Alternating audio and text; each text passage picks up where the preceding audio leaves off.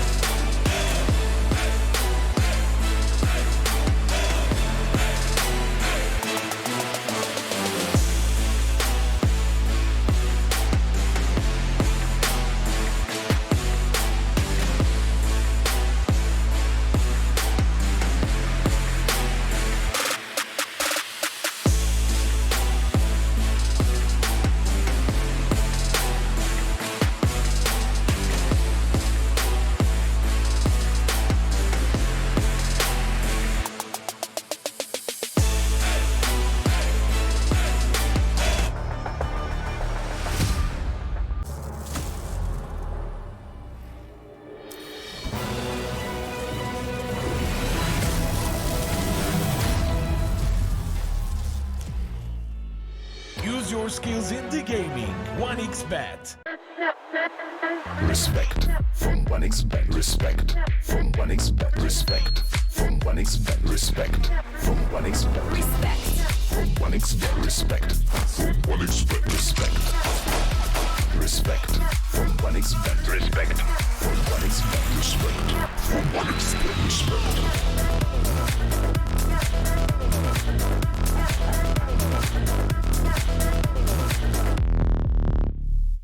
Hello, son. Hi, Mom. Pretty girl. This is Eva. Nice to meet you. Thank you very much. Your dad's just making his favorite dinner. It's duck. Come on inside.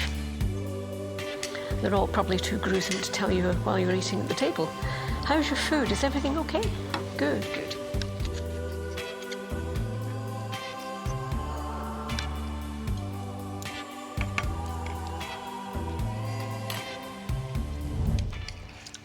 You seem to know each other. Yeah.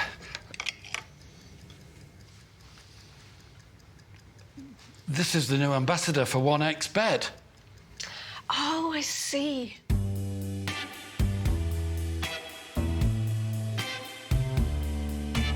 Everyone felt good when Eva Elfie became the new ambassador of 1xBet.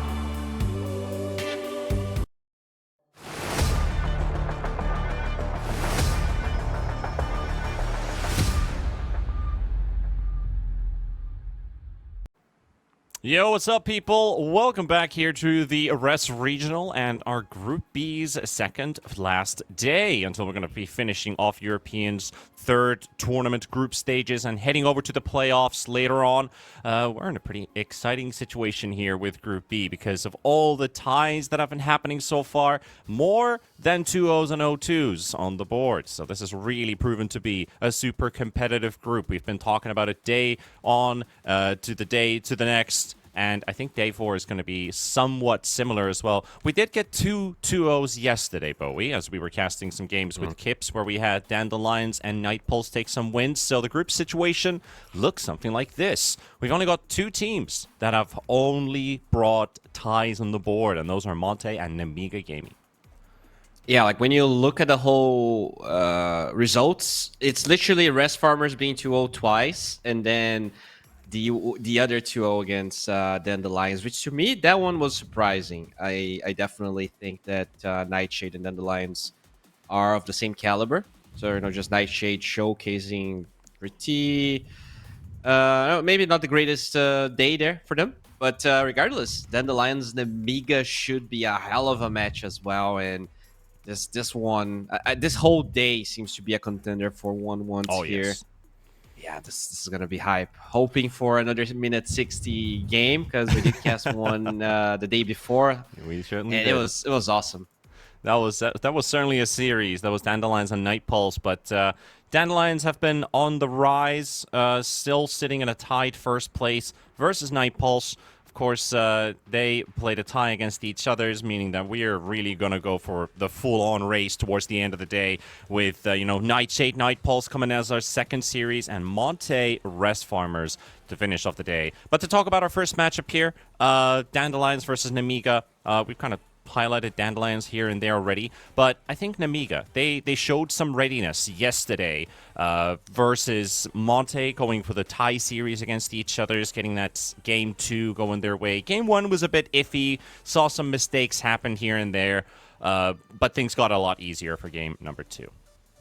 Now I have the lineup of Nemiga here. Low skill has impressed me a lot this season. I feel like he's just he was always a really good carry, maybe one that we don't talk about enough. But there were a couple of performances from him that were like spectacular in this tournament. But yeah, I mean, we should probably jump into the draft because we already have all of the first phase bans. We already have some heroes being picked up here. And yeah, we're going to see a Snapfire first phase. It's been so long, and I'm really happy because I love this hero, and this hero was just totally abandoned for everyone. It felt like it was literally a Phoenix counter sometimes, like when a team was willing to even pick it. And now it seems to be a first phase hero for some reason. Yeah, and even in general, yesterday we had a total of 3 Snapfires. All of them played in every series. So Oh, wow. that was picked up by Dandelions, Monty, and Rest Farmers. And now Nemiga is also going to be taking it probably even away from Dandelions, if you want to put it that way, because they played it yesterday. But still, you know, Jakiro first phase, it seems like the pattern. We see Rubik's countering the Jakiro. This time, Jakiro is protected with a Rubik pick for Dandelions themselves. Yeah, and just having Rubik against Snapfire is great, right? Because you can steal the OT, but even just stealing the Q when when Snapfire has the other facet. I think this is a game where you actually get the little shredder just so the Rubik doesn't steal the further enhanced. What's the name of the Snapfire's first? I think it was Bore Up or something like that. Yeah. So definitely a game where I would learn Little Shredder, the facet. And as they actually, I get wanted to ET. ask you about that because all of the snaps yesterday picked up Ricochet as their facet. We're no longer picking Borup on this Snapfire. What do you think is the reasoning behind that? I mean, I think were they core or support for the most part? They've all been supports, and they've all picked up Ricochet, which is, Uh-huh. I think Yeah, it so- sounds like more of a core talent or a core facet, but has it been buffed enough to be decent enough as a support facet now? I think so. I've seen cores get the other one, like in hard lanes. Like if you're Snapfire into a Shadow Fiend, for instance, you learn the other facet because you can actually secure the range creep from further away. To me, it's all about whether your lane partner or yourself will easily get range creeps, because like that's how Snapfire gets the range creeps. If you were a Snapfire with like an LC in your lane, you can actually get the ricochet and scale later on, and that's great. But if you don't, if you have like a, I don't know, maybe a Dark Seer or here like a something that is not great at securing range creep, like a Visage, for instance, you probably, even as a support Snapfire, still get the other one. But Primal, definitely a hero that's pretty good at securing the range creep. And they're gonna go for the Morphling here. Pretty good lane dominator against the Primal. Has a way to dodge the onslaught. Can attribute shift fast enough usually.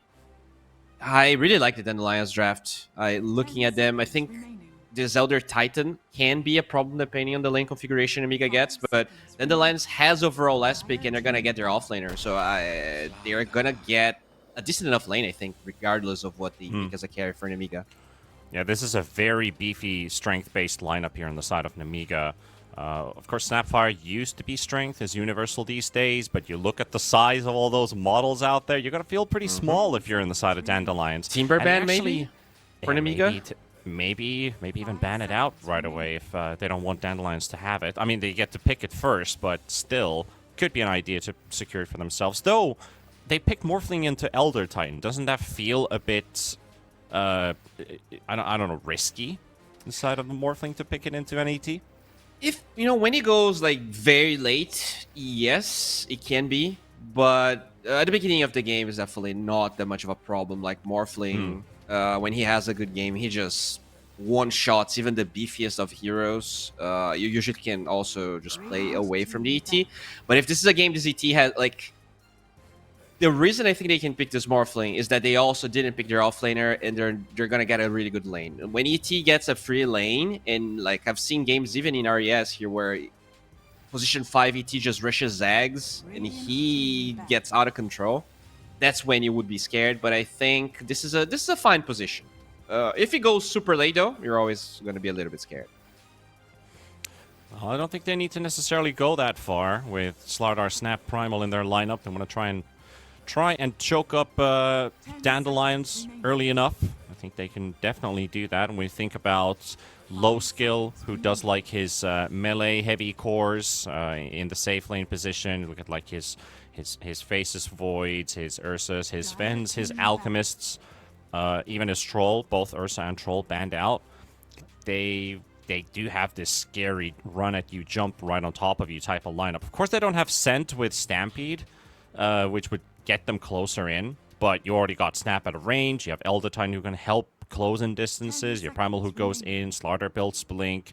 I don't think you necessarily need a Centaur in this lineup to gap close. You got plenty of that in your team already. For sure. I think they're not going to ban Timber just because the hero's win rate right now is abysmal in competitive, but in a normal game or in a different patch, Timber would have been kind of like an easy ban here for Nemiga. They need an offlaner. And yeah, we just stick the Underlord, get something a little bit more meta. As the meta hero, Terrorblade gets picked up. So a lot of physical damage. Decent here for the Morphling to be calm, though. So very curious to see how these fights are going to pan out. As Dandelions, that's a hard one. Like you definitely need damage because they have beefy boys. 5 seconds remaining.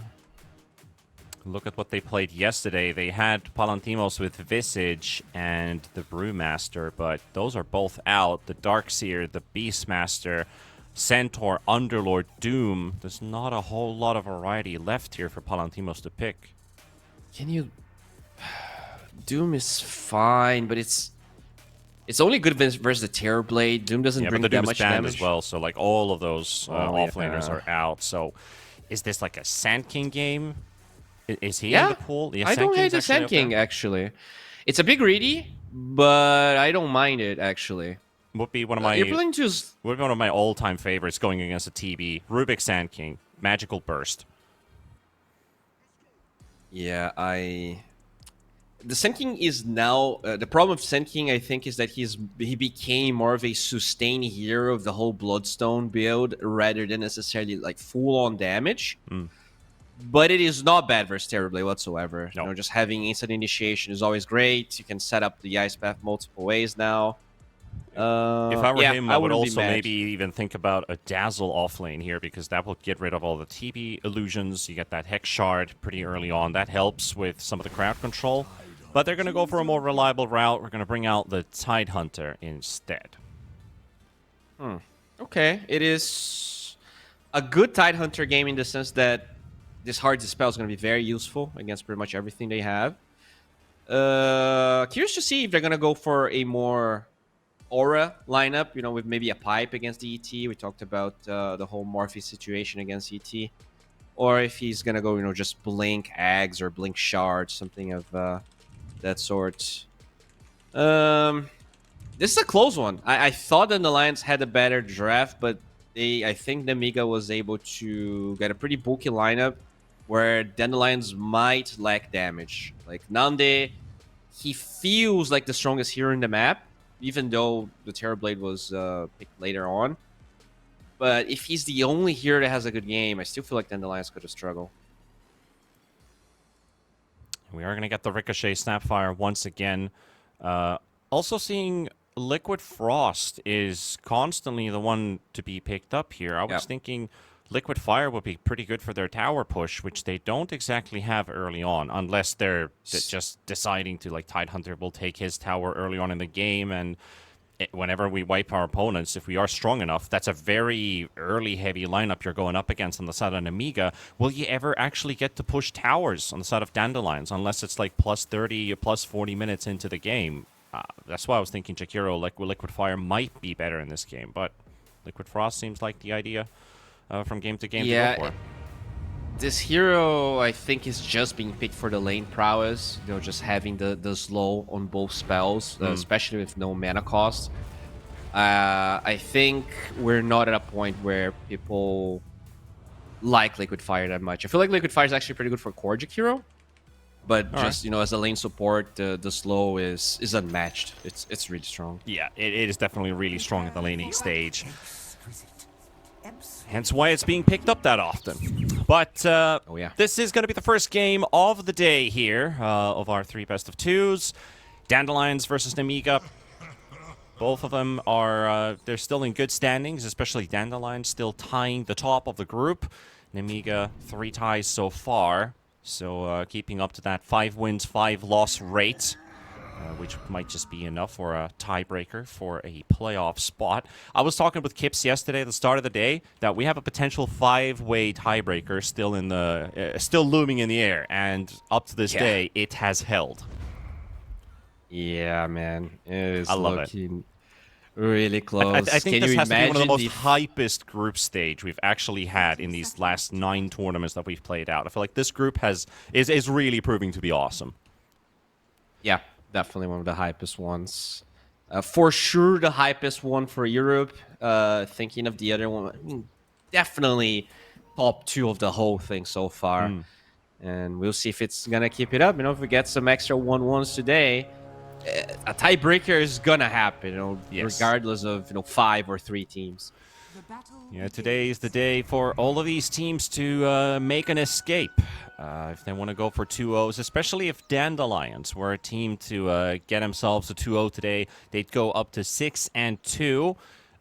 That would mean at least 2 of the teams, well, actually 3 of the bottom teams lane. would not be able to catch Mixa. up to them, while Mixa is already bullied here. He tried to cut the wave. That's all he wanted to do here.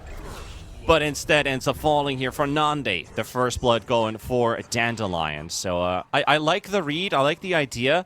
A lot of players have been doing this, destroy the first creep wave, so the carry has to farm under the tower and you get yourself your free level 2, which he did get, by the way. He did hit level 2 before he died, so it was absolutely value.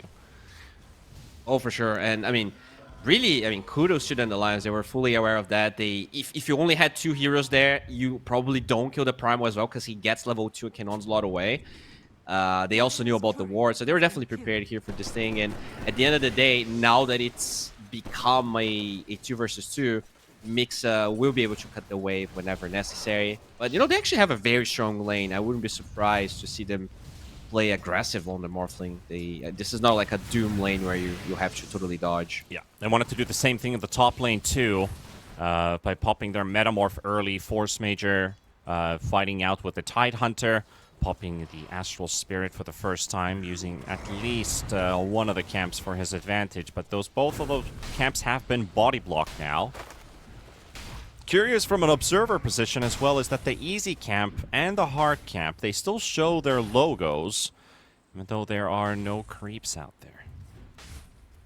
Yeah, it's weird.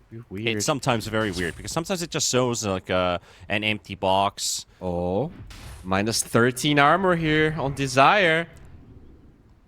That is gonna hurt. Force Major needs one more hit. He tries to cut the tree, goes for the lift there. Actually tried to branch block him by the looks of it. Force Major was able to remove that one. It's gonna be okay. All right. There we go. We have seen some really good usage of branches yesterday. I think we had 2 branch blocks, which prevented a kill from happening early on in the laning stage. So, just love to see it happen. Yeah, it's awesome. It was such a... And I mean, it's been a while since they introduced this branch thing, but it always caught me off guard, even when like you've seen it so much. It still, feels just as new.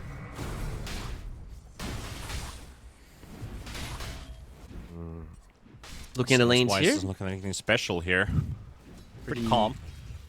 Yeah, both offlaners struggling a little bit, but everyone else having super even lanes. Nothing too special happening.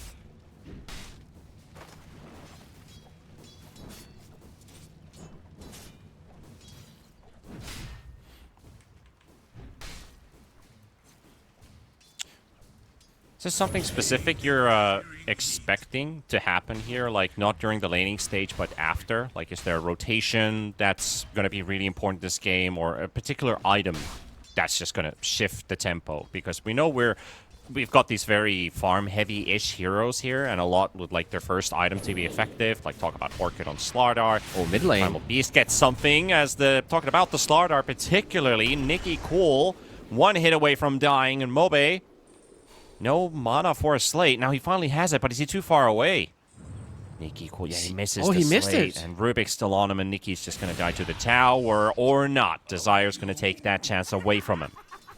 All right. I like that he actually kills himself there. If he tries to TP, it will take longer to come back to mid lane. So it's actually better to try and suicide to the tower.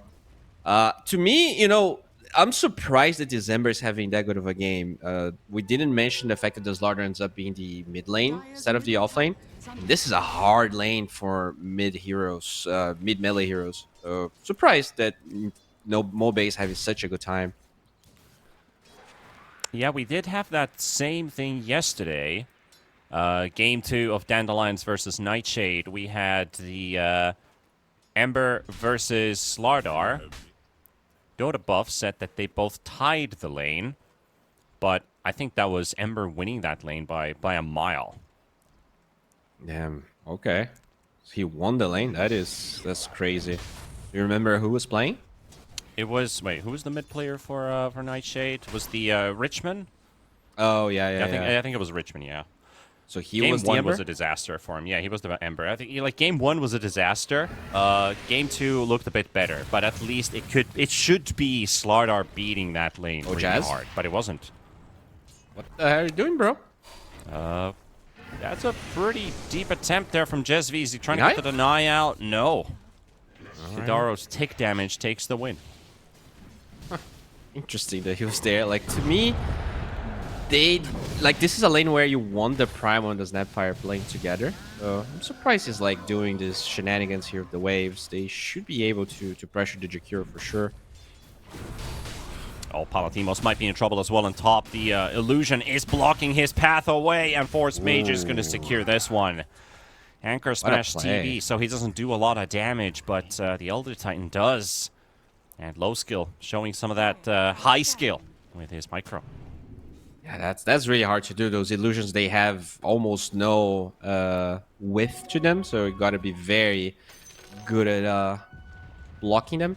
As you know, Mixa is farming some stacks here, so he's gonna recover. But I definitely expected a bit more out of that offlane from Nemiga. I think it's really... Slardar might be in trouble again. Nikki Cool might just drop here, but Jesvi's around. That's a level 2 Snapfire versus a level 6 Ember Spirit. And now Kidaro shows up as well, throwing in the dots onto the Snapfire, and they're going to melt this Snap down. He has no chance of survival here. Okay. If he had Echo Stomp, maybe that was a kill. He did get 135 damage from the Spirits, but still very scared to fight into the Kira. The attack speed is low, is so annoying. Unfortunately, he couldn't get to use it, though. Also, this top lane has been an absolute blunder. TP is already 6 versus a level 4 Tidehunter. Yeah, usually this lane, at least in the past, this lane used to be pretty good for the Tide, but I guess the Metamorphosis buffs are a bit annoying, and ET is just a beast, right? He can He's a beast. zone down 2 supports by himself, pretty much. Yeah, it looks like both carries are doing a great job. Mixa almost finished off Nande with a full combo on the Morphling, but he's not afraid to stand his ground, and he's actually going in for the kill here. Jetsvi's right next to him too. Nande, as he got a bit too deep here, Mobe and Desire coming in with a rotation just in time. As Meeks is going to drop from Jesvi, he's got nothing left. The Adaptive Strike pushes him away from body block range, but still close enough for the Ember to slice and hack him down. There's going to be 2 more kills going for Dandelions, and keeping their Morphling alive. Palatimos is being forced away from the lane once again with a Metamorph popped on TB. And Nikki Cool is also nearby. Nemiga feeling a little bit disconnected. Like, the ET cancel his TP in that fight. You see that they kind of start fights, but then they don't connect fast enough. They seem a little bit lost, so... For now, I want to see them farming a little bit, getting to those level 6s, getting those small items so they can join these fights. Right now, they don't seem ready to take engagements. Yeah, that was the issue that I had in mind. I was worried when I was asking about you. Like, is there some particular item or something that should happen from the exit of the laning stage here for Nemiga to really ramp up the tempo? Because this game started out pretty chill. They, I mean, their both kills are basically for their safe lane duo. Low skill with his 2 assists, and Elder Titan the one carrying those kills on his name, but they need items to make this lineup work.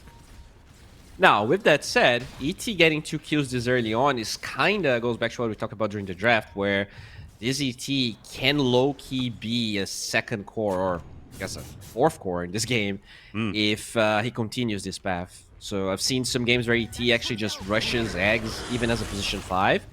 If he somehow can get there, that's when this Morphling, even if he's really farmed, can start kind of fearing for his life. Because they have a lot of minus armor with the other heroes too. Yeah, there's that constant feeling of weakness out there. Mixa would wish that he had Pulverize. Morphling before the shard pickup is something he can always just charge to.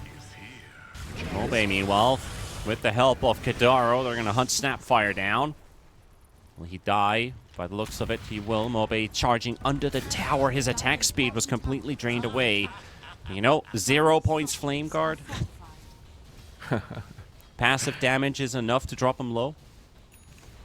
Yeah, I mean, they're making this game really hard. Like, they're taking a tower for free here on the bottom side. It's a full They tower. are, yeah. They're trying to focus the Tidehunter down on top. Feels like the only kill that they can get. Oh. And with all the minus armor, he's still on positive here. Well, now finally the Corrosive Haze is out there, but he's dispelling it with 3 points on Kraken Shell. Such a difficult target to kill. Mobe coming in with the Invis rune. He's gonna snipe the Slardar. Oh no, Stolen Slitting Crush as well. Yeah, I mean, he did use a Ravage at least. That's kind of a small win for Nemiga. But when you look at their heroes, they're all struggling so much. The Snapfire level 4 and might be dead again. Yeah, his Ember's just everywhere. He just killed the Snap under the tier 2 tower. Now he's killing him under the tier 1 tower in a whole different lane. Dies with his teleport on cooldown. This Ember should have been more punished. I mean, I think it goes back to that one Rubik TP, right? Where they killed the Slaughter. That TP was great. Maybe if it doesn't happen, the Ember would have been pressured a little bit more. But, you know, at the end of the day, this is another tower falling. Minute 10 here. This is... Yeah, this is bad, man. This Morphling is gonna get some really good timings. Has fallen. Yeah, you have... I mean, I was talking about this yesterday, and it is something that I'm gonna say from now onwards during the course of this tournament. I think Mobe is the best mid player of both of these groups. Oh, He's yeah. played so well. To me, like when I was really happy when Falcons was able to acquire Maureen, and at the time I was like a huge Maureen fan, and I had Mobe like as my second, probably about to be really famous mid laner in Europe. So I wouldn't be surprised to see Mobe being picked up, you know, after this season. This guy is really freaking good, and he's been like super inventive, super good for a while, and yeah, he's amazing. As none. And he hasn't even been in the competitive scene for very long. He started with Ivy back in 22, and then played for Ancient Tribe. Then he played with the NA stack of Bamisoy. Currently with the Dandelion boys, but you know, he's 26 of age, and I think like this guy plays like he's 18, like in his prime, you could say. So he's kind of came out of nowhere, played the European DPC Division 2, looked all right with the Ivy squad. But now I really feel like this is... we got some good mid laners in this tournament. We have like Atsantic, we've got Warwick, Mikey, who's also been playing with some good names in general. He was even kicking Nigma's ass in the MENA qualifiers earlier on. I don't remember, was it Dream League or was it an ESL event? But Mikey was making them look silly. So you got some really good mid laners in this tournament. This guy, you got to rate him quite highly here in Europe. Yeah, it's pretty funny, right? Because then you look at Maureen, and he was playing for Nemiga before he got picked up by Falcon. So we actually have both of them technically here, as this game is becoming very hard. I think they would need a Blink Dagger on the Slaughter, and he's not far from that. So hopefully that's the time they're gonna try to explore. This is a game where I think they have to go for some like blind, desperate type smoke. Because what I don't like is the fact that Slardar, he wanted to go Orchid this game most likely, but he's maxed out Bash to the Deep, which means he's farming slower than what he would with Slitherine Crush, and he's only 4,800 in net worth. So getting to that Blink, okay, sure, it allows him to initiate. Then they really need to fight. They can't put the Slardar jungling because he doesn't have the farm capability because he went to different skill build. Yeah, and the supports are going to be even more far behind because they are here to steal the Wisdom Rune with the smoke and potentially find a Jazz. That, yeah, he seems to be aware of this, but yeah. Got both Wisdoms. Both Wisdoms going for Dandelions. These are really start supports now. Mobai is joining in for a potential kill on Force Major, but he's able to waltz away just before the Tidehunter is in position for a Ravage. Meeksa's also spotted here in the triangle, sitting under vision. Desire with the lift, and Mobai is here now. He misses out on one kill, but he finds another. Yeah. I mean, they're so far behind it. Even after that Ravage got used for nothing, they couldn't force a single play because they didn't had OT on the snap. They didn't had Blink on the slaughter. They were just missing so many things. And this Terrorblade is, getting online, I guess.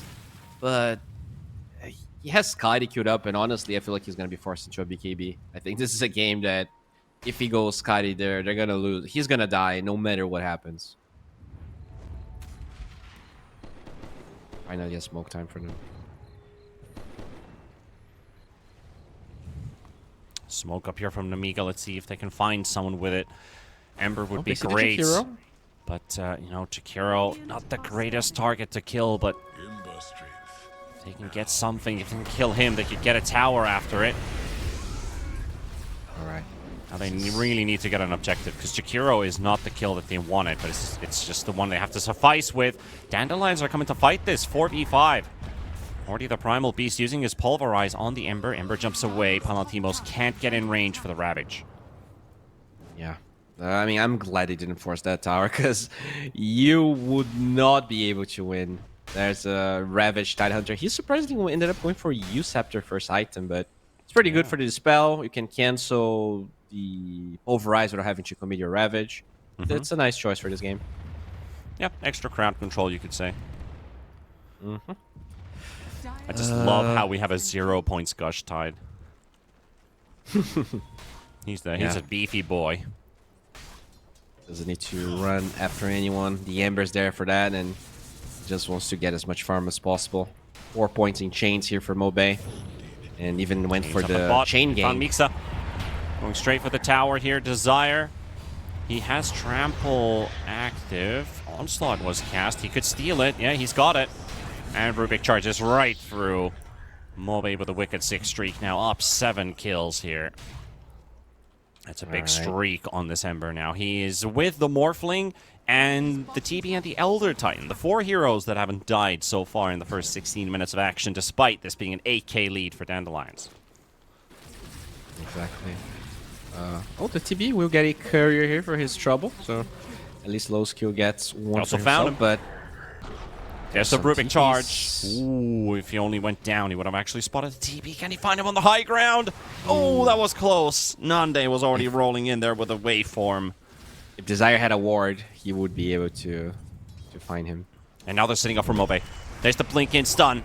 The stomp to follow with the Snapfire Cookie. And do they have the damage? No, they didn't use the Earth Splitter for it either. But he would have jumped away. The lack of stuns, or duration of stuns even. Yeah, it's definitely not ideal. You need that Orchid that we were talking about, but he pretty much gave up on it already. He has an Ogrex, so that's going to be either an Echo BKB, Saber. Yeah. I've seen a lot of games where they go for Eternal Shroud. Maybe that is an option as they're chasing Mobe, but yeah, he's got an 80 on. He's going to kill low skill, surely.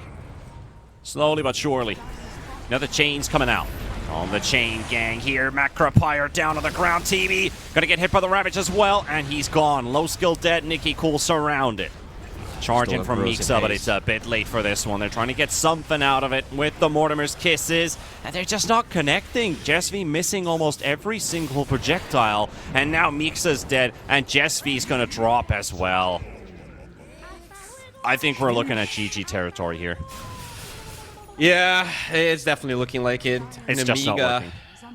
Just not able to take any fights. They just lost all of their lanes. Like, it started from that Primal Beast being read perfectly by Dandelions. Then they didn't really play that lane too well, I would say. I think Mobe outplayed this Slaughter greatly in the mid lane too. And even though the safe lane was fine for Nemiga, TB is kind of a slow hero, right? ET doesn't really set up fights that well. He runs at people, but you can't really like gank with Elder Titan that easily. Yeah, and you're shutting down a Tidehunter. He's really not a threat, to be honest. Yep, a 0 Gush Tidehunter. And now he has 3 points, but for if it was entire something game, like if it's something like killing like a Night Stalker or something like that really has to be in the fight.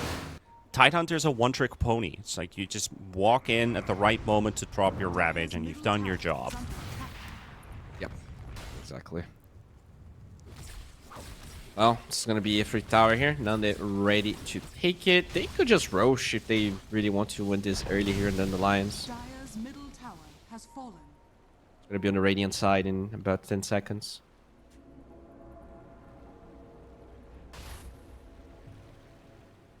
Yeah, they're just parking themselves right in front of the base. Meanwhile, they do have the Ember Spirit on their sights, but Mobe's already out. He sees a quick glimpse of the Slardar.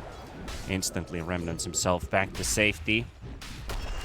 Smoke Yeah, it's up a here tough from game Desire for and Nande, wanting to use that phylactery for another kill. Previously, Tough game they had for Mixa info. here. They had info about heroes on top. Mixa in the trees. They did spot him for a second. Do they find him? Smokes are popping. They go to the portal. He ain't there. He's on the lane right now. Creeps are coming in. Do they show him? Yes, they do. The courier shows him, actually. And the chase continues. So you could say a bit of space made in a sense. Rubik's teleporting to the tower. And Mixa, don't let him escape this time. No. Corrosive Haze as well. Mixa's done for. He just sits still. Well, at least the onslaught's, but Nande's going to close him up. He's Gotta making this love pretty this hard, Dino. actually. The Dino train. He's creating a lot of space here. He surely is. Yeah, that took a while. Yeah, that's some time here for Jazz V to cut some waves. The Slaughter did get some money. Still saving a lot of gold here. Not really sure what he wants to buy.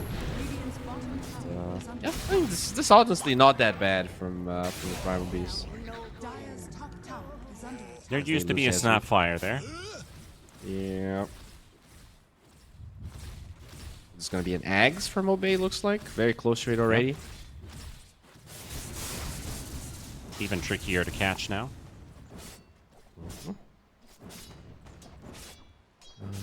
I honestly I do don't feel like with all the Storm Spirit Shadow Fiend conversation going on for the last 1.5 months, I feel like Ember really is the best mid laner out there. Oh, he is. And his win rate speaks for it. It's literally the most picked hero of the highest win rate. Like the most contested hero that has the highest win rate on Rehad right now. He has what? He has 66.67% win rate. Yep. Over so every 40 two games. out of 3 games, yeah. Yeah, just crazy. What do our numbers speak for the Ember Spirit? Well, 17 games, 58.8%. So in that area. Valentimos finds the mix Primo again. It's like just one of those dinosaur games where it feels like the old Treant Protector, which I sometimes refer to, is if you don't do great in the lane, you're going to die at least 15 times because you are what you are. Treant, of course, got changed in time to get a bit stronger with like his shard, his roots, very simple to itemize, still brings a lot of impact. But Primal sits in that same category of if you don't get yourself a good start to the game, it feels almost impossible to get him back in. Really, Yeah, it's one of those offlaners that just doesn't give you, even with a great skill set that he has, just doesn't seem to do anything compared to the other offlaners if you die a lot early on. Dire's bottom tower. Yeah, and this is a game where he's forced into this pipe role where he doesn't really get any survivability before the item's completed. Like you don't want to go double blink because they lack the damage anyways. It's a really tough position to be. And there you go. Aegis is done. They are going for the jugular here. Nande.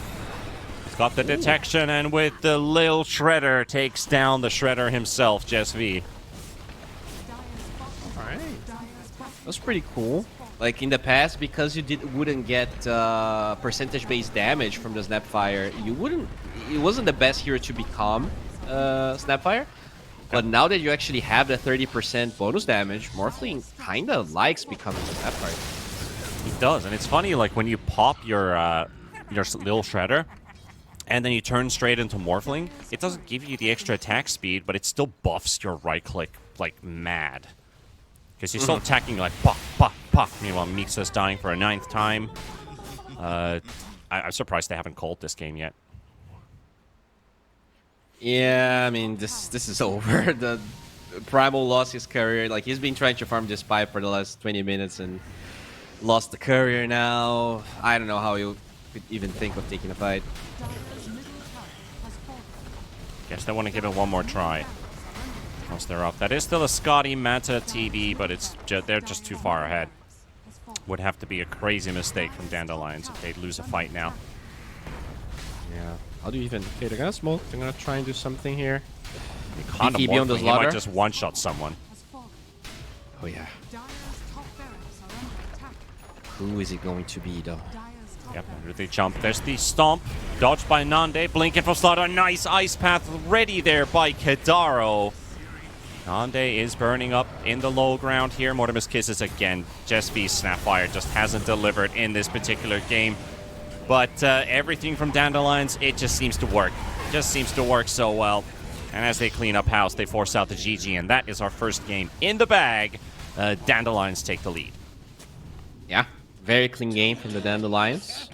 I wouldn't really think too much about this. This honestly feels like a game where they misplayed their lanes badly. I don't think their draft was necessarily worse than Dandelions, but you needed to have better lanes, and they just didn't play them well. You know, after minute 15, I honestly don't know how they could ever come back from this one. It really needed Dandelions to make mistakes. They didn't. So, you know, reset mentally, mostly. And, you know, Nemiga, they've been taking games out of every team in this tournament. I wouldn't be surprised to see them do a much better job game 2. Yeah, if I actually take a quick look at Nemiga's games, the first series, they won game 2. The second series, they won game 2. The third series, they won game 2. Maybe that does the trick for them here. So game 2 has definitely been their stronger suit. I just want to point out one quick stat before we throw it over to a break. So Ember did 24,000 damage, while Nemiga Gaming in total did about 26.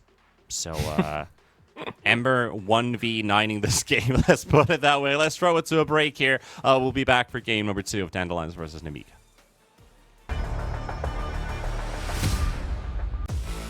OneXBet and Eva Alfie present betting on all esports events on the website and in the OneXBet app.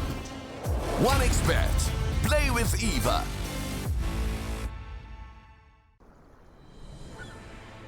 What if Kunka knew that he could not only play Dota, but also place bets? Better the best black hole.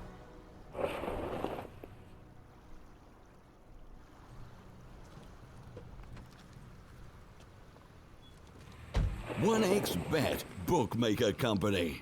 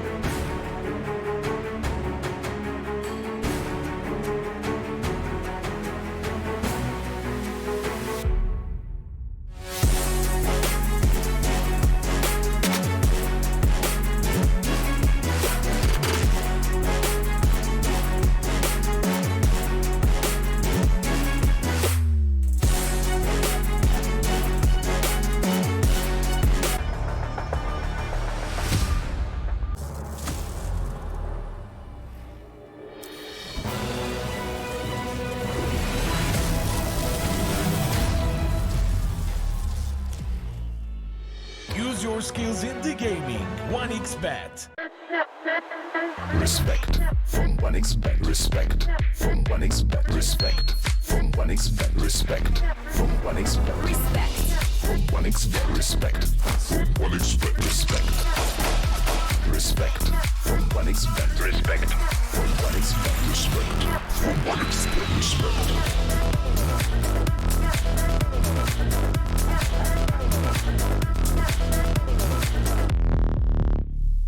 Hello, son. Hi, Mom. Pretty girl. This is Eva. Nice to meet you. Thank you very much. Your dad's just making his favorite dinner. It's duck. Come on inside. They're all probably too gruesome to tell you while you're eating at the table.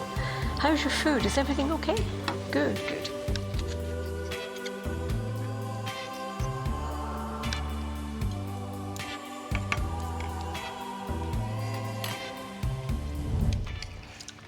You seem to know each other. Yeah.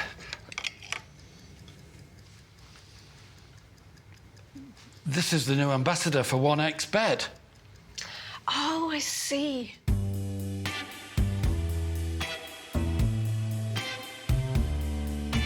Everyone felt good when Eva Elfie became the new ambassador of 1xBet.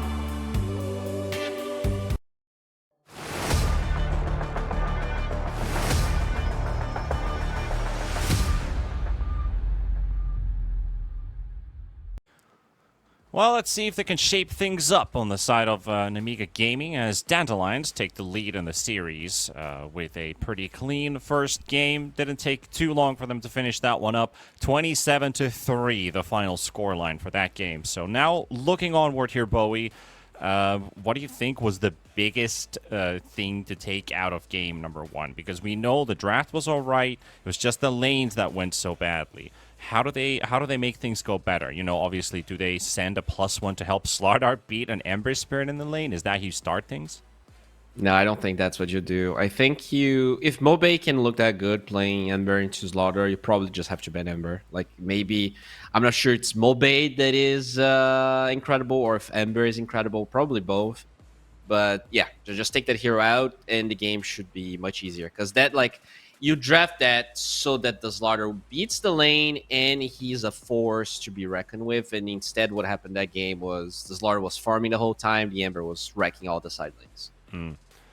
Well, let's see what Game 2 is going to be bringing us as the draft is ready to start. So Mobe is currently 4-0 with his Ember Spirit. He has only lost with Timbersaw and Snapfire in the mid lane. He's won with Slardar, he's won with Ember. Those are the total. Yeah, I I wasn't aware, but Ember is his most played hero of all time. He's actually one game away from surpassing Tiny. And then Ember will be his most played hero. His win rate isn't like super impressive, but yeah, definitely a hero he's very comfortable with. 5 seconds remaining. Yeah, can't put the sole blame on his Ember wins if his team doesn't carry, because right now he is rocking. All these Ember games I've seen so far, he has been unstoppable all over the place, and absolutely an MVP-worthy performance yesterday in the game that he got to pick it. It was it was game 1 versus Nightshade Esports, where he had Chain Gang, which is actually his go-to facet in the mid lane. We saw a 4-man chains that basically just won the game for him, and he set that whole thing up by himself. So I think I agree with you. Ban the Ember. Don't think about it. Probably a second phase ban, unless they just first phase it right away here in the side of Dandelions. Yeah, that's what I was gonna say. Like, you kind of have to decide how early you want to take it out, and yeah, because like, what would be a stronger punish than Slaughter? Like, I don't think there's that many that are stronger. So if they just pick it first phase here, then the Lions could be in a pretty good position. Obviously, though, I think Nemiga, like Dandelions, are not in any pressure to do so. They won game 1 so easily that they might not even want to force the Ember just because, you know, they're in a comfortable spot right now. 10 seconds remaining. Looking at Nicky Pool's hero pool a bit, like, does he play Shadow Fiend? Because if they want to first phase SF, ban the Ember, I feel like they already have a good card in their draft pretty early on. but it's actually in his unplayed competitive heroes. So we look at Nicky Cool. He's the Timber Puck Pango guy. Also has a 71% win rate with Earthshaker. He loves Zeus as well. He plays some. He's definitely he plays mid Sand King too. I'm not sure if he played that professionally, but he has a couple of games that I've seen in pubs. And the Lions, I think they're in a really comfortable spot. Like you can just pick a normal Jakiro here, pick any T, pick whatever strong position 5 you want. And they go for the T's. I hear that they can definitely run for a Mobe too. It's been a while since I've seen a Tiny. It was always first phased yesterday. Did not get to see a single Tiny pickup there. Also, day 2, no Tinies. Day 1, do we also have any Tiny picks here? It's almost always banned, right? So this is the first Tiny of Group B.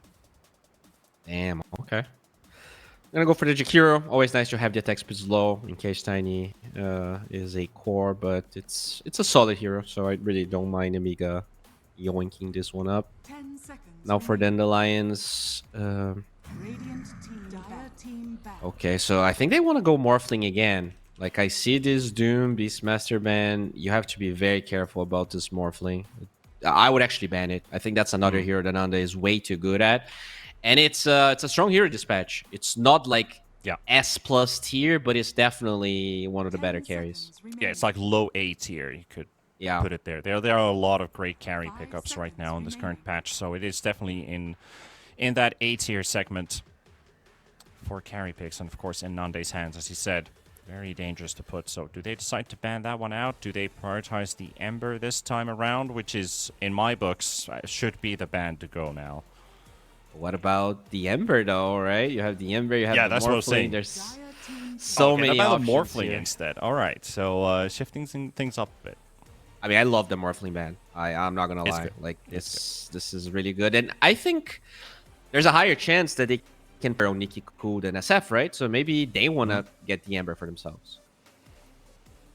10 seconds remaining. See if they decide to do that. Bring out Nyx Assassin. All right, so there's already a good preparation for a couple good picks out there. We saw a Core Bat Rider yesterday. Some of you don't want to pick into a Nyx Assassin. Flame Guard, since it's always on, it's a guaranteed stun if Nyx is there. Yeah, same for Ember. Same for the Spirits. 5 seconds remaining. Also good versus this Tiny, right? He wants to shove the wave. You can carapace into Impale. Set up for fights. One of the problems they had game 1 was the inability to force engagements out of their supports. They're gonna go for Rubik Edge. Very strong, safe lane that they might have now.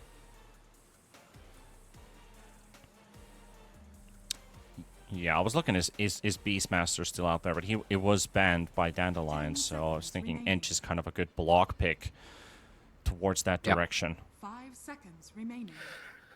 Okay, so what do you do here if you're We have a Nemiga? Tiny Core, which you need to address. It's either 1 or 2. Yeah. More than likely 1, though. I'm sorry, 2, just because of Mobe. It is his most played hero. Oh, okay. We didn't get it last game. We were thinking it might be going for Palantimos. This could be Nicky Cool's hero. He did play one pub. Yeah, he lost the pub this week, but it is something I've seen more and more. I actually don't like it offlane this game because it's very easy for the Ench to fight you when there's a sentry, and just looking at their heroes, this would be like a Nyx Sand King lane. It feels very weak. It does. So, yeah, hopefully it's gonna be their mid hero. They can less pick offlane here for Nemiga. They tried to do something similar last time. The Tide didn't really their offlane didn't really get as much as they wanted. Yeah, there's no way you're gonna play Sand King in the offlane now. Yeah, you can't. You just can't. So ban offlaners now? Yeah. Probably range. Oh, they're banning mid heroes. There's not a lot of range offlaners at the moment, so maybe they feel like there's not a great option here for Nemiga to pick no matter what. Yeah, they do feel a bit cornered. I don't know. Maybe if you play if you manage to play that Senking offlane, potentially mid Jakiro, put the Sven as a support. 5 seconds. Enigma wouldn't be bad, but there's a Rubik on the enemy side, so you gotta be very confident. You have to be a confident Enigma player to play to Rubik. Yeah, Night Stalker was the one I was thinking about versus Rubik and Enchantress, because those are heroes you can hunt. It goes nicely with the lane, with the Nyx Assassin. It also pokes the Ursa quite a lot. Survives that lane too. But you would have to do adjustments in your draft if you put the Night Stalker in here. You'd What about have an 4 melee off-lane heroes. Snapfire 5 seconds for remaining. Nemiga? Don't You feel have- too sure about that. I think, in general, snap cores, they take too long. They never seem to get to the point where you get the most out of the hero. So you'd have, I mean, Yeah. guess you could be a very tanky aura carrier, but how well do auras work versus Ursa? Not that well. I guess Wind Ranger is not a bad option then. Like, I think you need something range just because there's Nyx here. Like, I think if you go double melee, you just get destroyed by Ursa. So you need an offlane, range offlaner, and Wind Ranger and Snapfire are like the meta ones that are still left here. I got 2 ideas for Nemiga. Depends what Dandelions is going to pick first, because they have to do their decision before that. Lina and DK are the ones that I'm thinking about here, because DK you could still swap around in your lanes. If you want to play Lina mid, put the Senking off lane, and then you have your ways of a direct lane to rotate to. But you need to see what Dandelions is playing first. Is this tiny carry, or is it mid? Of course, Ursa's out there, so you'd suspect, yeah, that's your carry. We're missing an off lane. Again, Palantimos. I actually, a quick thought, like I'm building my thoughts as I'm talking. Dandelions has been prioritizing Palantimos' pick first, and I don't think he's playing the tiny here. Exactly. So now this series specifically, they put his hero into the final phase, shifting so now up their they pick draft a bit. Timber, huh? And they go for Now Timber. I like the Timber pick. I'm just very scared on how Mix is going to perform, because he got destroyed game 1, and this is looking like a game where you're going to be dragging creeps around and just like doing a lot of lane shenanigans. I don't know. I don't hate Nemiga's draft, but seeing how game 1 ended up playing out, I have a feeling that the Lions might just take this. Like, I don't think there's a draft advantage that's big enough here for Nemiga to win. But, you know, we'll see. Every game's a different one. Nemiga has been winning every second game they played, but I'm very confident here that the Lions can. Time to break the pattern, right? Yeah. No more for him. So looking at his previous Timber games, Nicky Cool, that's his most played hero. 2 losses in his recent games, but also had a 5-game win streak, reaching all the way back to 2 months. Beating Monte, beating Heart-based team, beating Yellow Submarine with an 18-1-15 performance. And Yellow Submarine is a team with the young and talented Satanic. And got the juice. Oh, sorry, not Satanic. Got the juice and... Who's their mid laner again? Wait for... God's Juice is one Navi Jr. Oh, wait, why am I mixing these up? It was Satanic, and I think it was Erase, who was playing mid back then for Yellow Submarine. So, very good performance out there. Gonna have to replicate something like that. He's a big Axe enjoyer.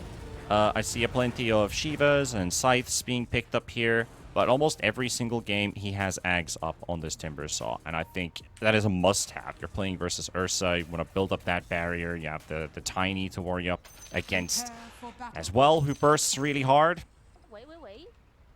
Yeah, this is an interesting game. The lane, again, should be favorable here for Nicky Cool. We'll see if Mobe is going to surprise us once again, because it was supposed to be favorable. Like, I think Nemiga had the better draft game 1, and regardless, just out of pure skill, I think Nemiga lost. So it's, you know, a second time here. Hopefully, they're going to be able to outplay, or at least play to the expectations that they have, the lanes that they were able to draft. Yeah. I like how Mobai went for a fake ward. They did still ward that cliff. They did ping it out. but he was walking to the tier 1 tower to place it down, but he still had his obs in his inventory. Now he's dropped it. I think he's given it to somebody else. We'll see what Nemiga's going to do with his 4-man wraparound and leaving low skill all by himself to the other side. But Nande, Kidaro, they're not falling for this one. They're sticking to the safety of their tier 2 tower. Mobai walking into the river. If he takes a step forward, he's dead. Oh, he knows. How does he know? I don't know, but he does. Just going back and forth, back and forth. Oh, close call. Yeah. This is why he's 13k MMR and we're not. He just knows things. Right, so yesterday I was ranting about this Sand King Bloodstone meta. I'm not a fan of it. I'm really not a fan of it. I made myself pretty clear yesterday that I hate that item because I was like, what the hell does it really do except increase your Sandstorm AoE? Because the lifesteal doesn't really give you that much. I've seen one game. I've cast 2 games. They were all RES, actually. One was awful. He finished the Bloodstone. They lost the game. And the other one, there was literally one fight where he solo won it. Like 4 heroes jump him. He turns the Bloodstone with the Sandstorm. Gets a Burrow Strike on 4. He's like full HP. Gets an OT off, and the game's literally like. They just won that fight and won the game. Yeah. So I don't know exactly what you think. It is very greedy. It is absolutely greedy. And somehow, Nyx solo killed his end. Nanda is also getting a kill here. If he just hits the Sand King right, he does. Cuts down the right tree, closes in the gap, takes down Mixa. So we get a trade here. Jesvi was able to solo kill Kidaro. Nande was dropped really low by the Sand King, but it wasn't enough for him to actually get the kill. The creep wave went elsewhere, and Nande was able to follow up on a kill. There's one thing about Nyx that is actually amazing versus Enchantress that is very new. The fact that Mind Flare one-shots creeps now. So Kidaro, like, the creeps are useless in this lane. You will be able to one-shot them with Mind Flare. That is right. I didn't actually know that. There was a lot of changes to the Mind Flare. So yeah, I didn't actually check that. Non-ancient creeps are instantly killed. That is right. Yeah, so this hero, slightly less greedy than he used to be because he also wouldn't be able to farm at all unless he was in a wave. But now you can just, show up just like a Pudge or Mirana, yoink a large creep here and there. It definitely helps with your level progression and items.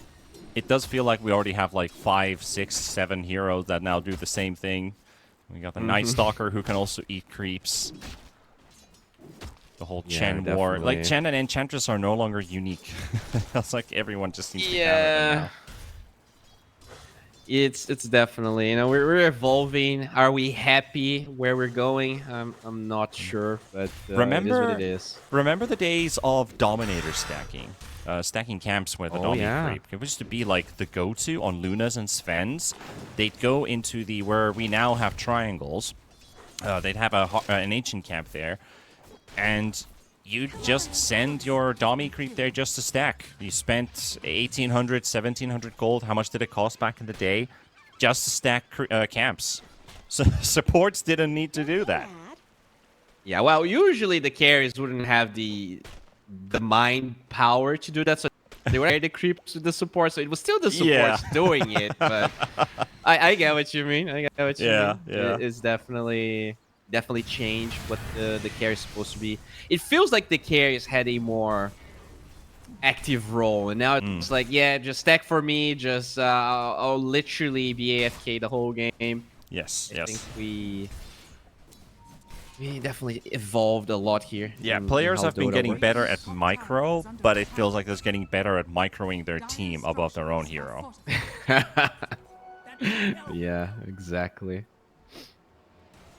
That said, this mid lane here is looking, once again, way too even, right? You have this Timbersaw, 2 points in Whirling Death against a strength melee hero. It's supposed to be a bit better for the Timber, but they're like barely even, which it just showcases that Mobe is winning this lane. Yeah, he's just that good. I've already admitted to myself, like, he will go up against any matchup. And this guy is really a hot mid player right now. For any talent seeker, any scout seeker out there, I honestly think Mobe is a player to watch this year. He's been looking so good in every single tournament so far that he's been playing in this year. And that's kind of the fun part, right? Because when Maureen joined Falcons, everyone's like, oh, there's no way this is going to pan out. Like, yeah, they have infinite money and they got this guy. There's so many better options. And, like, people, yeah, they will be impressed by this guy for sure. Because he's a star in the making. Yeah, he was definitely ready for it. People just didn't see it coming. But that's why some of the agents, some of the scouts out there, there are some smart individuals. Of course, then you have our old legends. Old legends falling apart a bit too. You know, like the RTZ boys. Just you know, Noun seems to be the stronger squad above Shopify. Yeah, get you more though. So I'm not that pissed, but you're right. he was definitely. It was not his year. It was not his last 2 years, to be honest. Yeah, I mean, I remember talking with RTZ yesterday back in Romania when we did the DPC. And I just basically threw out a question out there, which is, you know, the basic meme of NA. So I heard a wild rumor out there that we're going to get RTZ streaming this year. Is that correct? Is this rumor is there any proof to it? And he was like, yeah, I'm definitely going to stream this year. Meanwhile, low skill. Well, could finally go down to Gadaro there. He was close to getting away. Unfortunate about that, but still, yeah. I mean, you're happy to see your boy Artur streaming, but I'd love to see my boy Artur, you know, getting some trophies out there. What is trophy if not happiness, man? The biggest trophy you can get in life is just a smile and a happy life. So I do hope he's happy. You know, I mean, with these players, they are so hungry. So you know, I hope he is happy. But, you know, sometimes if he takes a year off, a lot of players were able to take a year off and come back stronger. Yeah, yeah. You know, I guess Crit is and Zai, you know, they're kind of examples of that. And I like the whole story about, like, Maureen. He was a Division 2 player only until last year. Yeah. And the year before. He was playing with Division 2 teams for a very long time. Nande... 40 HP survival there. He's all the way back to his fountain. The top CS hero forced back, so that is very good for Nemiga. Even if they miss out on the kill, that buys Sand King time to free farm a bit. He should be getting closer to his level 6. Yeah, this hero, all this hero does is farm. And surprisingly, he doesn't have the Bloodstone queued up. He has a new Scepter, so very refreshing. Maybe you actually get to see this hero be active. And also a counter to the Ursa. The more the Yules, the better. Yeah, for sure. Very good against Ursa. We do see Nikki Cool. Gonna find Mobe here. Yeah. Or Mobe finds the Timber. Which way you want to put it around. He does have the crash landing toss and a tree toss as well. Quick burst on the Timber. Nothing more than that. Low skill and Force Major coming in here. Well, Desire is making a big stack. That is already a quad stack of Ancients waiting to be cleaned up. I really like this fan going for this, just making sure. It's a good avalanche. Desire, though, still hunted down by Nikki Cool. Palantimos ready to use a Ravage, but Jesvi interrupts him with a stun, and they just do a Delta split. Fortunate for the Nyx Assassin is he does not have a way out, but at least he gets 2 heroes out. But Nikki Cool, he went for the stacks now. Nice. Pretty big one, but is he going to take it fast enough? He's going to die, I think. He will, yeah. Well, that was a good read from Dandelions to get back there ASAP. Yeah, really good read. I don't think it's worth it to die for those stacks. Like, if you lose a support, maybe. But, yeah, like, you were trying to deny Mobe out of fights by bringing this Ven to deny the rune. But then you give him a double kill. Like, he actually, without a rune, still benefits greatly from all of that. Now Palantimos is also ahead of the rest of the bunch. Nemiga might not have lost their lanes, but they are behind in net worth compared to all of the cores. And they actually spotted Mixa Coming straight towards the Sand King here. Tossed up in the air, dusted up. Crash landing pretty much seals the deal for him here. They were sending the back up, but too Usurper far away. He's also pretty good at dispelling the dust net, right? Because now you really want to fight around your own Sandstorm. So it also helps with that in a game where you probably can't stand your ground with Bloodstone. There's just too much burst with Desersa, with this Tiny. You can be tossed out of your Sandstorm as well. Yeah. As they find it out.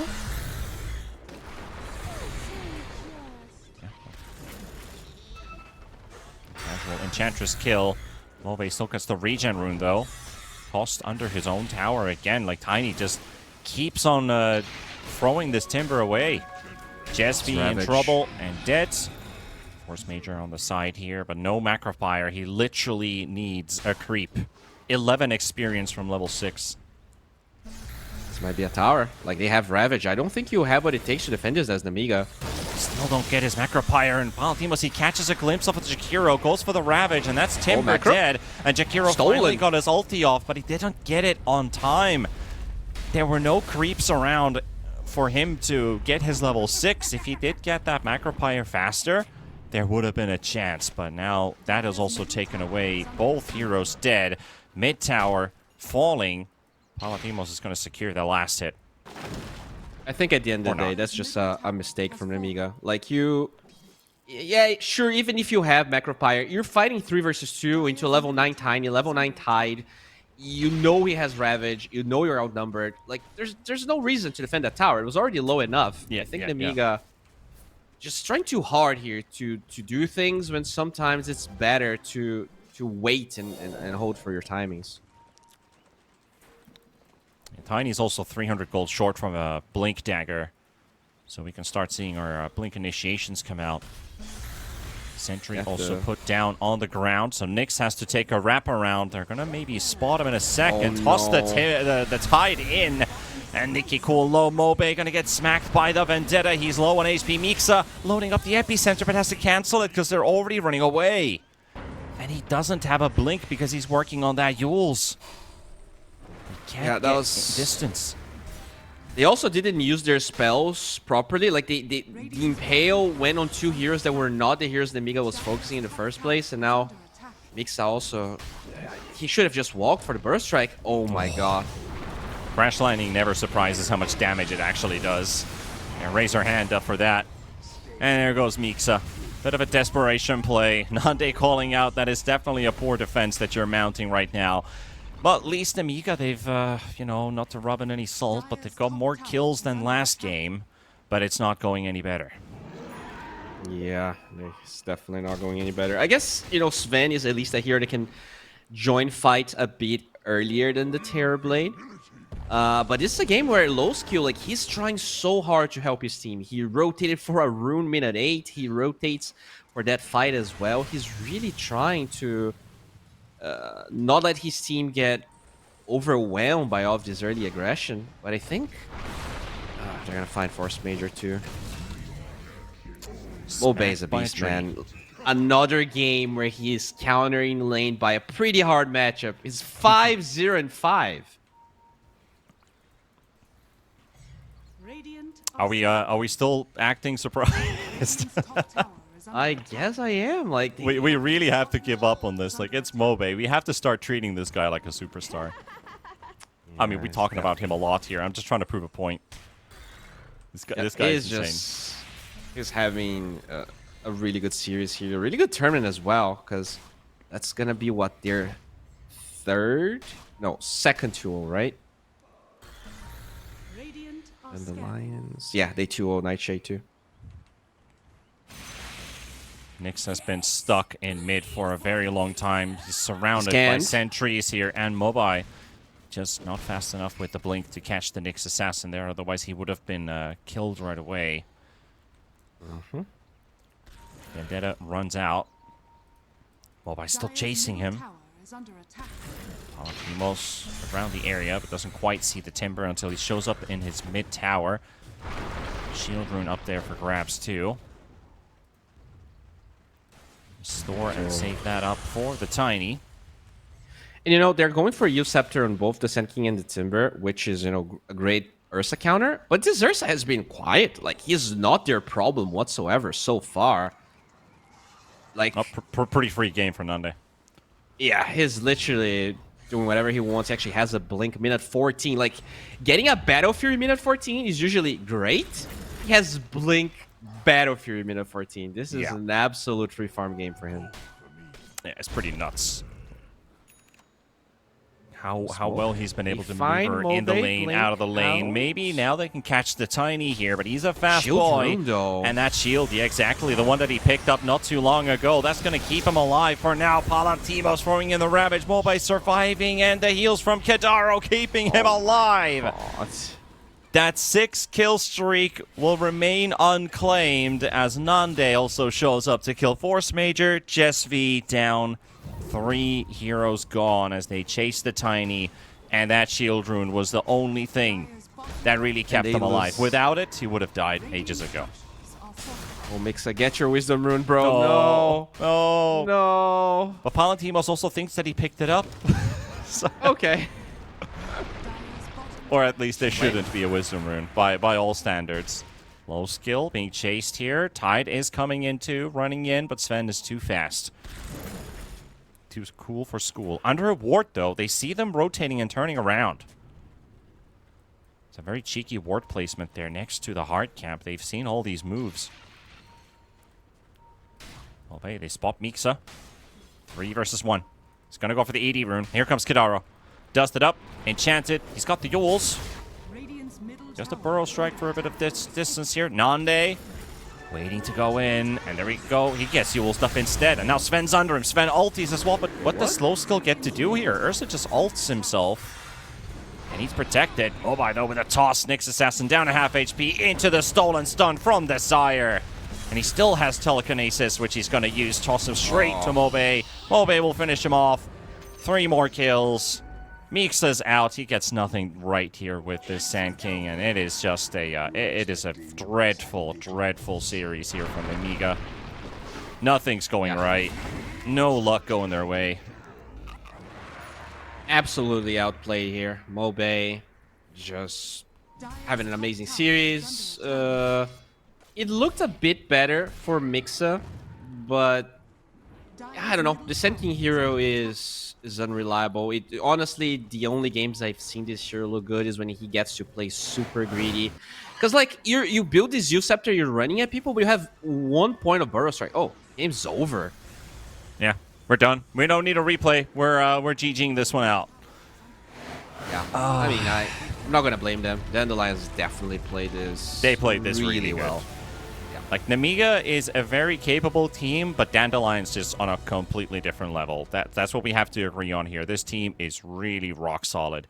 I feel like they've been getting better on a day-to-day basis, and still, it seems like they are the team to beat in the European scene. So, absolutely great performance coming out from them. It was a rough series for everyone on Nemiga. They're the first place RES points team in the whole thing, right? It's kind of like they got second place in the first one, first place in the second one, and on track to potentially take it again. Definitely does look like that. I mean, how do we even sum this one up here for the other side? Because for Nemiga, they got outplayed, man. Mixa ends the series 0-14-0. I think they had good lanes. They had 2 really good drafts. They just got destroyed regardless of the lanes and the heroes that they had, which I think were good both times. I think it's as simple as Dandelions just played much better today. Yeah. Well, that being said, we're actually ahead of schedule. So with that being said, we're going to take a tiny break here. A bit of a longer one, though. Maybe 30-ish minutes. We'll be then live with Nightshade Esports taking on Night Pulse. Both of these two teams neck and neck, 1 game dividing these two teams. So Nightshade with a win, a tie, and a loss. Night Pulse with a win and 2 ties, 0 losses. We're just going to have to find out what happens in that one. We're going to take a break and be back here with T-Panda and Bowie on the cast here at the Rest Regional Europe.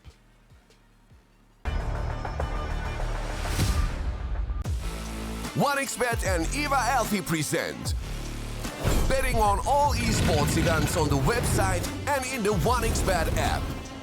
1xBet. Play with Eva.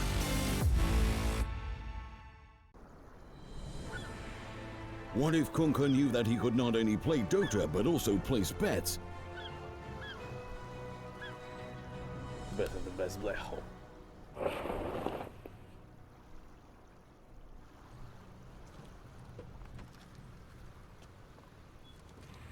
1xBet Bookmaker Company.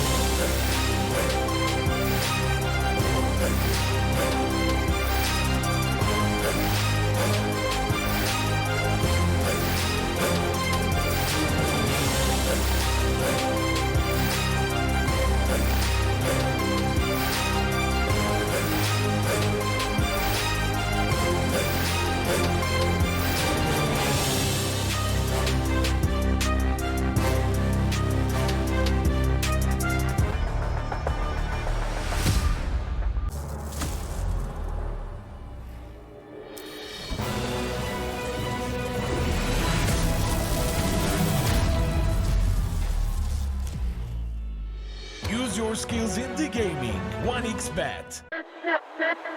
Respect from 1xBet. Respect from 1xBet. Respect from 1xBet. Respect from 1xBet. Respect from 1xBet. Respect from 1xBet. Respect. Respect from 1xBet. Respect from 1xBet. Respect from 1xBet. Respect.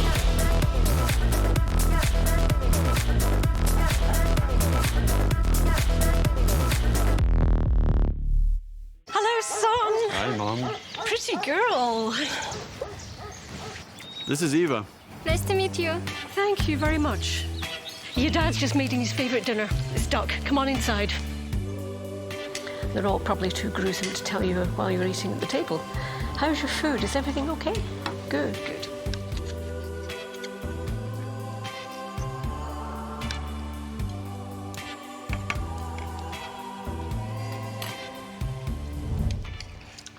You seem to know each other. Yeah.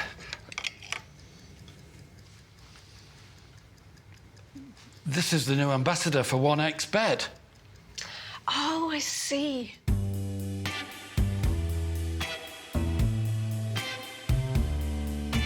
Everyone felt good when Eva Elfie became the new ambassador of 1xBet.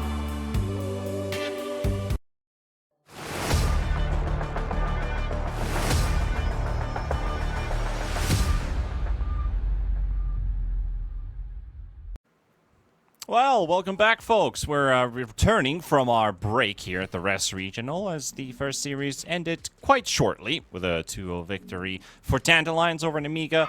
And now it's time to look onward for our next series. Here with T-Panda and Bowie on the commentary. We've got Nightshade and we got Night Pulse. Who's going to be the true sunshine here? Well, I mean, we started the day just talking about how competitive and how even most of the games were. We got a 2-0 in the first series, but this one to me is a contender for 1-1.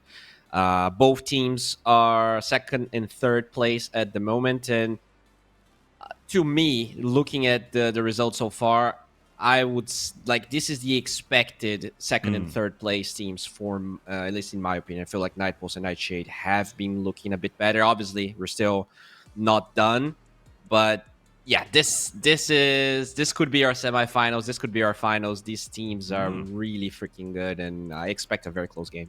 That's a lot said for a team that has a lot of Liquipedia new names. Is the side of Nightshade Esports. The last series we cast them, Simon had probably one of his worst series. It was impossible for him to carry his team.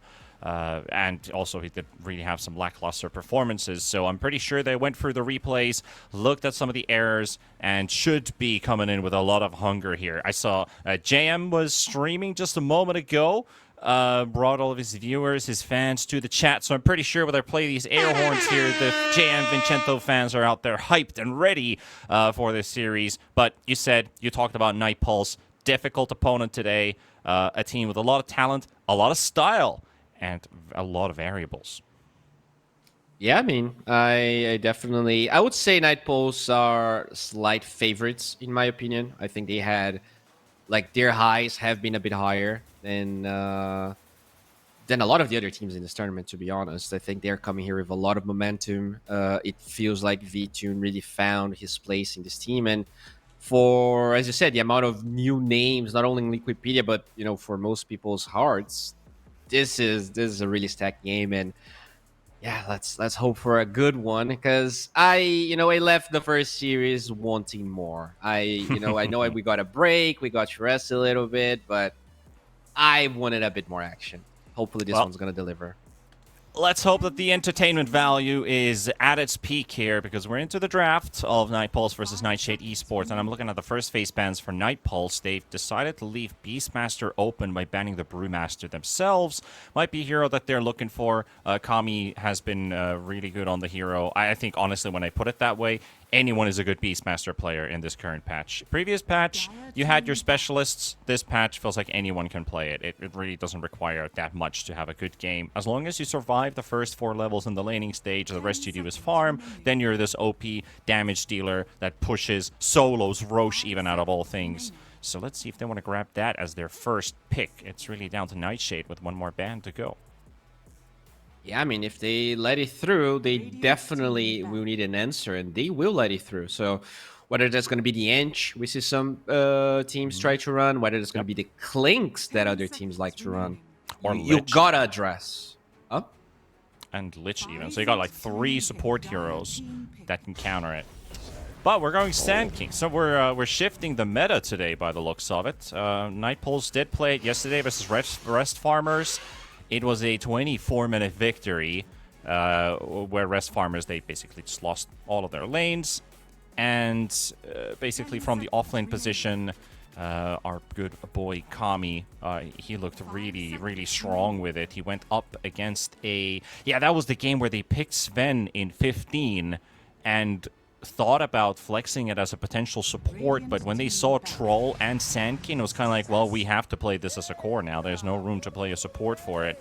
And just got run over and, destroyed basically in that lane. So let's see what this one is looking like. Nyx Assassin as a reply to the Sand King. You happy with this? 10 seconds remaining. It's nice. I'm surprised that Nyx Assassin being picked this early. I feel like in general we usually see Nyx as a response to your bats, your embers, your storms. I wouldn't say that's the best pick against Sand King, but it feels like this hero just has a lot of momentum going on. So yeah, I'm curious to learn how good it's gonna look. It's very good against like your Anches, right? But because of the whole healing creep mechanic we talked about in the last game, so far I don't see the value, but hopefully we'll see moving forward. Yeah, right now it feels like it's more of a Sandstorm stun, but you also need to have vision on the Sand King already to utilize that Carapace stun to enable you to get to this hero. We got the Venge band for good reason, protect the Sand King a bit, no swaps out of Sandstorms, and also a difficult hero for Sand King to deal with in general. Unless you're going for the Axe build-up, which isn't really the item of choice for Sand Kings. If you look at Kami's build yesterday, it was 1 Bracer into Magic Wand Power Treads. Then we had Blink, Yules, and Shiva, and the game was over. Okay. I do like the fact that some Sand Kings are playing a more normal style. I think Blink is definitely necessary when you're running around with 1 point of Burrow Strike. We saw in the last series how useless the Sand King felt with just a rushed U Scepter. And now they go Pongo here with a Bloodseeker ban. No mysteries going on, just a solid hero. 10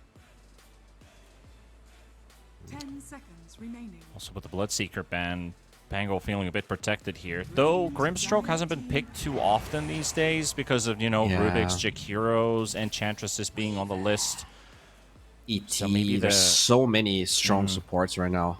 Yeah, and none of them are really direct Pango counters. So I feel like Pango may be getting a free pass in today's meta, considering that the Bloodseeker is one of the only ones. And of course, that's something that V2 did play yesterday.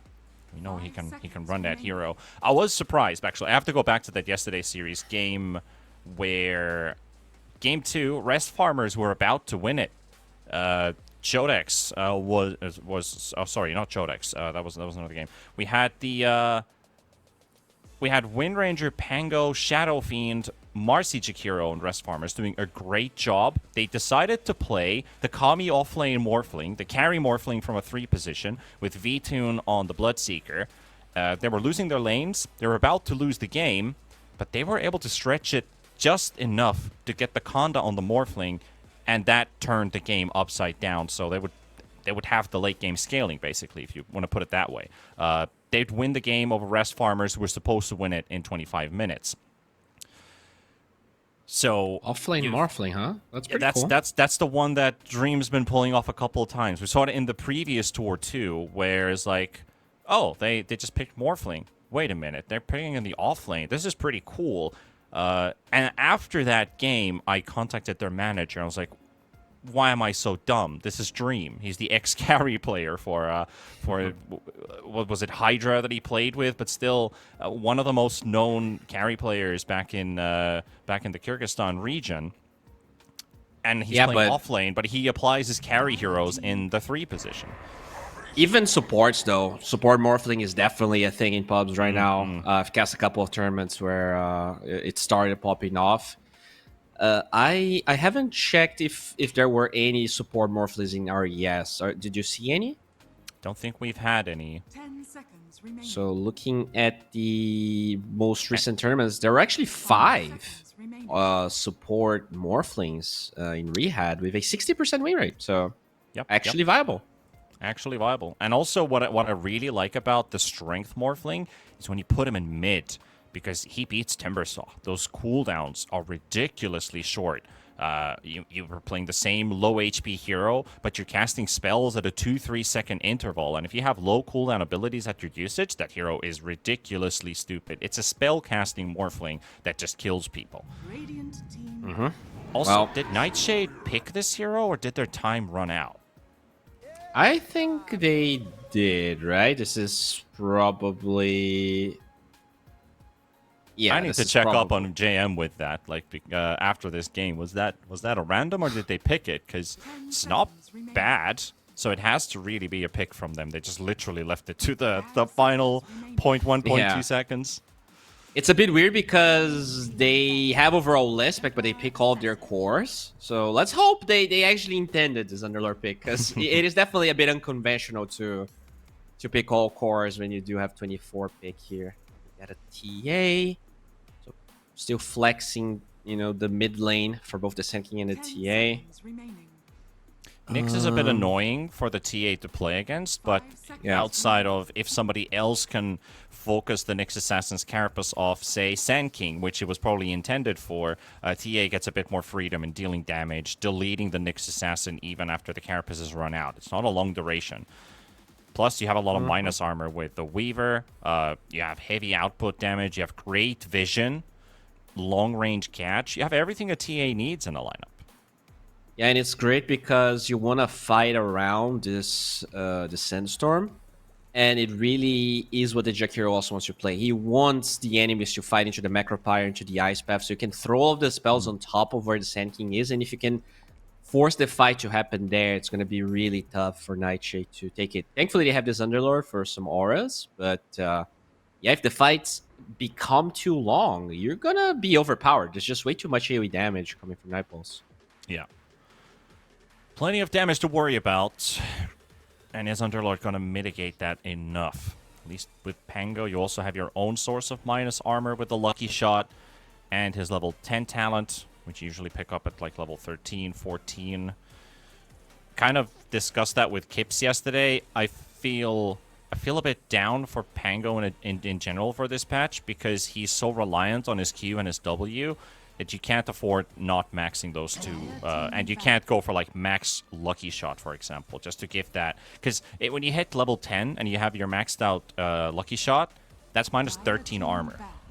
For a pretty sizable duration. You can apply it with your ulti. You roll in at a target, you apply that debuff, and your ally could just kill him. But as a core, you can't afford that luxury. Yeah, but I mean, are you listening to your wars? Like, do you want a level 7, level 10 Pango to have minus 13 armor? I think it's balanced that he doesn't have it, because this hero is crazy strong. Like, we don't want him to have minus 13 armor level 10. That's the only thing, like, keeping him playable and not OP. Like, I like actually where Pango is right now. I feel like they finally found a place where he is pickable and not broken. Like, he seems good, you know, his win rate's fine. He's not like first pick every game. I think he's in a solid spot. 10 seconds remaining. I do feel like I got to theory craft my pubs a bit and trying to make that support Pango work. I went to the LeBron school of support Pango, you know, pause 5 Pango in your safe lane and won some games with it. So, you know, maybe it's back to school for me. We got the Slardar coming up, though, so even more minus armor, and this is all complementary to what they already have. Mid Slardar against the Pango. Very, very good. Now, Nightshade, what do you want to take for yourself here? You need a support. They like them. I mean, they have burst on the Ursa, but everyone else doesn't have a lot of burst. Wait, you gotta get some armor versus minus armor. That has to be a support spend. Yeah, it has to be. It's a good pick. Double melee against Sand King here. That is very... Sand King's going mid. That's Warwick. Oh. So V2 and carry TA. Kami with the Slardar off lane. I don't like the lanes of Night Pulse. I feel like the Slardar should destroy Richmond mid, and I think the Sand King would actually love to play against double melee.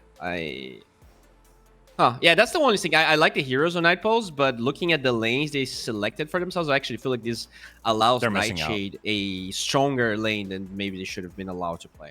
Yeah, they're definitely missing out on some potential power out there just because the way that they're laning these heroes. I totally agree. Because Slardar Pango feels like a no-brainer, and Sand King going up against double melee would have been great. Yeah. You do, I guess, reach. You get your timing is a bit faster with offlane with mid Sand King, so maybe that's their goal. They just want to play really fast, and the Sand King does get to blink faster than the Slardar does, unless he like absolutely destroys the mid lane, which he potentially could. But yeah, very curious to see how this game is gonna play out. I do favor Nightshade slightly here, looking at how these lanes are gonna shape up. Although, you know, TA, that hero we don't get to see very often for a reason. Very curious to see how V2 is gonna perform. All right. Well, game number 1 between the two. Drafts are on the board. We've kind of discussed them. I'm going to throw in a prediction here for you, Bowie. Who's going to get first blood? If it is not a weird minute 0 first blood, I would probably give it to Night Pulse. I think this And which hero? Jakiro plus TA. I think that's a very scary lane against any melee hero. I think they have 5 melee heroes. Yeah, they do.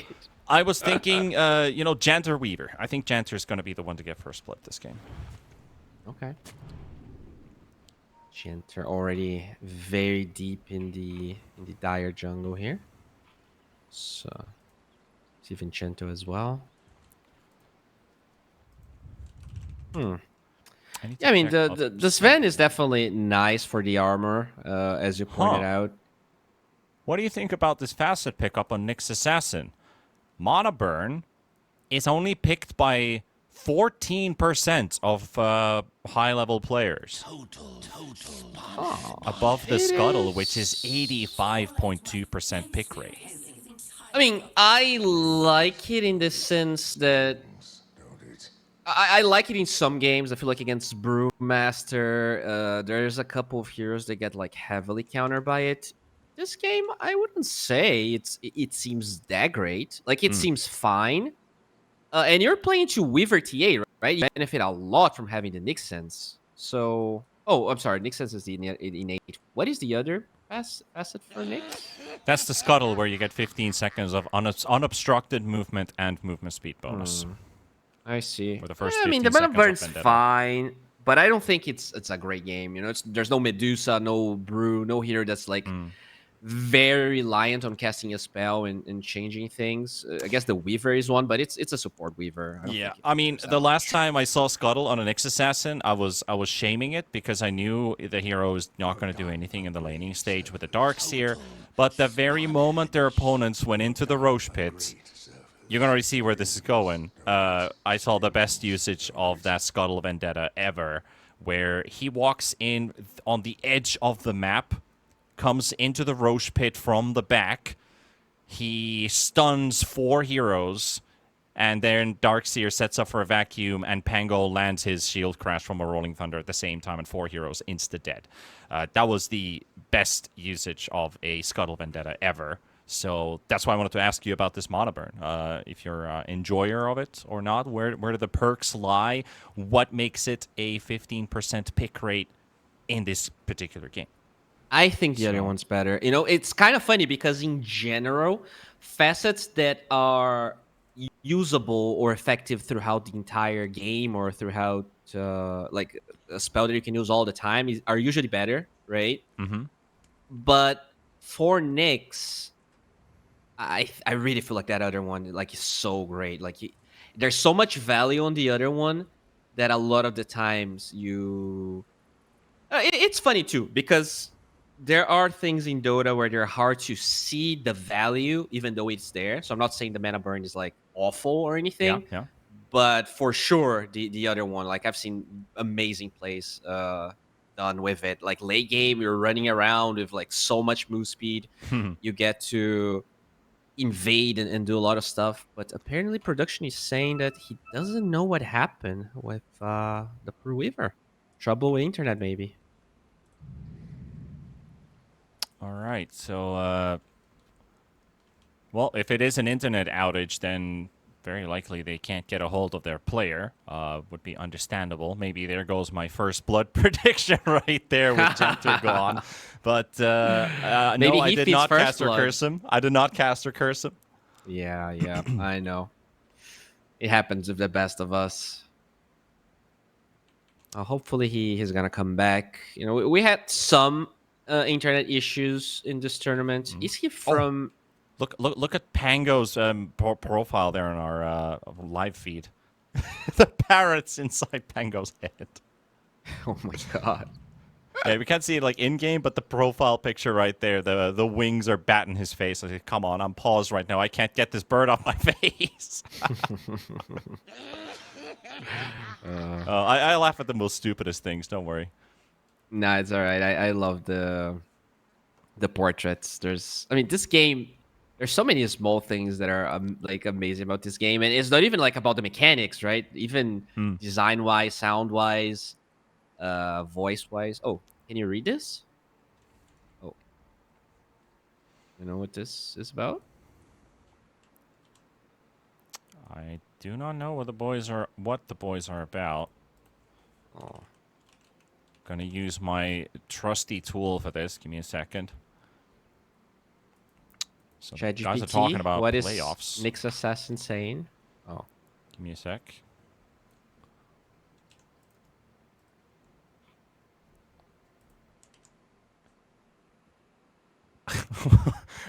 Rough translation. Why did you screw up the map so hard yesterday? God damn. Boys are having I don't know, they're probably talking about their pubs or something. Okay. All right. Yeah, but it's at nice least that it's the spirits are family-friendly. high. Yeah. Warwick says, exactly. I am a professor on it. Oh, Yeah, so just some friendly bants going on in chat. lovely. Yeah, hopefully this is not gonna be of any big issue. I'm gonna check where he is from. So he is from Russia. So most of the internet issues we had were Ukraine related, mostly because of whirlwinds. So maybe just Yeah. power outage of some sort. Yeah, there's been some phenomenons going on during this summer. We've had some pretty rough winds, whirlwinds, etc. in Central Europe, and of course Eastern Europe in this case as well. Highest ping we got on the server right now is actually Kisco, and maybe you, Bowie, with Oh, don't even check, bro. I know what it is. I've checked it already. It's gonna scare you.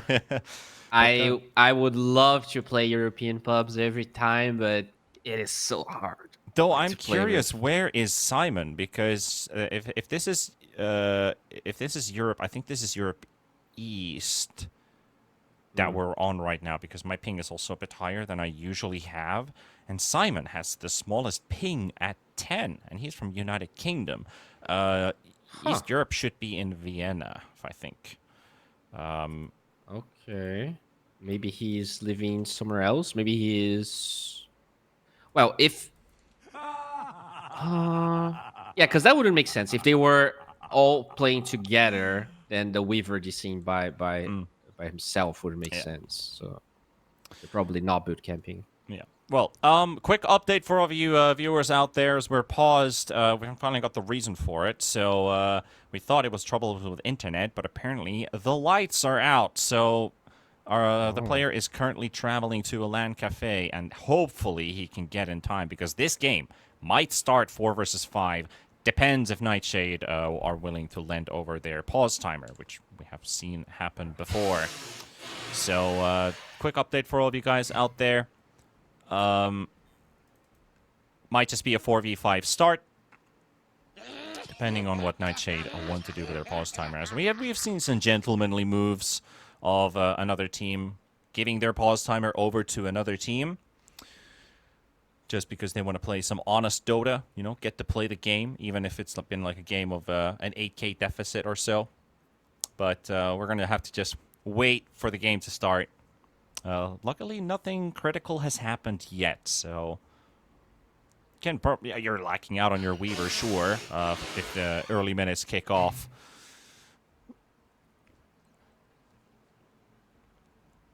Well, we'll have to wait and see. I hope you're proud here. What you did to the Weaver. Well, it's not my fault. You can't put the blame on me. I didn't cause this player to disconnect. Come on. That's unfair. All right. Maybe I'm exaggerating here, but just a little bit. You're putting the blame on me for something I haven't even done. I said the guy's going to get first blood, not that he's going to lose his whole village's electricity. Come on.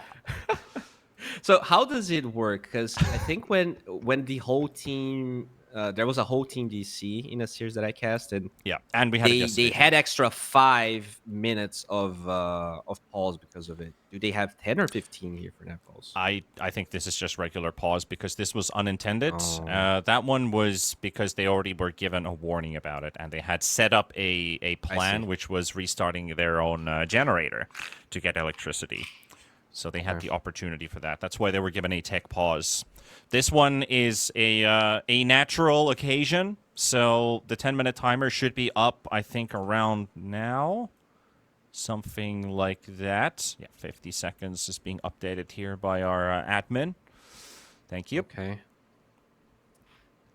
All right, yeah. So we might get to see some micro here. Thankfully for the Sand King. Oh, never mind. It's a Slaughter, so it is a more micro-intensive here in the lane. We'll see how Kami is going to be able to micro-genter around. We had that one game where a player disconnected. We waited the full 20 minutes, and then we still continued with the game. I think it was with Team T, and we're like, is this Chen just gonna, or Enchantress gonna just add it to his, army of creeps? And yeah, they put the troll in the midst with all the other units. So it's like, yeah, sure. They were 9k ahead in that game, so I was like, well, as long as he's shift A clicked into every single camp, he should be all right. He's still farming creeps. All right, so Night Pulse is out of time, and Nightshade can now unpause if they want to. Let's see what they want to do. For Nightshade, obviously, you can't put any shade on Nightshade. This is fully within the rulebook. They can do whatever they want at this point. They have a win, a tie, and a loss, and Night Pulse is not an easy team. This has been shown already in the previous tour that this is a very capable team. Oh, that's pretty kind. Looks like they might use their own pulse time to 8. That would be awesome if they do that. They can get 5 minutes. All right. Let's give a bit of an audio clap right there for the gentlemen on the side of Nightshade, giving over 5 minutes of their pause timer for Night Pulse to get their support player back on the server. Oh, I love this. This is so cool. No.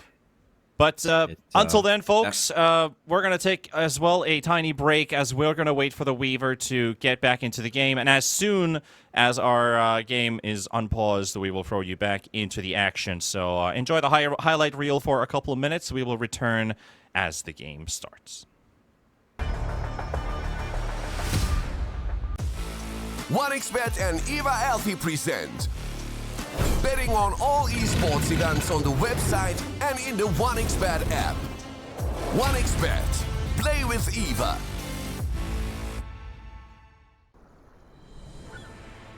What if Kunka knew that he could not only play Dota but also place bets?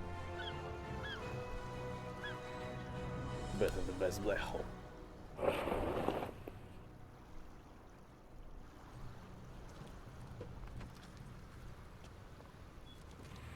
1xBet, bookmaker company.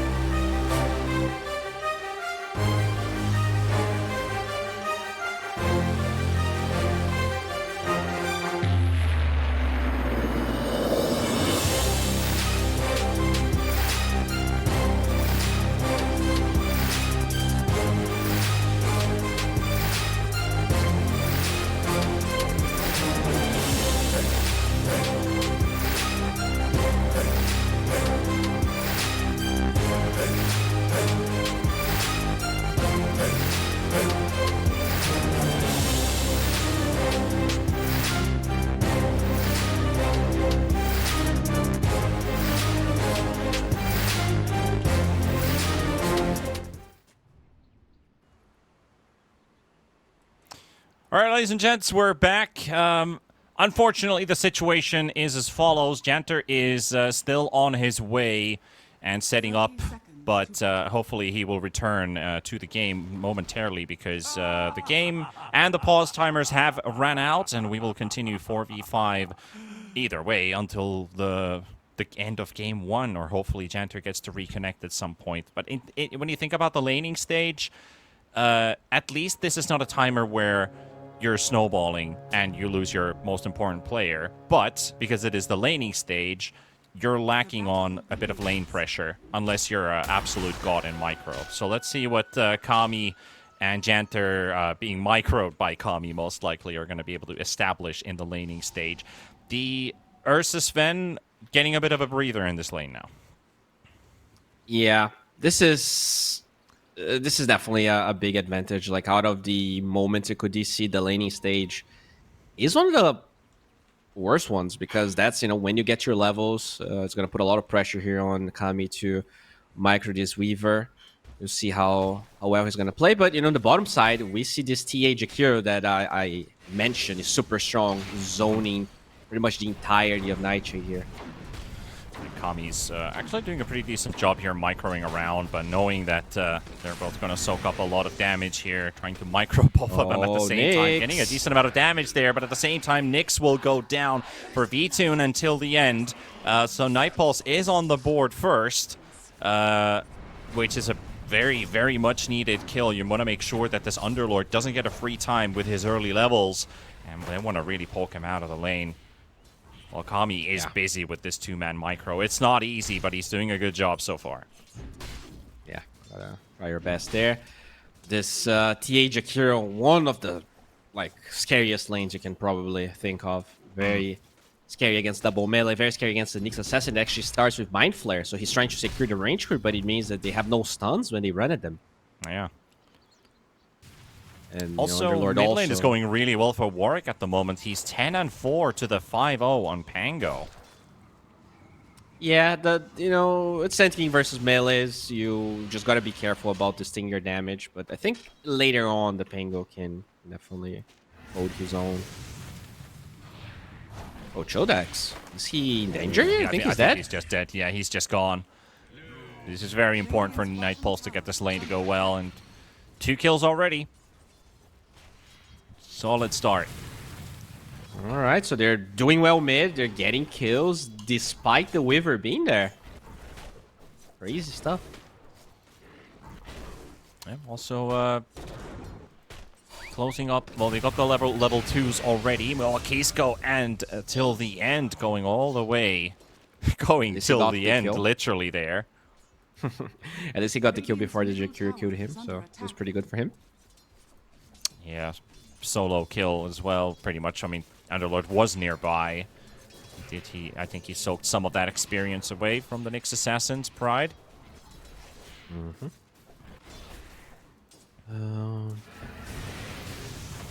right. I mean, this is actually much better than I expected this early laning stage to be looking like.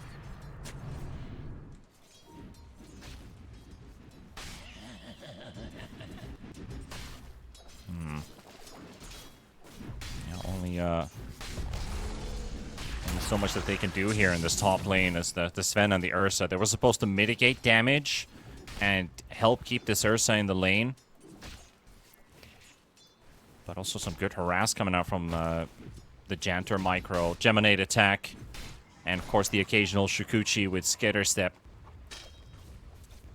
Yeah, I think the problem of the top lane for Nightshade is that Sven is a really great game for the macro aspects of how this mid game is going to look like, but Sven is a pretty bad support, like in the lane. Is definitely not up there. So, despite the fact this Weaver is DC, like they can't apply a lot of pressure, even if they want to. No, not at all. And Kami is doing a really good job here, playing 2 heroes versus 2 separate players with their own thinking brain and more actions per minute. But Kami is definitely rocking some really high numbers as well. We can't see it, but it's definitely out there. Jodex this time, again, the Jakiro falls first, but Vtoon will get the reply. So that is going to be the second kill as well for the Templar Assassin. Kami also getting to apply a lot of pressure here on Gianvincenzo. Simon chasing Kami a bit here. Kami fighting that 1v1 versus the Ursa. How long does he stay? Even throws in the Swarm, but Kami looks like he's done for. And with Janter's Weaver trying to draw the attention, he's going to fight Gianvincenzo. And Slardar trying to run away from the Ursa, but Ursa able to get the jump out, and nothing was going to save him there. That was really bold from the Slardar. Like, he actually stood his ground, microing a second hero. Trying to fight the Ursa. Yeah. Unfortunately, he threw Janter a bit too far away, just to get a bit of safe distance, and that kind of backfired on him. Simon is diving Janter, and Janter does have a blood grenade to throw, which he will drop, and Simon is slowed for Kami to secure a kill. And he's going to give the tip for that. You're killing a disconnected player and dying for it. Yeah, he's earned that use of that tip. For sure. That is also the first death on the Weaver, but Slardar is, he's doing better than the Underlord by 200 gold. Yeah, I think the hardest part about having a disconnected player this early is that you cannot spend his gold, right? So you're literally playing with this Weaver that has, like, nothing on her inventory ever since the game started. Like, the net worth... Ooh, Nick's died. Weaver has 800 gold in his pocket when you look at current gold. So that's a straight-up earn you could almost buy. And Janter is actually AFK in the base right now. Surprisingly, that Kami didn't really... Yeah, Kami's really busy with the poke from Simon and JM as they're diving under the tower. And since he's not able to bring in the Weaver in time, that's going to be the end for Kami in the lane. That's going to be his second death. At least on the positive end, he does have his teleport coming off cooldown at the same time as he respawns, so he'll be able to get straight back into action. Yeah, very true. That's going to help a little bit. It could be a worst-case scenario where you have like a 70-second cooldown when you just literally TP to die, and then you have to run all the way back. All right, so do you want to... When do you think this Weaver is going to come back? You want to guess? Time predictions? I'll give it 8 minutes, 20 seconds. On the clock, that is. So 2 minutes, less than 2 minutes, I hope he reconnects. I'm going to say 10 minutes 50. I think it's going to take a little bit longer here. He has to update the entire... You know, I've been to some Dota, to some LAN cafes that don't have Dota installed, right? So you have to download the whole thing, I don't know, 60 gigabytes or how whatever it is. Yeah, we were talking about that with Kip says Chodex is going to go down in the bottom lane here. The TA is going to get this one. And Richmond coming in with a haste rune, rotating to bottom till the end, trying to teleport out. The Rolling Thunder, though, is going to interrupt it. But Pango using his ult on a Jakiro kill doesn't feel the greatest because he also wanted to use it on the TA. That means V-Tune might even get a chance for a reply. The body blocks, though, from Richmond, missing the shield crash. Actually does get the debuff to apply on V-Tune. And Nyx will be able to waltz away. But TA is still on top of net worth. So that Rolling Thunder, which was probably saved for trying to kill the Templar Assassin, was forced until the end's Jakiro. So good positioning there from the Jakiro, and also applying enough threat so that TA can deal damage while running away. By the way, while the Weaver was DC'd, they stole the Wisdom Rune with Vincenzo. So that is a game where this Weaver is going to be very low level. Quite unfortunate there. And I mean, that's just what happens when you have one less player. Can't really micro the entirety of the other hero. Yeah, it could be easy early on, but it's going to be difficult when you get more buttons to press. More things to think about. Yeah, and for Kami, I think it's important that even if you have the Weaver in the lane, just AFK, that means that he's also soaking experience. Now Slardar has level 6, and maybe now you can bring in this Weaver. Even maybe just use Janter for, stacking some camps or something if they have the time to think about that. But their minds are really occupied already. It's a lot of pressure, right? They were asking for a remake with a standing, but unfortunately that can't happen. So usually you're just not prepared for that type of thing. It is. Yeah. It is very tough. Unfortunate that it happened with them, but so far they're actually looking so much better than I expected. That there's still a pretty decent shot that if the Weaver reconnects soon enough, they can still take this. Well, my time is already up, so I think the halfway point between our predictions is somewhere like 9 minutes 40 seconds. If it goes above that, you'll win. and anything after that, right. you'll win. Yeah, So- that's So 20 seconds on the that's clock. a bit unfair. of me, Simon, 'cause I though, get to say, he does get the dispels off, but he's surrounded by 3 heroes. Warwick even blocks his exit, and here comes Janter's disconnected Weaver to pick up level 4 from this kill. Warwick will take this one. Still ahead of the Pango, gets to make his first rotation as a Sand King too, and not too far away the way- from the Blink. is it bugged? Because it shows that the Weaver has 138 gold for me. So you have to press T for current gold. He has Oh, okay. 1,300 in his pocket right now. You're whatever hero you click, and then he's back. Janter's reconnected. Oh, there we go. We're back to 5v5. All right. I won, and Yes. they won. Night Pulse. They have 5 players. This is finally fair. Underlord teleporting to the top, and Janter's like, what the hell's going on? I got a circlet and 2 iron branches, one of them in my backpack, which I don't have time to move into my active inventories because I'm just figuring out Just what the buying hell's going stuff. on here. He just Yeah. bought 7 items. Yeah, courier full of items. That is his urn on the way.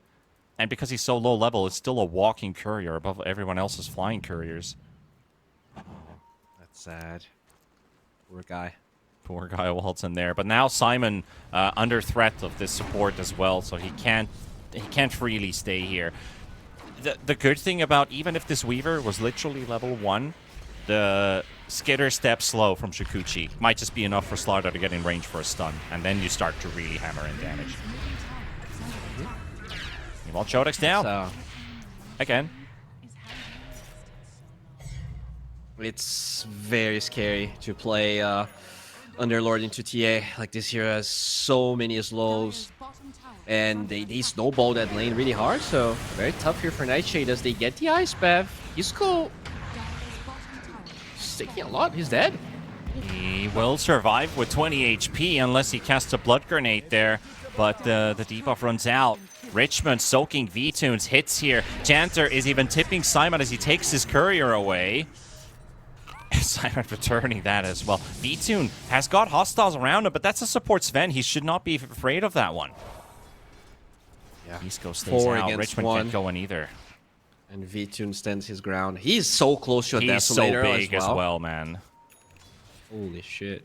7K There's a huge net stack, worth. and he has vision. I think he's gonna contest the Underlord on these stacks. Oh no. Oh no for Chodex, but oh yay for V2. Warwick shows up out of nowhere to snipe boy. the GM Vincenzo Sven. That's his blink. He just jumps right on top of him with his stinger, and he's almost dead from it. Keys goes right on him. Warwick shown here. Here comes Richmond trying to go for the burst. They've got the damage. V-Tune might go down too. The stick heal. And here comes till the end, slowing down the Pango. No ulti on him. And Janter coming here as well. He might be able to kill the next assassin by himself. Low on HP. Weaver dead though. Too low on level. And Kisko will survive under the tower. Quick bottle heal just in case there's a TA trap nearby. And he's back to safety.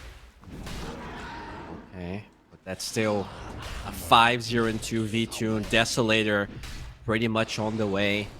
How is the Ursa? I actually didn't really get to talk a lot about Simon. He's having a great game. Lost his courier, but we have like a 13-minute battle free, which is pretty solid. Yeah, the timing's still good. Timing is still really good. And that's also with a Wraith Band and Face Boots under that, and the casual Windlace. Mainly the freedom of playing this lane as a 2v1. Also got to do a couple successful dives. I mean, he did die under the tier 1 tower one time. Kami got his vengeance.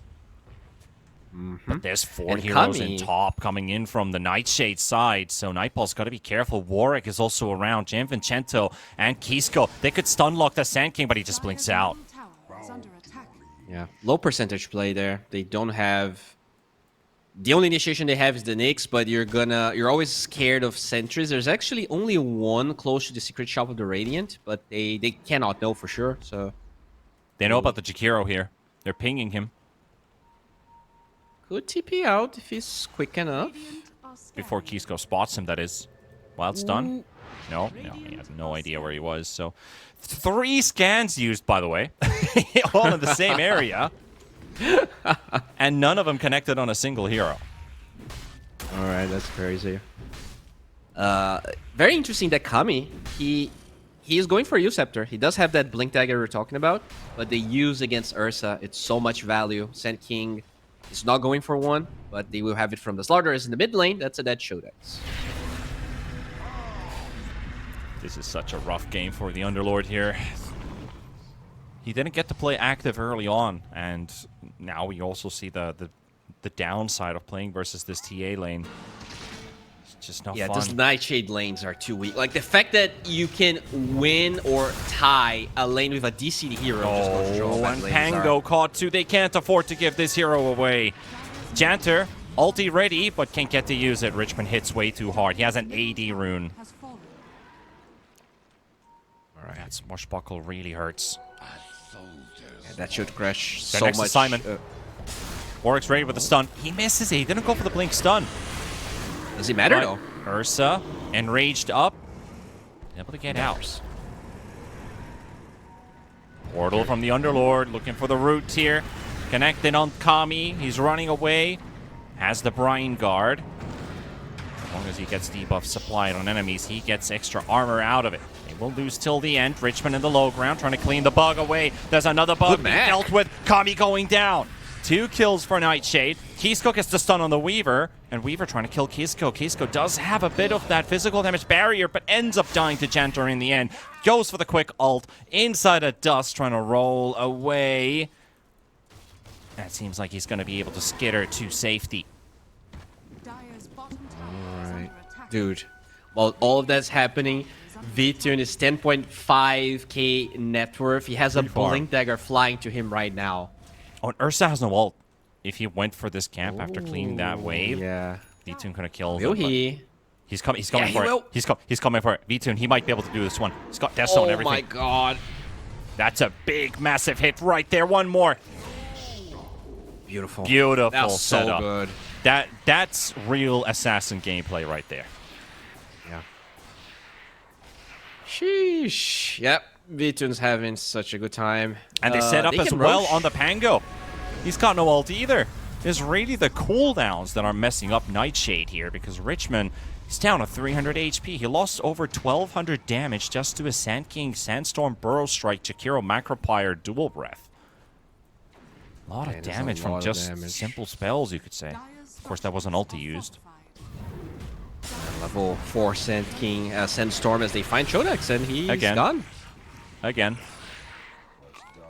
Top tower is falling for nothing, by the way. There's 2 heroes from Nightshade, and they're afraid of even like showing because they don't know where anyone is. This TA is getting out of control. Blink Deso. They see Cham in the lane. Janter shows up, goes for the slow, pops the vessel on him. Still, the Blink Melt strikes there and just deletes the Sven.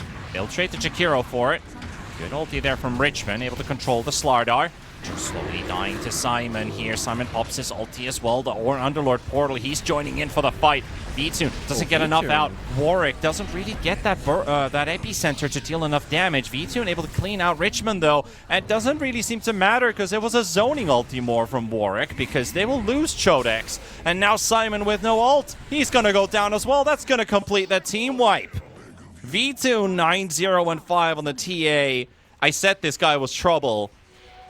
What's trouble times 2? Dude, that's a Sven with level 4 Warcry. They had Mac, and he got 2-shot by Vitun. Like, yeah, you want the extra armor, but when you're against Deso, Meld, and Corrosive Haze, that just doesn't seem to be enough when you're this far behind. And this is Roche now. They can also get it for them. There's no way Nightshade's going to be able to stop. Nothing should be able to stop them. Look at Vitun just hitting Richmond here. Maelstrike takes half away from that barrier, but the basic right clicks after with all that minus armor. Pango has 12 armor as a base. Seems to do no good for him. Yep, negative armor Roshan. That's 4 hits, and he's gone. You don't even get to watch the replay. That's how fast they are. Dire are scanning. Yeah, I mean, I love this pos 5 Sven, but the effect is diminishing, and of course, even until you get to that shard on this hero, it still doesn't seem to keep the team alive for long enough. You got Their side lanes are too weak. Like, Yeah, Nyx Sven is the worst support. Yeah, Nyx has gone for a Vanguard. They can try and kill Janter, but can they kill the Templar Assassin twice? It's a good jump. Warwick, no ulti for 10 seconds. V-Tune's first life is forfeit. Jodex does have the Guardian Greaves for the extension here. Sand King's ulti in 5. V-Tune in trouble. Gonna need a bit more backup here. Warwick gonna get stuck in the roots here. Burrow strikes in. He's got some stinger hits coming out as well. Richmond is dropping low. Kami gets the bash out, and that's gonna be end for the Pangolier. Beautiful 3-man stun from Gianvincenzo, but they don't get Simon to hit. They're low. They're really low on HP. Simon blinks away. JM and Kisko trying to reposition. Simon thinking about going back in. But really, who do you kill? Who do you kill? And with the Sand King in action, zoning them out as well. Warwick able to get that kill, going their way. And Ursa he needs a BKB to have his presence in these fights. The stuns are really screwing up his game. And look at Vitun. He's going to have a nullifier. So before the shard, he can dispel the Warcry. He can dispel the Crimson Guard that this Nyx Assassin has been trying so hard to finish. You can take away the barrier from the Pango. You can take away the Ursa overpower as well. It's such a great nullifier game. And in general, you don't get to third and it's a huge damage increase on top of all the things you just mentioned. So this is really...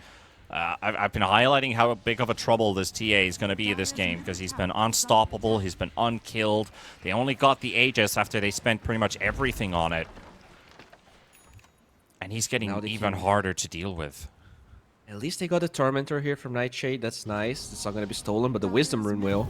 Janter quickly picks it up. He's trying to get the stun out. He's got it, but it's just the supports here.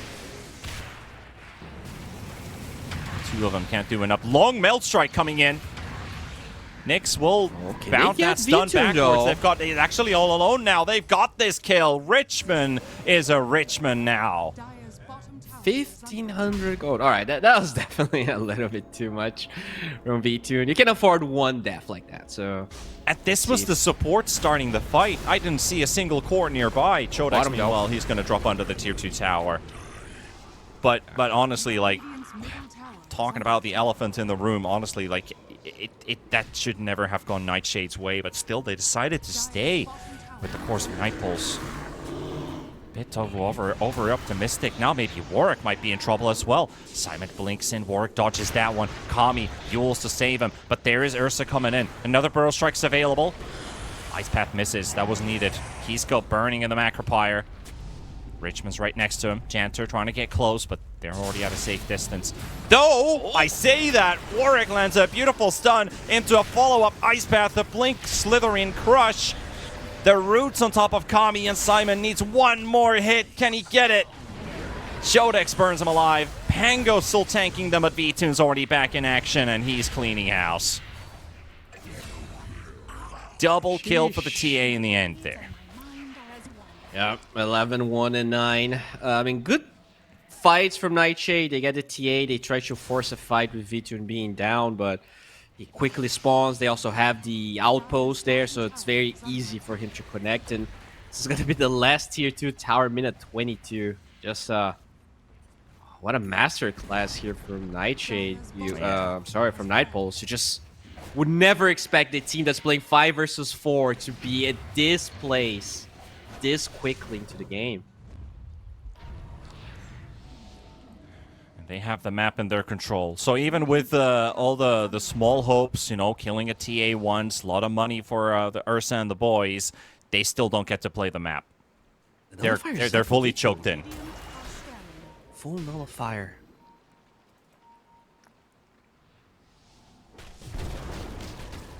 Yeah, pretty sweet amounts of damage. Warwick goes down to Simon, and they set the trap on Slardar and the Weaver. Janter gets his ulti off just in time, but the Slardar's going to drop, and Janter might just get chased here. We've got the Abyssal Horde smacking all of those crabs out of the way. Simon blinks right next to Janter, and that is good night, Weaver. Very important for Nightshade here. And yeah, they had everyone in the another base. trap set up here. Okay. They'll get something for their efforts. Pretty small fry though, when you kill 2 cores and this Weaver from Janter. Still a really good fight overall from Nightshade. They had everyone in the base, and they just baited a really good fight with the Nyx Assassin getting vision. You always have to respect the Fiend's Gate and all the boys that come with it.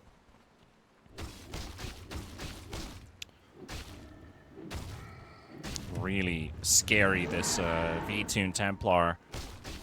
2 times already set up that trap, and he's gonna solo a Tormentor here with the double Melt Strike.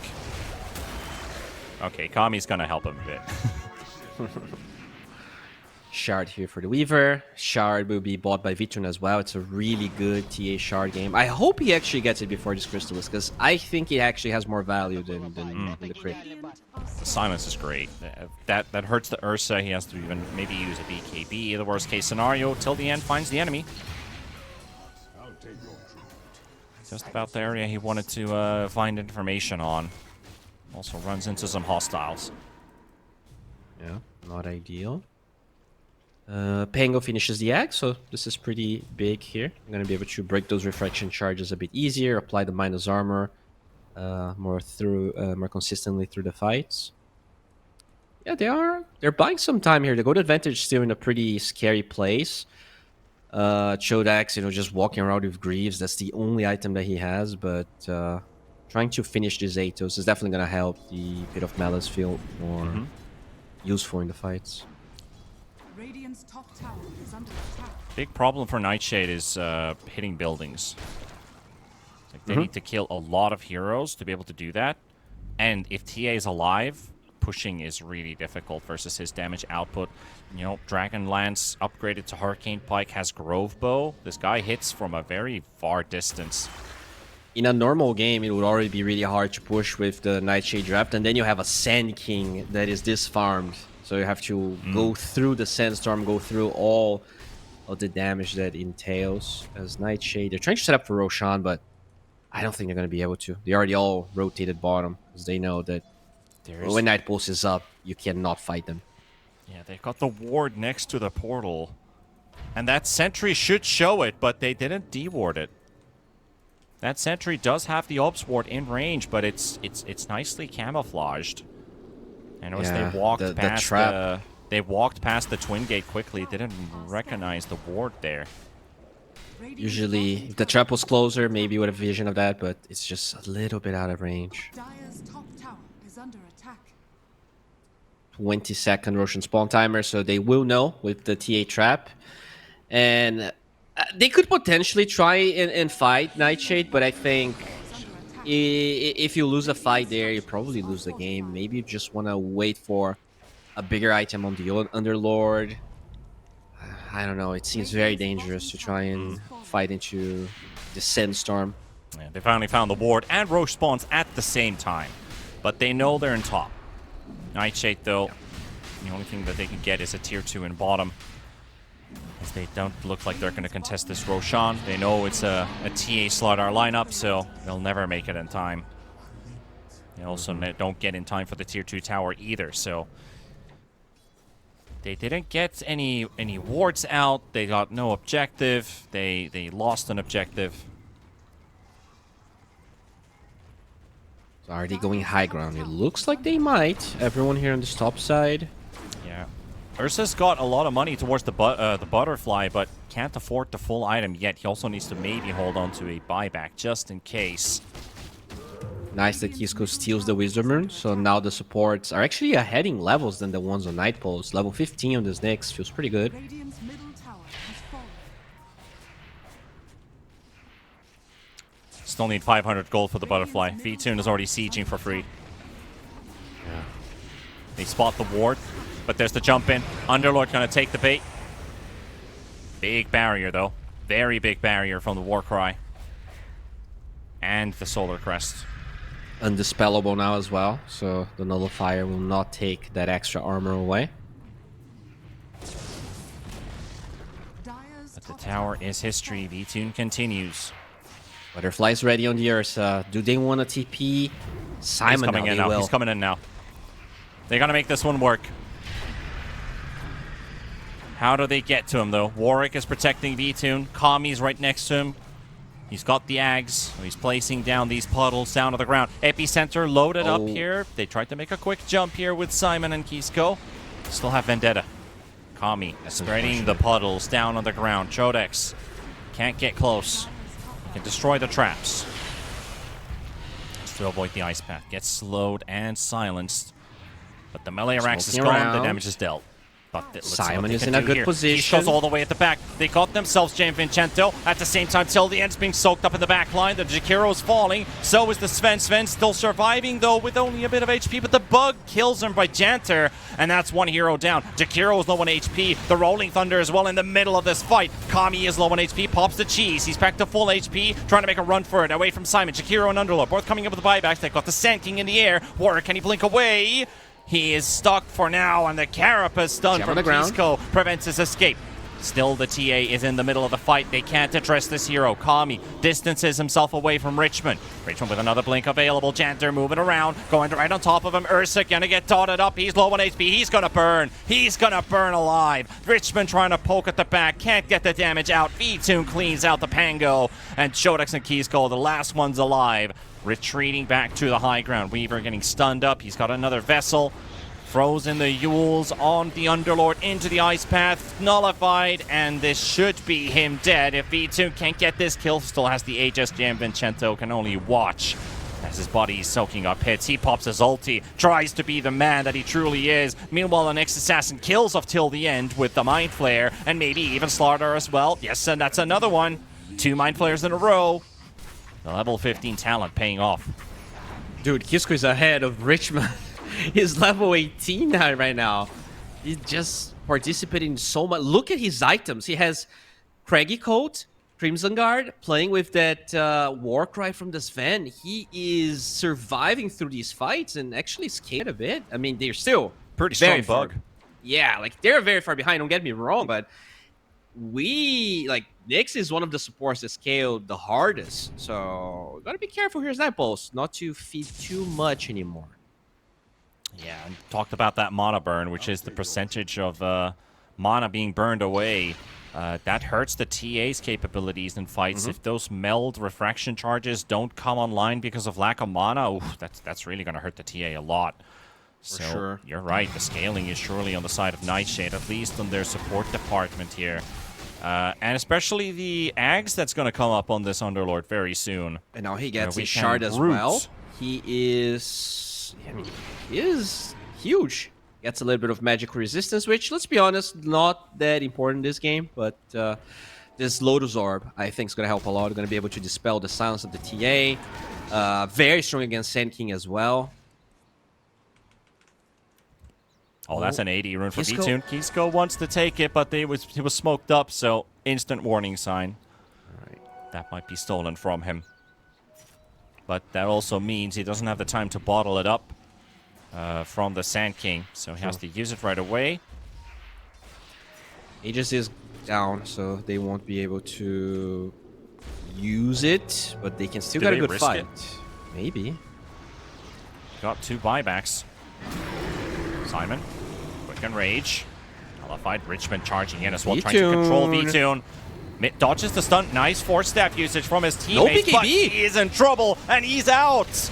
V-Tune is gone. The big damage dealer is out, so Nightshade, successful defense. Can they get Warwick as well?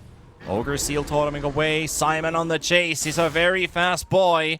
And with that big Earth Shock AoE, well, Warwick finds the right spot to teleport out from. So no catch coming in from Nightshade. Maybe even somebody else. Kami went in as he was trying to go out. Very risky from him indeed. Another stun available, but they're still trying to chase him. He's making them run in circles. I guess if you need to buy some time and make some space, this is what you do. Yeah, now click on V-Tune. Just trying to be as greedy as he can with his item build. Now has a BKB queued up as Simon is playing with this Weaver on the top side. Yeah, playing is the right word. Not killing. But not having BKB on the TA there, it was, questionable. They got really good double force staff trying to disengage, but there's so much mobility. You have a Ursa with Blink, you have Underlord with the Fiend's Gate, the Pangolier with a Blink Dagger as well. You can get the BKB now, but the momentum is kind of dwindling away, and this support scaling on the side of Nightshade, this is really scary. Radiant's top tower is Yeah, Richmond just uses ult trying to kill till the end in the mid lane. So that's going to be on cooldown for 70 seconds. And with everybody up on the side of Night Pulse, that could be a go sign for a smoke. Jakiro has one. They have Ags on the Jakiro too, so it's a pretty big timing here. Yeah, they're all pretty much stacked up for this. Just need TA to clean out one more wave. Nope, they're not smoking yet. Kisco. I think the Sand King wants to Scuttering finish his Shivas, it looks like, so we'll see what the plan is. I mean, also Roshan spawning, so maybe we just want to posture for Roshan on the top side. And once again, Kisco gonna go for that Wisdom Rune still. He's been getting a lot of those. Ooh. They might time this right for a kill. It's fine. But he's gonna get out. Wisdom and life intact. All right. Tormentor, though, will be taken away.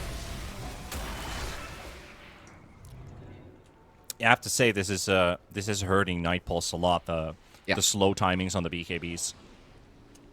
They were too greedy. I think they felt like they were just gonna overpower Nightshade with all of this minus armor, but the Sven definitely starting to get a lot of that armor reduction. He's gonna get his 20 as well. His presence is notable, yeah. With the 20 and that plus 10 armor, that is huge in the fights.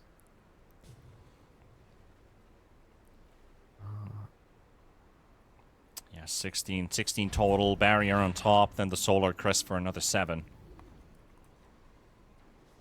Makes his team a lot beefier. Night Pulse, they just need some BKBs to survive the stuns that are being thrown their way. Even the Ags up on Underlord, the roots in the Fiend's Gate.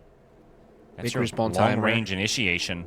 On the Roshan. And they, you know, Nightshade tried to smoke, but they had the waves way too pushed up, so now this is super obvious. Even gets pinged by Night Pulse. They might just get Roshan out of this inability here of Nightshade to push the waves. They're gonna run, but so many TA traps. This is a really hard fight to go for. It certainly is, but can they make it in time? Because there's no Slardar. He's out. He's gone. This is a 4v5 fight. Warwick finds Kisco, and the Macropyre comes out right away. The Lotus Sword pushes him back with the Burrow Strike, so he's even in even worse place. They also got Simon sent into the air. Silence for now. Yule's up again. They are really kiting him here. Meanwhile, Kami has already gotten back to the team. Richmond getting poked a bit from the backline. Kami resets for the moment. JM ults. Janter right nearby. He catch someone. Gleipnir on the Ursa. There's vision provided by the Crab Orchestra. Nice thunder from Warwick, connecting on 2. They are still closing in gaps. One team is trying to retreat. The other is trying to keep up the chase. Simon going in. Yule's up on Slardar. Saves him for now. Ursa still no ulti used. Another Yule's once again. Another one right after that. They're just trying to zone him out as much as possible. Janter ults. He's still in the route. Epicenter coming in from Warwick. A lot of damage being provided here. But V-Tune dealing with Richmond. And Richmond's out. They've lost the Pango. They will also lose the Sanking and the Weaver. Sanking coming in with the instant buyback. But he has to take the portal from the outpost and still won't be able to get there in time. But Roshan still waiting to be claimed. And maybe now they can do it. I mean, they're gonna get this Aegis, but that's a Sand King buyback. Nightshade only losing 1 core out of that whole fight. This is...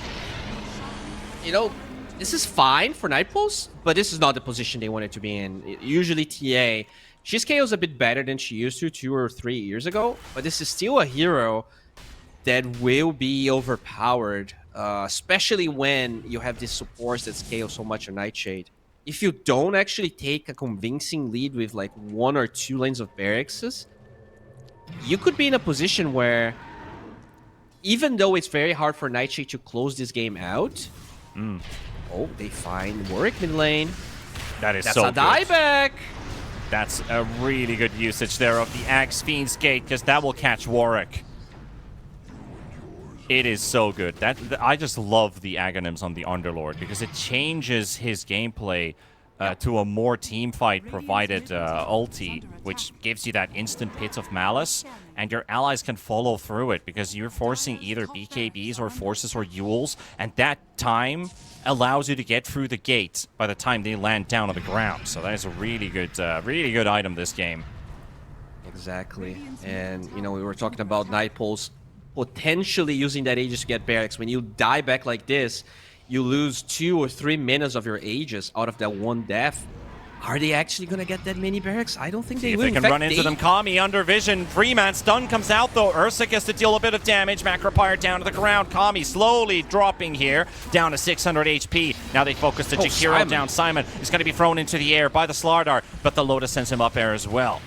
You've got Richmond coming in from the side, and he's dead. Kami ran over by Richmond. No Tune in a BKB. very awkward position. He needs some help. He's got no BKB. It's in his backpack. He might just go down for the first time. Will he die again? That's a BKB. There's a stun coming out right away from the Abyssal. They will lose till the end. Tune getting dove all the way behind the Raxes. And that's enough damage dealt. Nightshade, they've already gotten a dieback on the Sand King. They force a buyback off of the Jakiro. And a tier 2 tower. And the high ground glyph. Or is that going to refresh since this is the first tier 2 tower, actually? Yeah, they got it back. They got another glyph. Dude, that one dieback, though, so costly here in Warwick. Just having a great game, and Nightshade just fully abusing, despite the Aegis. This Ursa just jumps onto 4 heroes. And I mean, that Butterfly was an amazing pickup this game. It totally counters the Slardar. It's very good against this TA that doesn't even have a slot for an MKB, to be honest. So No. Simon Not in a at great all. spot. I mean, he's really close to his 25 too. Another huge timing that they're gonna hit. Yeah, and it feels so awkward to get an MKB at this stage of the game. Slardar doesn't want to build it. TA, like you said, no room for it. You'd have to figure out maybe a break or something, but still, that's not going to be feeling too good here. Nice little Fiendskate bait there to enable them to take a tower. This team that has been struggling with destroying objectives now able to take 2 tier 2s in a row. And that is a big dip in net worth already. You can see it. The economy has slowly slid towards Nightshade's direction. And this game at the worst was already a 91-9%. That's crazy. Right now, it's 53-47. And Vincento, he gets his 20. Now his Warcry providing what? 25 armor. Invis run right next to him. They know they're coming. Beautiful! He hits everyone with the ulti. And now Sand King is in trouble. Warwick gets his BKB, able to get a bit of distance. Richmond's right next to him. Where's Tune? He's not there. He's not there. They're going to lose this fight without the damage. Shanter trying to get out, but he's cornered between a Pit of Malice and the high ground. Nowhere to go. 60 seconds out without both of your supports. The BKB's gone from the Sand King. TA does have everything, though, but not his team. Yeah, 2 support. I guess they can force a glyph. They just don't push really fast on the side of Nightshade. They can either die for a kill, or you force the glyph and you back out. We'll see what they're gonna decide. I think they can actually force this fight. I feel for Simon here. I hope he can keep this going. I hope he can keep this going. What an absolute ravage coming out there. Warwick trying to get away. No BKB, remember. This Sand King should be done for. Double roots from the Underlord. And Nightshade take this game. It was Night Pulses to win, but Nightshade, they withstand the storm. And what a game. I was saying, I felt for Simon. Yesterday had probably the hardest day of his carry life ever. And here, really showing up with this Ursa itemization performance-wise. But this was a team effort. It's not just Simon. It's everyone who contributed to this all the way from the support Sven pick for JM Vincento. It does nothing early on. It doesn't really provide enough in the mid-game. But when your team starts to get items, you have that shard. Everyone on their team is rocking around 40 armor. Every single one of their team. And that takes away the Slardar. That takes away the Weaver bug. And of course, the TA is not a late game carry. That hero falls off slowly but surely. So all the plans, everything they did, it all clicked for a Nightshade win. Just wow. Yeah, really patient gameplay from them. I think Kisco, to me, the MVP, he stole a lot of Wisdom Runes. They were really patient even when Night Pulse was ahead. It's tough to harp on Night Pulse because, at the end of the day, they played 10 minutes without their position 4. Maybe he was playing the lane. They would have snowballed even harder. But I gotta say, this was their game to win, as you pointed out. I think they did commit a couple of mistakes that were 100% punished by Nightshade. So moving forward, I think Night Pulse are going to have to play tighter. They're going to have to make sure they don't get overly excited, because that was their game for sure. Yeah, the BKB timings being so late, definitely a bit of greed involved here for Night Pulse, and that cost quite a lot in this game, and cost them the game in the end. Nightshade, they take the lead, but what happens in the second game, that is after the break. We'll be back in a few minutes.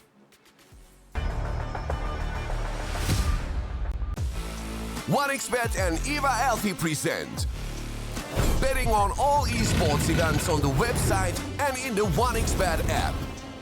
OneXBet. Play with Eva.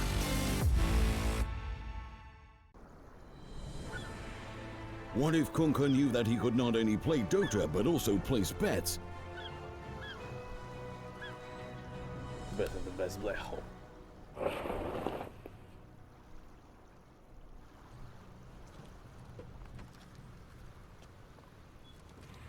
1xBet Bookmaker Company.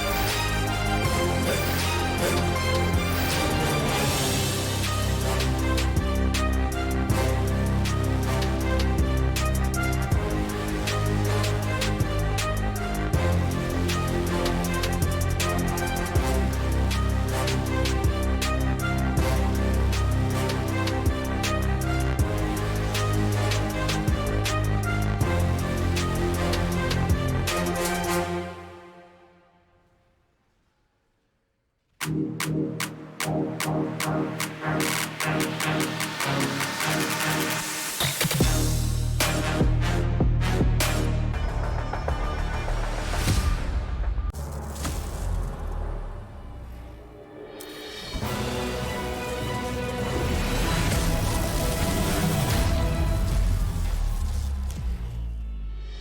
your skills in the gaming. 1xBet.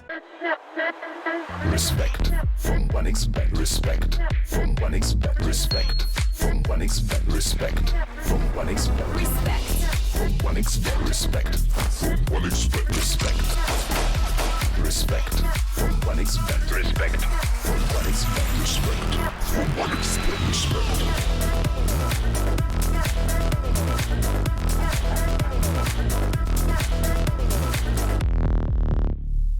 Hello, son. Hi, Mom. Pretty girl. This is Eva. Nice to meet you. Thank you very much. Your dad's just making his favorite dinner. It's duck. Come on inside. They're all probably too gruesome to tell you while you're eating at the table. How's your food? Is everything okay? Good, good.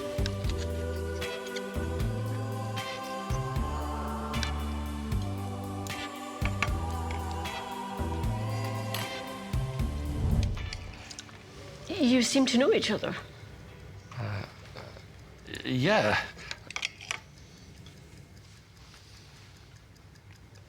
This is the new ambassador for 1xBet. Oh, I see.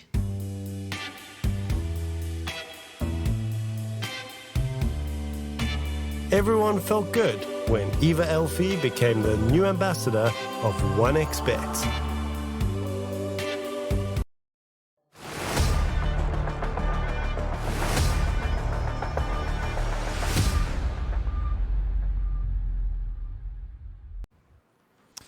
So, we've got ourselves a game 2, Night Pulse and Nightshade. Talking about the latter, I have to say that was a real team effort victory, getting that game still together.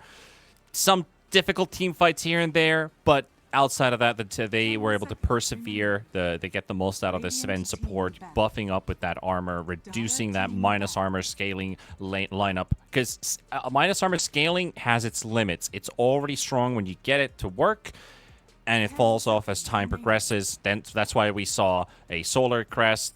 We had the Shard on Sven. We had the Crimson Guard, Guardian Greaves, Assault Caress. Literally, items take away from that whole strat from Night Pulse. Plus the lack of BKBs early on, where Night Pulse could have potentially ended the game. Well-earned victory here for Nightshade in game number 1. But we go to game 2, Bowie. What are we looking at this time around? Because I know Night Pulse, they love to shift their drafts around a lot. They don't always go for this minus armor style. Yeah, I mean, I think, you can draft the same minus armor and win. To me, it wasn't really about the draft more than it was the way that they played, especially, after they were really far ahead. But, it happens. Sometimes you make mistakes and you drop the ball. They did had a kind of a snowbally draft as well. So maybe if you want to go minus armor, but have a draft where you can still lose fights and take it, you can go for something a little bit more reliable. I've seen a lot of PA, and Mr. VTune, he is a PA specialist. This guy has probably the highest number of PA games here in pubs at the moment. He's been playing a lot of that hero. You gotta be careful about PA. I feel like it kind of went under the radar of a lot of people, but this hero is making waves. Yeah, you got to keep your eye open for a lot of picks that he can play. He's also a great Lina carry. We've seen his Bloodseeker also being picked from time to time. Night Pulse, they decide to get rid of the Pango, hero that was causing them some gray hair. But that means Darkseer, Beastmaster, both open. Also, what's up with Monkey King? Why does he have 38 bans in our 49? He's just broken, man. He flex it to literally any position. He scales well. He fights well. He dominates lanes. He just does too much. And he has the highest win rate as well. Just looking at the last 2 weeks in competitive matches, he has actually only 55. I thought it was higher, but still, 55. And it's a hero that you have to literally first phase, or else you lose. So if you're first facing this hero 90% of games and he has a 55% win rate, it's probably a very good one. Yeah, pretty understandable to put it high up there at least. We've got our 12th Ursa pick. This is this the first phase? First phase Ursa pick. Let me check. Maybe. This is the second time. So it has been picked once in the first phase. It has lost that game 9 times in the second phase, once in the last phase, also a loss. So maybe it's now time to turn those numbers around. So V-Tune Ursa and the Darkseer and it's for Chodex. It's an interesting position here because now you're in a game where both Oracle and Enchantress are really valuable for both sides because, you know, Oracle and Ench just taking away Surge, taking away Iron Shell is huge in the lane. But that's the same against the Ursa, and I think those two heroes, there are teams that like playing that against Darkseer. There are teams that just let the Darkseer, do his thing in the lane and they counter it in different ways. Very curious to see what the Night Pulse approach is gonna be because, and even the Nightshade, because if you are afraid of it, you can ban it, but you're also utilizing important bans. Oh yeah, Tornado is another one. Invoker, very good against Darkseer. Yeah, but also Invoker would have been pretty good versus the Ursa as well. You like all these tornadoes, Yules being built against Ursa. One of the few things that doesn't reduce duration because of Enrage. Always flat. Yeah, it would have been a second pick Invoker Ursa from Night Pulse, which is greedy thing to do, but Night Pulse definitely known for being greedy, for being confident, and they have been delivering with their results. Well, there's an Ursa. They banned the Doom. You gotta ban the Troll now. That Doom literally talks about Troll pick here for Nightshade. Maybe even a Morphling either. Maybe Morphling, between the two. Morphling is definitely one you gotta be careful about. Ursa is alright against Morphling, but it's definitely Morphling favored. Which one do you take out? Oh, they take the Nyx. Alright. I mean, I've seen a lot of Darkseer Nyx offlane duos, surely, but I wasn't expecting them to actually ban the Nyx here. Yeah, I mean, I'll be honest. That was such a good game from Kisco. Like, he made that hero look insane. As they're gonna go for the ET, so don't dispel the Iron Shell. Just make sure you bang its head and kill the heroes. So I like this strat. I think ET is like probably the best 5 right now. So I do like this. Do we pick an Enchantress against it to keep the Elder Titan away? It's rough because... Well, that's another idea. That's better than Enchant. Yeah, it's probably going to be their 5. Although, Shadow Demon is pretty good at stacking. So if you think you're going to lose the lane, you can just have this Shadow Demon stacking and still play. It's not a melee 4, but he will allow the Darkseer to recover later. Yeah. And also protect in the lane. I think you can make some pretty good Iron Shell plays with Disruption. Elder Titan shows up with a bunch of stacks on his Astral Spirit, bubble him up, keep him away. When you have your timing right, you can just bubble into Iron Shell mass murder. Plus, you can use those SD illusions for you. Nightshade, you're almost out of time here. They're gonna go for the Snapfire to pair it up with. So this is, you are right. I think it is a 5 Shadow Demon with a 4 Snap. But yeah, JM also likes the Snapfire. I don't know. Maybe they could swap it around. Yeah, I think it's better to have the Shadow Demon as a 4 here, just because of the stacking capabilities. 5 seconds now for Night Pulse, you have this 16-17. You probably want to pick your mid plus the other support so you can get a good offlane for you, because you don't see the enemy carry. It's very scary to pick the offlane now. This is the first Snapfire for Nightshade Esports. They haven't played the Snap before, but now we get a returning hero. Haven't seen this guy in a while. The Grimstroke paired up with the Sand King. Okay. Pretty handy versus yeah, some flex there. I do like the flex of the Sand King. This Grimstroke doesn't sound amazing right now. I wonder... Because he's being not being picked that much, right? Yeah, but usually this year's supposed to have like a straight up answer. I guess Ember is one of them. They did let the Ember through because they had to ban Nyx. All right, so I think in this situation you're probably laying the Sand King the mid lane, and you get a different hero for your off lane. That's how I would. I think Sand King just doesn't care about the Ember at all. Yeah. I still think ban Husker and ban Dazzle. Dazzle could be your 2-3. Sand King's your 2-3. Just make sure that... okay, ban Beastmaster. Sure, I don't know why this hero was left through all the way here, but that's a good ban. Especially when looking at the offlane. Yeah, so you ban Morphling here, right? You saw the Doom ban. You probably take that one out. Yeah, Troll Morphling would be pretty easy to look at. Just ban both of them. Yeah, I think they're the best heroes left. You definitely don't want to play CK here because there's a Sand King. Weaver is available. Not a bad Weaver game. Have Darkseer Iron Show as well. Yeah, Weaver feels alright. But how does Weaver play versus Sand King in the lane? I mean, melee versus range, you say Weaver's alright. Stinger hurts. Yeah, it's annoying, but most of the other heroes they can play are going to be melee anyways. I guess PA is not bad for Nightshade either, because you can just destroy the Grimstroke. You literally just blink and kill him. You can get CS from afar against the Sand King. But that's, if the Morphling... Oh, okay, they do ban the PA over the Morphling. Interesting. Do they feel comfortable enough letting the Troll through? I guess so. Troll, your ultimate Ursa counter. Yeah, there we go. That's what I thought. So now the Morphling opportunity arises for Nightshade. Yeah, Morphling Shadow Demon. It feels so good. I think you just go for it. Yeah, Simon, out of the heroes still in the pool, has played Venge, Windranger, Morphling. Those are the ones that are still out if he wants to repeat something he's already played before. Those heroes... Venge... Wind, he's won 1 out of 2. Venge, he's won. Morphling, he's lost. Yeah, the ban the Lycan could be Morphling now.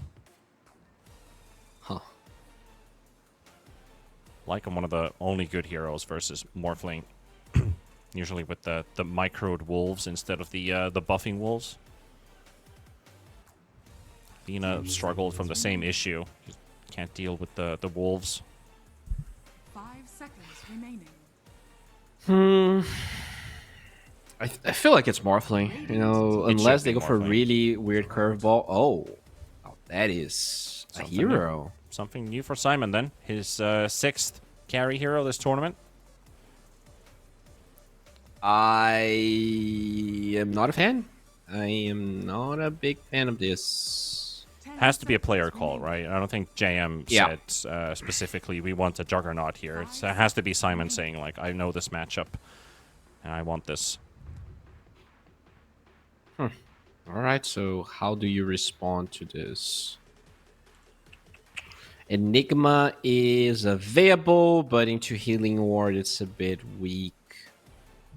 Oh, all right, they go for it anyways. Interesting all chat going on between the two teams. I wasn't even looking because normally I don't even look at the chat during our drafting scene. But Nightpulse, for some weird reason, couldn't see the last pick from Nightshade. So I guess they had a bit of a UI bug going on. They did say Jug, but they were also saying they picked Venomancer and they picked Warlock Carry. All right, and then well, they said, it's Jug, guys. All right, this game is really weird. I look at this Grimstroke and I don't really understand what his goal is, because usually if you have a Grim, you want to have a laner that utilizes your Inkswell. Just not the case at all what he's supposed to do. This Enigma into Healing Ward is a bit dangerous from Kami as well. A good Juggernaut walks into the fight with the Healing Ward in the back and if he just gets to micro the healing ward onto the black hole heroes, it's just so much damage that gets nullified. They actually don't have a really good healing ward taker besides the Eidolons. But later on, you know, they're very weak to just die to anything. Yeah. Even though I don't like the Juggernaut, I think I'm going Nightshade. They played really well game 1, and I'm a big Enigma player. I don't think this is a good Enigma game. Yeah, I'm not sure how well you know me as well, how I feel about Enigma. But, yeah, I really enjoy the hero as well. I think I played like 530 games of the hero, and I can agree with you. This is not a desirable Enigma game.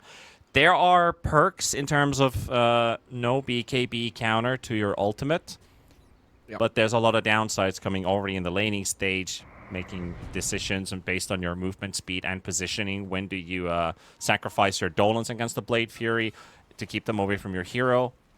And also, can you really poke the hero back? Plus the whole healing ward issue. I think everything is really looking towards the Jug, so it might not be the hero we wanted Nightshade to pick. But I think Night Pulse has got this one in the bag. So we're tearing ourselves 1-1 in terms of predictions. You're saying 2-0. I'm saying 1-1 tie. I still think Kami Enigma is scary as hell. He'll find an itemization route to win this game for the team. There's no counter to it outside the laning stage or after the laning stage. We could have an eggs here on the Snapfire. You know, just eat whoever gets Black Hold and just save them. There is an interesting strat, by the way. If you buy teleport boots on Snapfire, you gobble up a creep and you teleport, you take away backdoor protection. Not sure if you knew about that, but that is a really spicy strat to pull off sometimes. It's Janter. I predicted you in game 1 for First Blood, but here he is and does it in game 2. All right, delivering here. That is huge for the ET, and he will be playing with the Enigma. So I do like this much more. Because, you know, I was expecting the ET to be 5 because that's usually his role. Now, this lane configuration seems much stronger. It does. And Kami doesn't have to micro his ally this time. Plus his Eidolons. It's a straight up 5v5. That will help. I'm pretty sure it's an advantage compared to that game 1. Chodex is going to be dragging some creeps, it looks like. Yeah, they want to split this lane because it's a very scary one, having this Ursa and Grimstroke together. Warwick also going up with the Sand King versus the Ember Spirit in the mid matchup here. Richmond, he had an alright time in the previous game. We've seen Ember Spirits win almost every single matchup so far. No matter if they are countered to some extent. It does not show like that they are actually countered in the lane. Well, it's an interesting one because Warwick has really been enjoying this mid Sand King. Yesterday, an absolute force. Plus, even in a game where he started off a match with a triple kill for his mid Invoker into a laning start. That was like the dream for a mid player. Oh, yeah. Now he got an assist on the First Blood, which is not quite as nice. Yeah, but the Sand King farms so fast. You just max out that Stinger. You can get whatever item you need as quickly as possible. So, still gonna be alright. The RC is struggling a little bit in CS. They're playing really well with the waves Nightshade. Just making sure that this Ursa can't really fight, and even less hitting under tower is a bit annoying for him in the beginning of the game. Simon's also been very active with the Blade Fury versus the Enigma Eidolons. Already up to 18 last hits. He was able to clean the entire multiplying Enigma wave, so that's an instant +6 CS. All the extra money he can get is very important here. Using the healing ward to heal himself up, but as soon as he's left alone, Kami already punishing him quite heavily.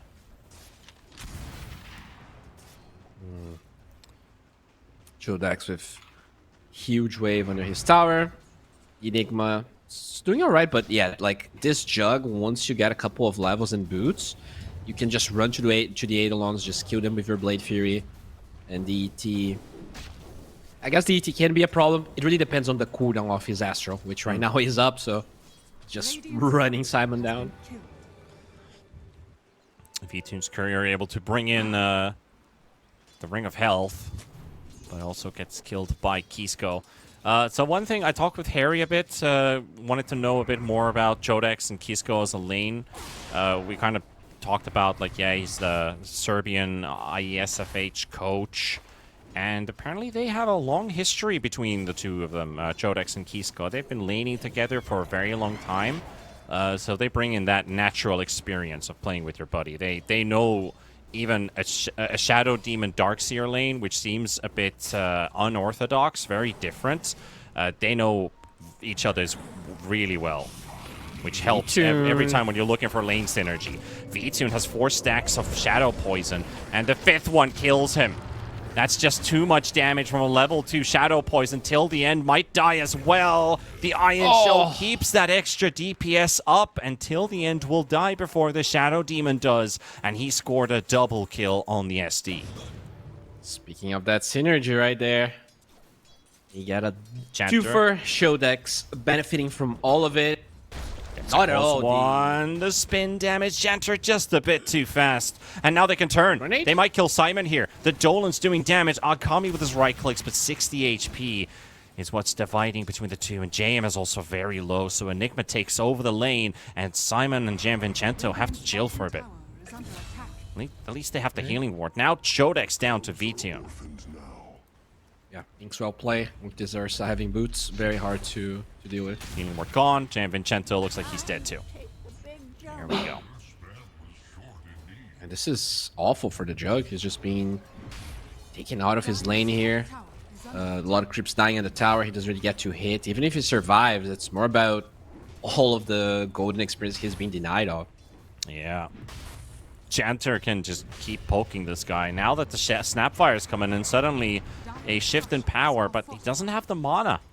And there's no mangoes either or anything, so Simon can't even use a spin aggressively to poke this Elder Titan away. He also rocks a lot of movement speed, 405, which is so much more compared to the Jug. Now Gianvincenzo down. He just TP'd in to help him out, and now Janter, he's forcing Simon all the way out of this lane. They're going to take a 1v1 here. He's got the stick charges up, and he could just turn things around with a spin, but Janter is hammering Simon.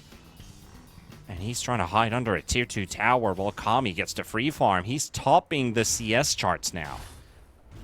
It's actually kind of worse than dying what happened to Simon there. He's been denied of creeps for the last minute and a half.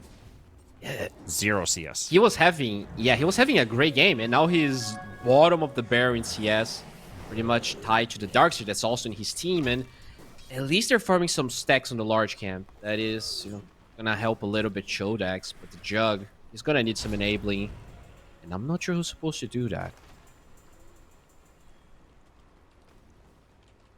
Yeah, they could definitely use some backup here. Does the Shadow Demon give enough? Oh, Kami is getting bursted here with the Blade Fury and the Cookie. It's a split kill, and Janter needs one more. The Eidolons kill the healing ward, and Janter's got this one for a trade. So Simon, he's still got 23 CS. He got a kill, but he's killed 0 creeps, while the Darkseer is also in trouble until the end. We'll get with the damage health from V-Tune. Another kill, and this is looking really hard for Nightshade now. I mean, the side lanes are already going this badly. Warwick is tying up with the Ember Spirit, so Richmond, what are you going to do this game to save it? Your side lanes are struggling. And that's the problem, like your Sand King. Actually, I love the fact that the Sand King has 0 points of Sandstorm, so he will be ready to assist in the side lanes. He's going to be able to play aggressive. I feel like a lot of the Sand Kings just go for the same build every game, and if you can just show up and get some kills, you can snowball this game so hard. Nightfalls, this could be their time as the top lane. Look at Janter go. Holy crap. Drums already on Kami with the Tier 1 tower down. Yeah, and we talked about is Shadow Demon coming to the rescue, but now you got a Grimstroke also in the top lane. The top tower is down, And they're putting their sights onward for the next Radiant's objective. middle tower is under attack. Jug Yeah, I has mean, less Chodex- net worth than Janter. Well, Dire's top tower. he is 5-0-0, but yes, I get your point. This is not the position you want to be here with Simon. And we kind of talked about this. There are so many good carry options. Oh, Black Hole on Simon with the Eidolons. Is it going to be enough to take him down with the Malefice and the bubble save from Kisco? But the healing ward heal, is it enough? The Dolans can't get the job done. Kisco saves his life. Well, there's your saving SD. Meanwhile, the Ember Spirit was almost killed by Warwick Janter until the end. They're going to get Vincenzo. Chodex is around. 4 points in Iron Shell. No vacuum. Richmond trying to get a kill while jumping out, but Chodex takes Janter, takes the big streak away. Richmond dies to Warwick. Chodex chasing till the end, sees where he's going. Warwick for the teleport away as the bubble, well, he had no mana for it. Yeah. Oh, at least they get that huge Q on the ET. Unfortunately, it's not the Jug that got it, but Chodex now pretty close to his mech. And I think this Darkseer is really the hero that can put Nightshade back into this game. You need to be able to sustain the volley of spells that Night Pulse is going to throw. Whether that's going to be the Epi or just the Zersa. A really good fight with the mech and a wall could... I mean, there's a reason this hero is banned pretty much every single game. This Darkseer is a crazy good hero. Dire's middle tower is under attack. They're trying to put pressure on V-Tune. Radiant's courier. Running away to safety. V-Tune's courier dies. One piece of the Battle Fury on it. Quick and Rage has teleport available, but you need to get away from the Shadow Demon. He took the other bad way angle from around, and that's going to be a Kisco. long way. So he's out. That is such a good read from V-Tune. Jan Vincenzo out. But yeah, while that is a good read from V-Tune, it is the wrong read from Kisco. Exactly. Because I don't even think he had vision, right? Okay, there's a Radiant Ward. Maybe he saw it, but... Yeah, if V-Tune was looking at the SD and he TP'd just after he saw him taking that angle, that was beautiful as now. Richmond's dying to Janter. Look at this guy go. He's going to have to search up the Ember Spirit, and Uldatine almost kills him all by himself. He doesn't even need the Ursa for this one.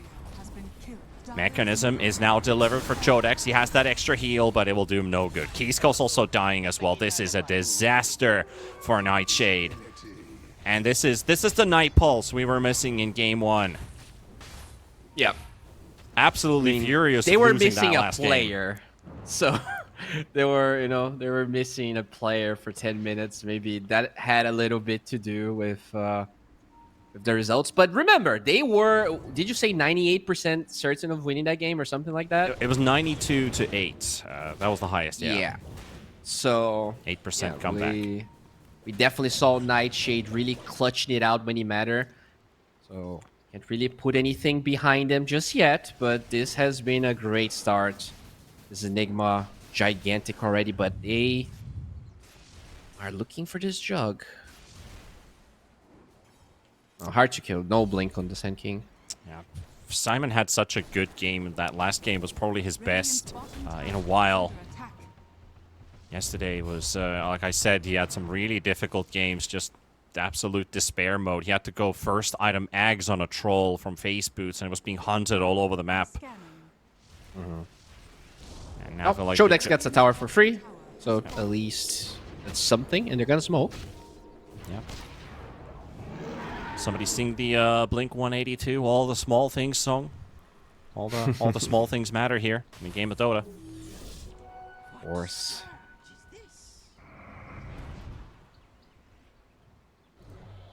Let's see, Haste Rune scouted by Kisco. Richmond can probably pick that one up. They ping Kami, but he does have a Blink Dagger.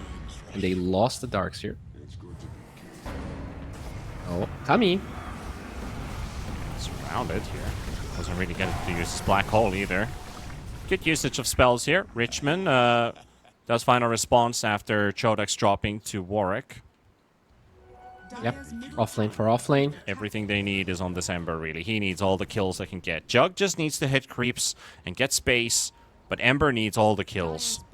We need to get Richmond online if Nightshade wants to fight back.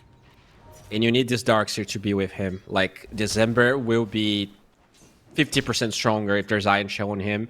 So I'm surprised that Shodex didn't like show up to at least get an Iron Shell on him and then to go back. Looks like they're not interested to fight until they have Kisses again, though, because if they wanted to fight, I think this Darkseer needs to at least Iron Shell him.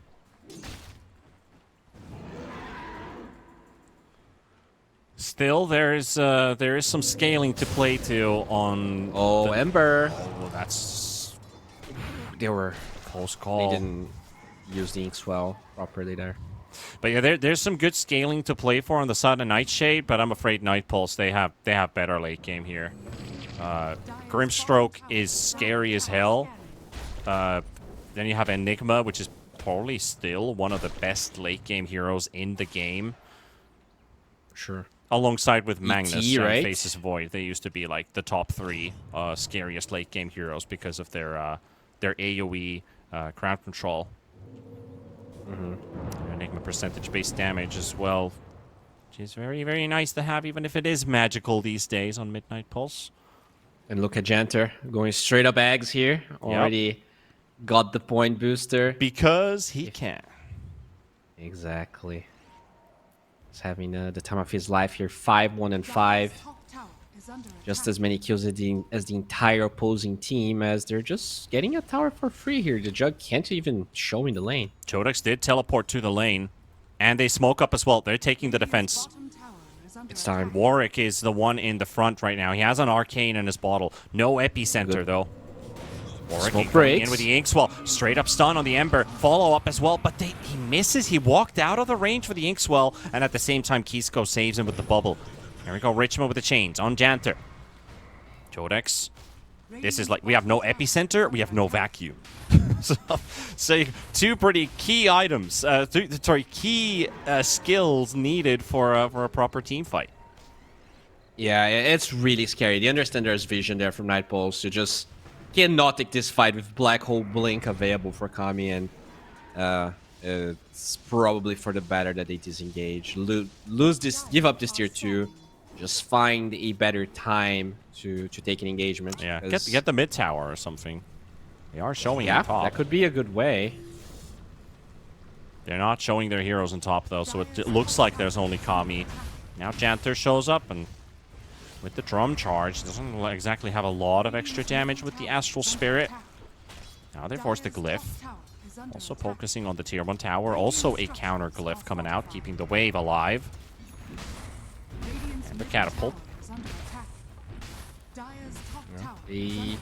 They're not getting this T1 done. They're not getting it. This is taking way too long. They have vision of this TP, though. They can potentially save the Ember.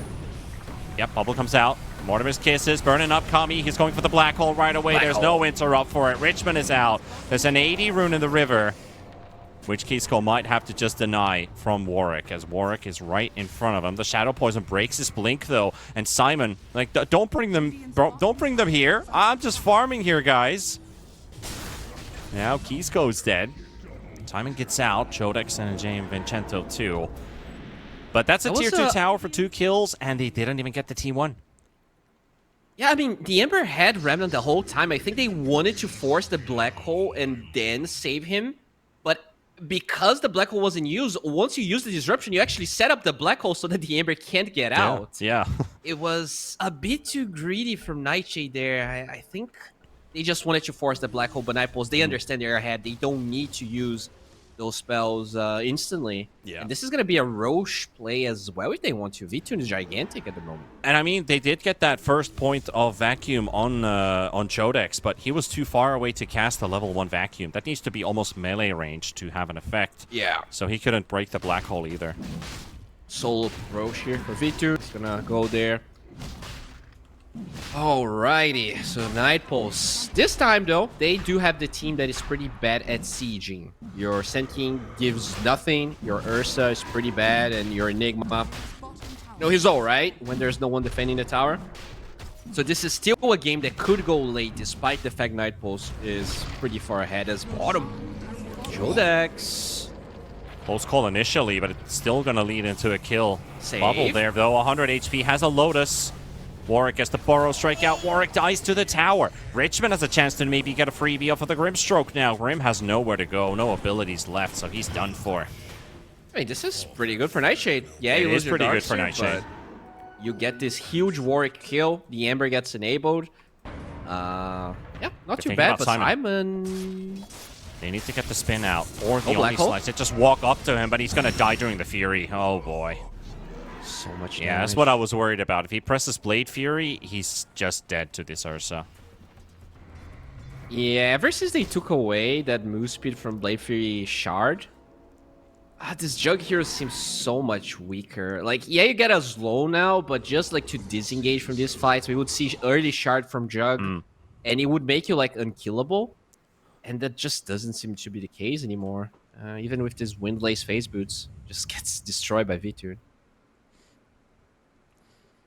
Well, we are 18 minutes in with 25 kills racked up so far. 7k lead for Night Pulse. So looks somewhat similar to game number 1. Except this time they didn't have to play with a player deficit. They had their Pulse 4 player currently playing from an internet cafe, Janter. Hoping that he can then return home after this game and maybe have electricity back, get back to the pub grind. Yeah, me too. If not, though, we can still play from the cafe, right? Just get yourself some energy drinks and play to the cafe closest. Yeah, that can also work. I mean, I actually cast a tournament from an internet cafe, and they gave me the keys. They were like, close the place when you're finished. I'm like, yeah, sure. I did that in the past as well. Like, I had, like, my house was being refurbished. You know, there was a construction workers there. Yeah. And I was able to find find a place to help me with that. Unfortunately, that specific internet cafe I was at has ever since been closed. Not because of me not turning in the keys, but I think they went bankrupt a year ago or so. So they stopped their business. Fortunately, not so big of a thing in Finland, as JM Vincento gets blown up by V-Tune. Yeah, not an easy business, the cafe one. It was like everyone has good PCs now, and people have become a bit less social, if that was any possible. Richmond has to be for the careful gamers. here. Enigma's Black Hole is coming off cooldown, and he does have the blink. The thing with Ember and Enigma, you've played this matchup a couple times, and you know it can be pretty difficult to get a blink Black Hole if your opponent knows what he's doing. Yeah, definitely. They did make it a bit easier for the Enigma now that you have all of those weird cast points on Ember. Like, this hero used to be uncatchable with the 0 cast point, 0 wine time remnants. But still, definitely not easy, as they do get a tower here. Not too shabby considering there's an Aegis for Night Pulse.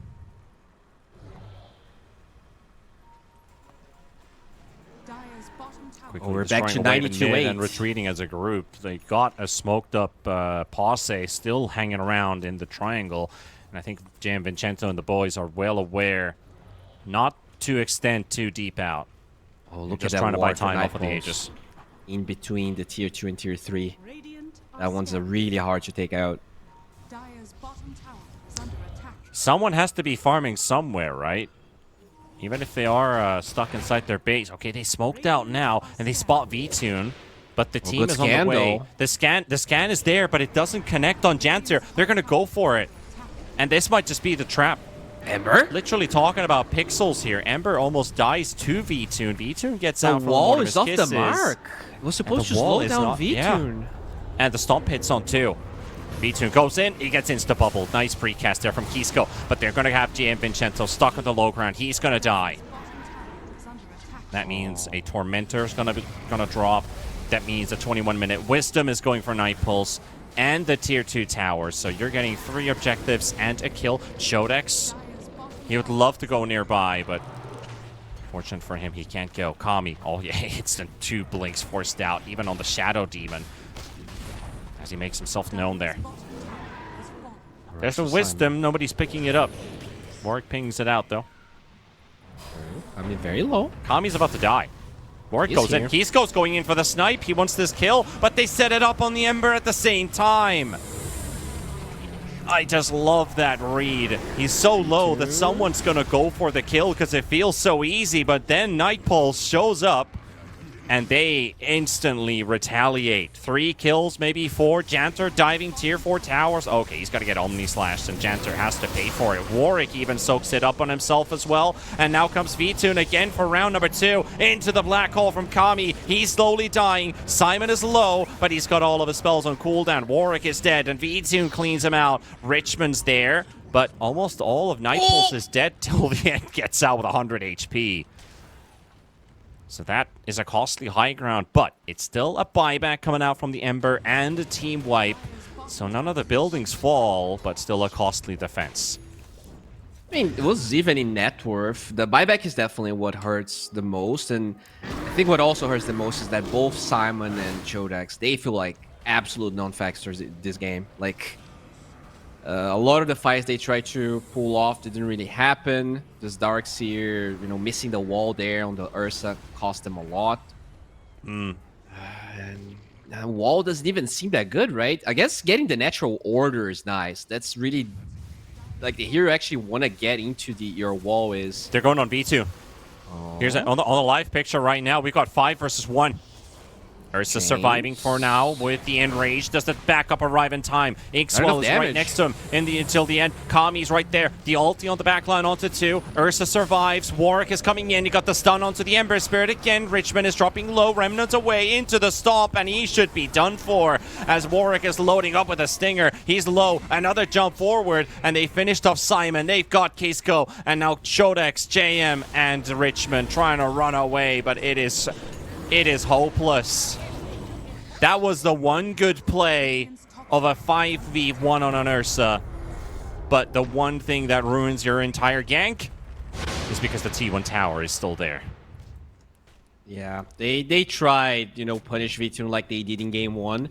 But because all of these towers are up, it's so much harder for you to kill him before the enemy team connects. You have some pretty mobile heroes there as well, and this Ursa is just a beast. Having that Enrage, they got wall into kisses, into like Shadow Demon OT, and even all of that's not enough to V2.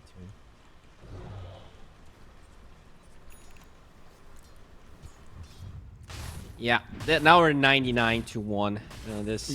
It feels like they crossed that line where it's pretty much impossible to lose. That felt like the Hail Mary smoke, just without the smoke. Yeah. So technically, you could say the game ended there. But Nightpulse, you know, based on game 1, Nightshade knows there's a reason to keep on going. Yeah, but now BKB on the Enigma. That's when you will need a save, and the only available save is this Shadow Demon because there's no eggs on the Snapfire. There's just very far away from any items. Kami Enigma has been huge this game. Yeah. It was not an stage easy was lane. A stomp, right? Yeah, it was not supposed to be an easy lane in any way, but the Elder Titan, you've been talking about this hero being an absolute lane dominator, and that saved the Enigma's lane. Not just saved, they smashed that lane. Yeah, they really did. Or going in for Chodex. Fine, Chodex. Oh, look at the damage. Cookie keeps him alive. Not really, he has to use the Guardian Greaves for this. He wanted to use it for something else. Oh, I love the Octarine build on V-Tune. You know, it started as a BSJ meme, and for some Ursa enjoyers like myself, it is one of my favorite builds. It just go, like in the past, the build used to be Octarine with Wind Waker, and they were literally impossible to kill. Really fun build to play. Yeah, pretty neat cooldowns. Warwick solos Kisco. Omni Slash into an Enrage. And he's just running away from the Mortimer's Kisses with the extra movement speed from Inkswell. Kami loads up the Black Hole on the Juggernaut. And Jug's down. Richmond trying to fight versus the Grimstroke. They still don't have Warwick. It's still a 4 versus 4 fight.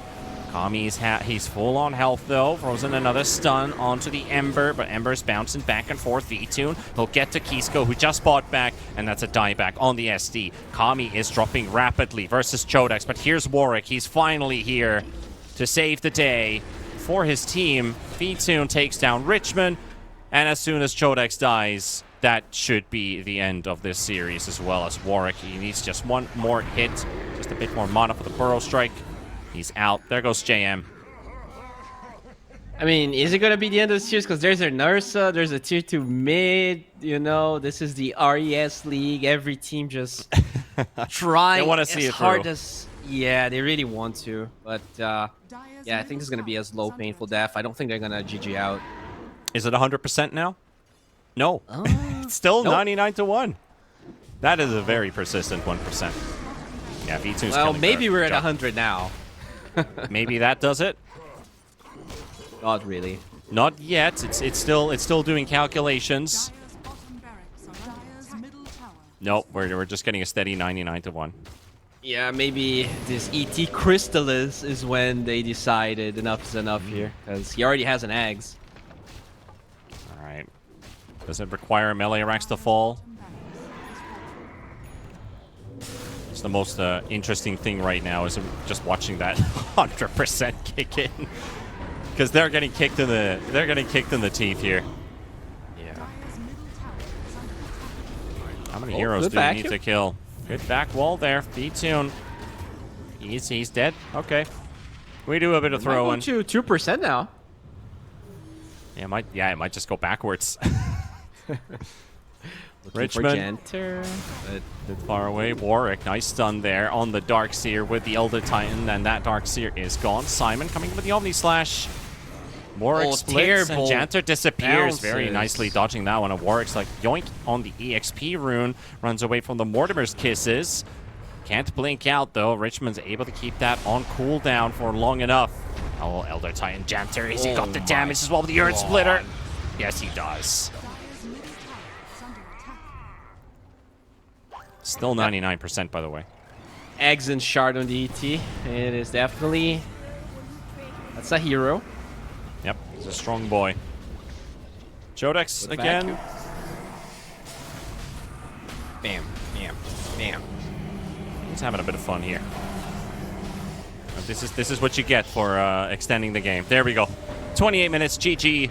And we'll have yet again another tie for Night Pulse at least. And same thing for Nightshade as well. They'll be their second tie, going up 1-2-1. Night Pulse go 1-3-0. Yeah, team that has yet to drop a series. They still maintain their positionings here, second and third place, Night Pulse and Nightshade specifically. And yeah, the next match is going to probably decide Rest Farmer's fate. They're already in a pretty precarious position. They might be... Are they out mathematically? I think they might be really close. They have to 2-0 everyone. They would have to 2-0 both yeah, they need 2-2-0s. That's what we were at least discussing yesterday, is if they don't win a series, it's out of their hands. And their chances drop really, really hard. So you need to win 2 series in a row. And they're not easy. Especially in the last day, they have to play Dandelions, who's top of the group. So yeah, that's going to be a spicy one. Surely what happens in the last series of the day. But what can we take from this one? Did Nightshade get lucky in game number 1 with extending the game that far that they were able to win that one? Or did that first 10 minutes really have that big of an impact? Because Night Pulse in game 2 just dominated their lanes. I definitely feel like, when looking at this series, even though it's a BO2, not a BO3, it definitely feels like Night Pulse is the more consistent team, right? Yes, the DCs probably matter a little bit. And Night Pulse, they have high highs and some weird lows. But when it actually comes to lanes, they seem to be stronger. And that's one thing that maybe Nightshade needs to focus on moving to the next couple of games. Strong lanes in the draft, but also improve their laning stage. But yeah, I would say Night Pulse, they are looking a little bit better than Nightshade so far. We'll see how it develops through the tournament, though, because there's a lot to learn still. and I wouldn't really put it beside Nightshade to take the whole thing. They definitely look solid in the games that they have the drafting one. Well, one more series to go as we're done with the first two best of twos. We're going to take one more ad break until we start the last series of the day. We'll see you guys in a bit.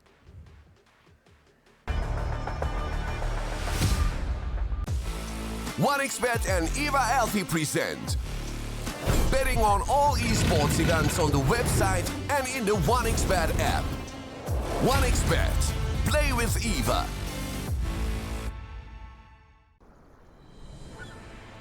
What if Kunka knew that he could not only play Dota but also place bets? Better the best black hole.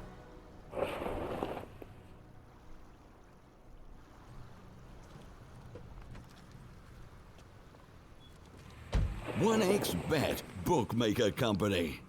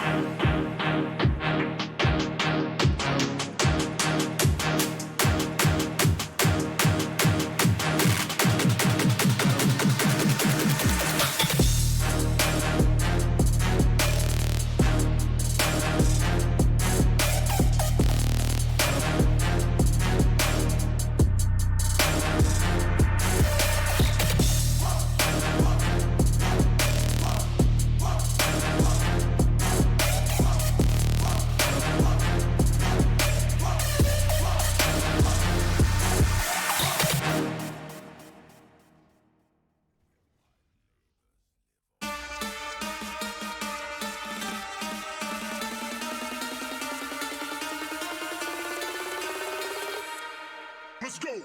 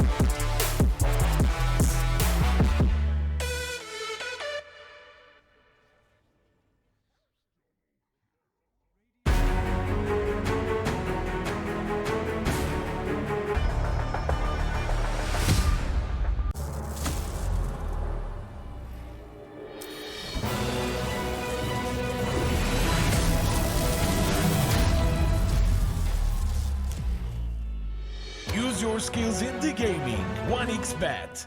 Respect from 1xbet. Respect from 1xbet. Respect from 1xbet. Respect from 1xbet. Respect from 1xbet. Respect from 1xbet. Respect. Respect from 1xbet. Respect from 1xbet. Respect from 1xbet. Respect.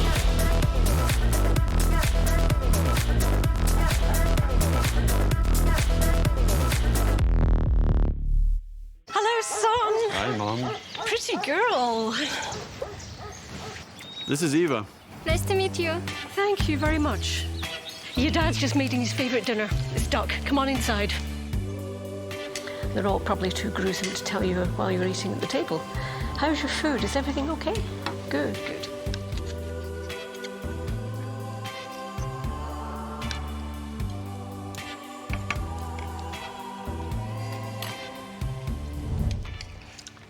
You seem to know each other.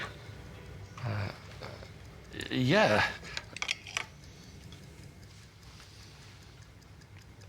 This is the new ambassador for 1xbet. Oh, I see.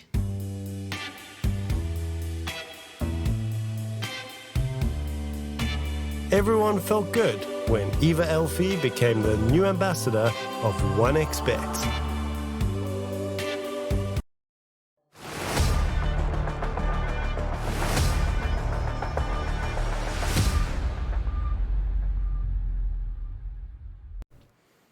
Welcome all of you fellow folks. We're back once again for the final series of the day here at the Arrest Regional with Relog Media. You're listening to T-Panda and of course the lovely Kips tuning in to the casting desk here as well. Bowie can get his well-earned rest. That is pretty much nighttime for him. So bringing in the true European time schedule casters here for a very important series. It's Monte versus Rest Farmers to end the day, and as Bowie has already highlighted it a couple of times and reminded me kindly with that last cast ending there. They need a 2-0 or they're pretty much out of the race because teams are escaping from their grasp. Yes, they are. They're in for a hard time here, though. Everybody has been so close together in this group, but if you would have asked me beforehand who the favorites are, it would have been Monte, Nightpulse, Dandelions, and, well, here's Monte, and the next team that they're going to have to play is Dandelions, so a lot to do for Rest Farmers here. And well, here are the reasons why Monte is a favorite. Crystallize, Moonlight, QPFY, and Eknard. We've seen a lot of good work out of the supports. The weak spot here definitely, I think, has shown to be their brand new offlaner, which is to be expected, kind of. He is brand new. Mm-hmm. But this man is aggressive and he's learning fast. And that is really important to have. He did have that Sand King yesterday, which didn't look too hot, but, you know, playing the meta, you talked a bit about meta blindness there with the Bloodstone builds that we're seeing. We didn't see a lot of impact in that particular game, but you look at Dota buff quickly, you'll see that they lost every single lane, so that also brings its own pieces of trouble in there. But, you know, they lose a game with all lanes lost. Rest Farmers, the sad story has been that they have not meshed together fast enough compared to the other teams. Them also playing with LaJoya and Flash in this tournament, so slight mix-ups with their usual roster, and they really need a win. Even a tie could put a bit of pressure off of them from tomorrow. Well, they have to play the top team, Dandelions of Group B at the moment, but anything else than a loss is welcome for Rest Farmers. That's what they have to do here today. Yeah, if you tank even a single map loss, you're just in it for the rest of the tournament for the experience, right? And you'd hope that's not the case yet, especially because right now, if you don't make it to the playoffs here, I do think your chances of making it to the LAN are also going to be impacted. I'm not sure if we're having a massive lag issue going on right now. Is it just me, or might have? You just went full robot for me. So is it? So it's just me then, right? Hopefully you guys can still hear at home because you know, VMix is working fine, but Discord is apparently broken for both of us because we're both robots apparently. 5 seconds. Doing the casual live audio check. Hello, 1, 2, 3. No, full robot. Stands ready. Unfortunately. All right. All right, trying again. 1, 2, 3. Hello. Hey, you are Hey, back there to we go. normal. All right, so Discord was issuing or having its own, baby tantrum going on there, but apparently we're fine on live. And going straight to this draft here, we have a Darkseer opener into the Sven from Arrest Farmers, and of course we've seen this Sven being flexed around a bit. Today had a real S tier Sven pick into the minus armor draft, led into a victory for Nightshade. This time still open because Darkseer doesn't hint towards minus armor. No, absolutely doesn't. Minus armor usually single target. Darkseer drafts mean best applied with a generous dose of AoE, right, to make the most use of that vacuum, but you never know. And this is Rest Farmers. The last time they drafted that Sven, they outdrafted themselves, where they were... They had to flex that Sven. Well, had to. It wasn't going to be a great matchup into the Troll, but certainly...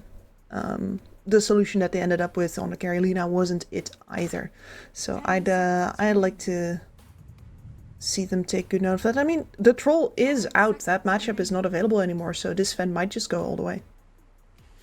Possibly, and yeah, of course, if you want to put it into the carry position, like we've seen low skill do before in the arms of Nemiga, and you can definitely do it.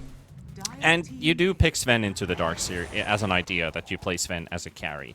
One of the good heroes to cleave out those waves. Kind of ignore the fact that Iron Shell is even there. He's tanky, he's durable, he has a lot of damage. Downside for Sven in this particular matchup is that if you go for carry Sven, your facet reduces your early game damage by quite a sizable chunk. Yes. So Darkseer actually benefits from that in that 1v1. Hugely. Darkseer's biggest enemy is, of course, denies, which is something they can't really do anything about, since that he's mostly last hitting with his iron shells. And we don't even need to talk about these next two picks. Jakira Rubik, yeah, it's self-explanatory. It's so classic right now. Maybe there's new people coming in who, haven't seen yet what a Jakiro's spells do on a hero without all those nasty cast points. What else does Monte decide to pick up here? Are we going more magical here to annoy the Sven? This is a, tastes like a good wine with Darkseer and Spirit Breaker, with your surges and your charges. Though, I have pieces of the football strat, but we're missing an Earth Spirit and we're missing a Tusk.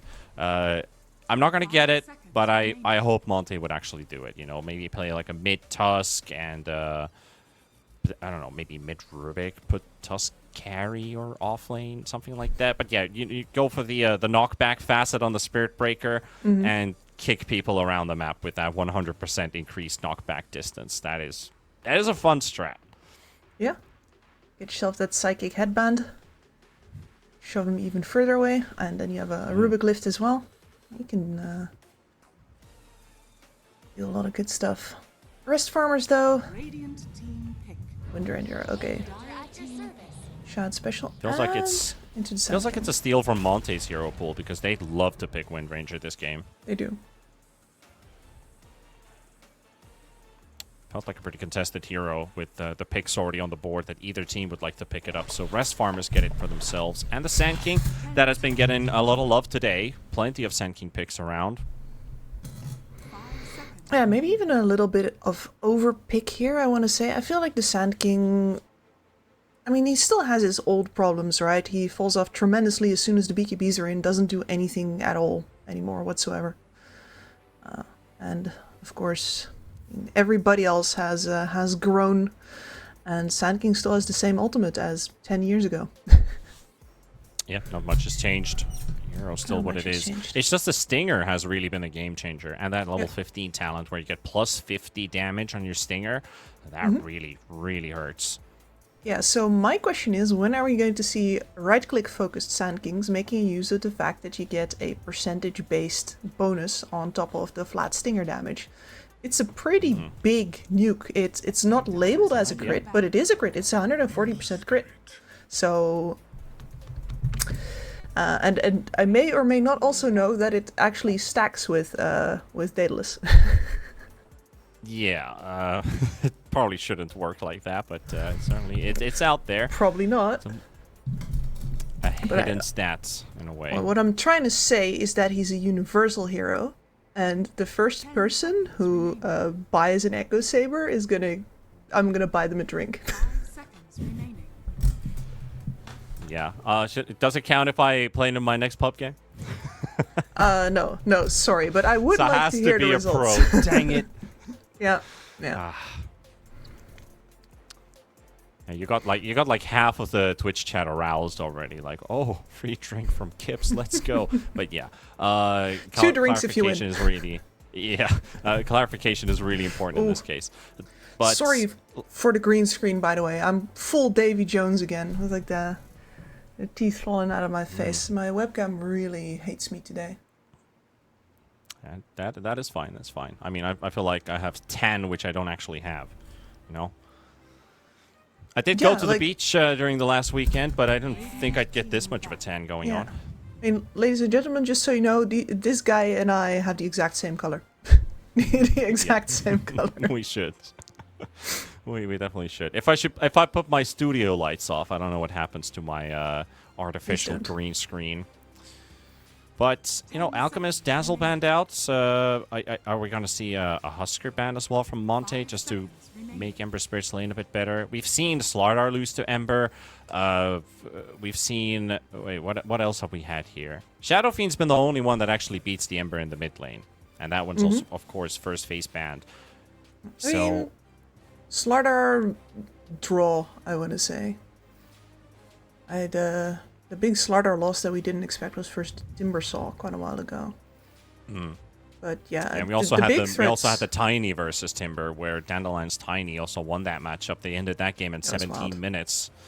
Another 3-lane loss for Nemiga. A lot of games today have been 3 lanes losing. Do you, on paper, looking at what we have on the board right now, feel the same? That another 3-lane loss game is ahead of us?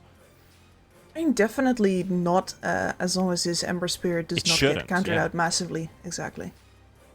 And not on Monte, which means that it would have to be on rest farmers. I mean, Sand King can lose lanes. Windranger, it's very hard on a Windranger to get completely run out of lane, especially since this is going to be double melee.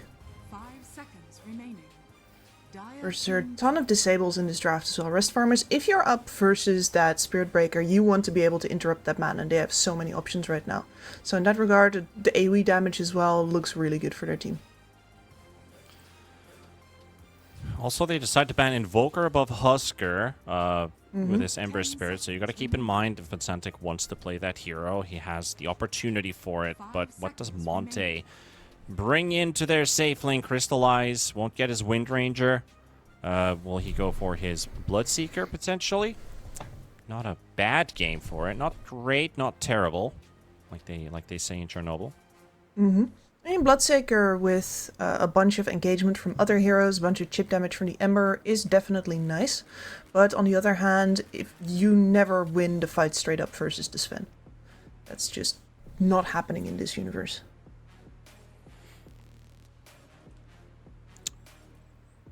Maybe one of those rare late game carries for Crystallize. Feel like he's only been playing early active heroes. Do want to bring up Monte's numbers of the heroes that he has picked. So Gyrocopter's also been a go-to for him. And I was thinking about the Terrorblade versus the Sven, but because I rarely see Crystallize pick a late game carry, I was not going to mention it out loud, but I probably should have, because that's what he thinks is the right choice here. Sven versus TB. TB wins that. Yeah, I mean, on paper, definitely. Of course, if you play a hero versus not a hero, you'd say the hero wins. So Sven is is still in a decent place. And the last pick for Rest Farmers, it's going to be Xantic Timbersaw. So support Windranger by the looks of it. No, it's a Shad Windranger. No, it's and Shad. we keep the Sven support because of the Terrorblade going out. Sure. Okay, so we still got the flex, the Sven, till the end. I would have been happy if he went against the Darkseer, but I guess with the reasons I gave earlier on with the carry facet for Sven, it's not really that great versus Darkseer in the lane. So Windranger at least has a better fighting chance. It's a bit of a rough Windranger game, though. I guess you're only up versus a single proper right-click core, so usually you are going to be taking down the Terrorblade with your Focus Fire. But after that, of course, your damage potential is decently limited, and especially once BKBs come up, your other two cores are not going to be doing anything for a while. Both MC as well as ads unfortunately fall off a cliff as soon as the BKBs come up, and they just have to wait that window out. So that is definitely a rough point in their draft. That said, on the other hand, Terrorblade, not a known lover of buying BKB. The only one that really reasonably buys it on the cores here is going to be the Ember Spirit. And even he would, even he would really rather get away without one. So Monte will be forced out of like their ideal build orders if they want to give rest farmers that trouble. And of course, a victory is on the mind for Monte, whatever game they head into, and they know that rest farmers have been having some issues organizing their troops in the previous series. Pretty much back-to-back losses there for the rest farmers side. So let's see if this time they're up for the challenge and try to punish this team that has a lot of comforts on their side. I've seen this Shad Windranger a couple times at Santic Timbersaw. I feel like repeating it every single time, but this guy's a madman on the hero. He's very happy to have this one. It's just the untested supports here. Angel, LaJoya. Angel, of course, being a good old Flash from the Romanian Rams that was around. The Romanian Rams, okay. Yeah. I gotta say, that's some BTS Cup deep lore that I have never heard about before. Yeah, the Rams used to play last versus year. The Dodgers? The Ram squad. That was like Han, Cancel, Weehaw, BNC Flash. Not only almost a year ago. 30 seconds to battle. Yeah, offlane Weehaw. They did all right. They did all right with that team. As we all know, Romanians have only brought in Ulnit as their new fresh player onto the scene, but he's got a bright future ahead of him. It does. I mean, Immortal Faith certainly had a very foresighted pick there. And a lot of personal investment too. Moonlight steals the rune from two heroes. Atlantic and LaJoya get to trade some damage back to the Ember at the cost of that bounty rune being taken. That means 3 for Monte, 1 for Rest Farmers, and we get our laning stage underway. Very nasty off-lane duo here for Rest Farmers, which I'm keeping my eye open for. Sand King Jakiro versus a TB. Not fun for Crystallize. Absolutely not. That is so much magic damage, dude. Unbelievable. And that's Rubik with his damage reduction here. That's just attack damage. That does absolutely nada to help out his TB versus these two magic damage beasts. Yeah. Crystallize is already almost down to half HP with his Metamorph up, which he has to use versus the Sandstorm from Mind Control. Wanting to secure that first wave, but guys actually get every single last hit at the cost of a bit of HP there. Still got to take into account that is a 40-second cooldown on the Sandstorm, so every second wave he's going to get to use it, or every 1.5. Luddick and QBFY from the offlane with the Darkseer and the Spirit Breaker also doing a bit of pulling. Making sure that the Sven and the Windranger won't have anything to say versus those two to get their level 2s up. That's a good way to go about it. And make sure that your double melee here, especially Vladik on the Darkseer, gets to a comfortable level 3 here before you start moving up. And you talked about Vladik as well being maybe the weaker link because he's unproven. That's mainly the reason. We don't know enough about him. He's still a fresh player, maybe even into the scene as well. The players on the server are probably used to him in the pubs already. There's a reason why he's in this team, but they want to give him a chance. Let's see how he fares. Yeah, well, we've seen him make a bunch of very nice plays already, and we've seen him go overzealous a couple of times in places where it's like, yeah, this is fresh. But that is our first blood already scored. LaJoya with Mind Control will take down Eknart in the top lane. Crystallize, still 45 seconds for the Metamorph. So freedom for Mind Control. Catch up in CS with that kill. Yeah, and a Sand King with a free lane is such a dangerous beast. This hero farms, I don't want to say the fastest of anybody on the map, but the speed at which you clear camps with that Stinger is absolutely nuts.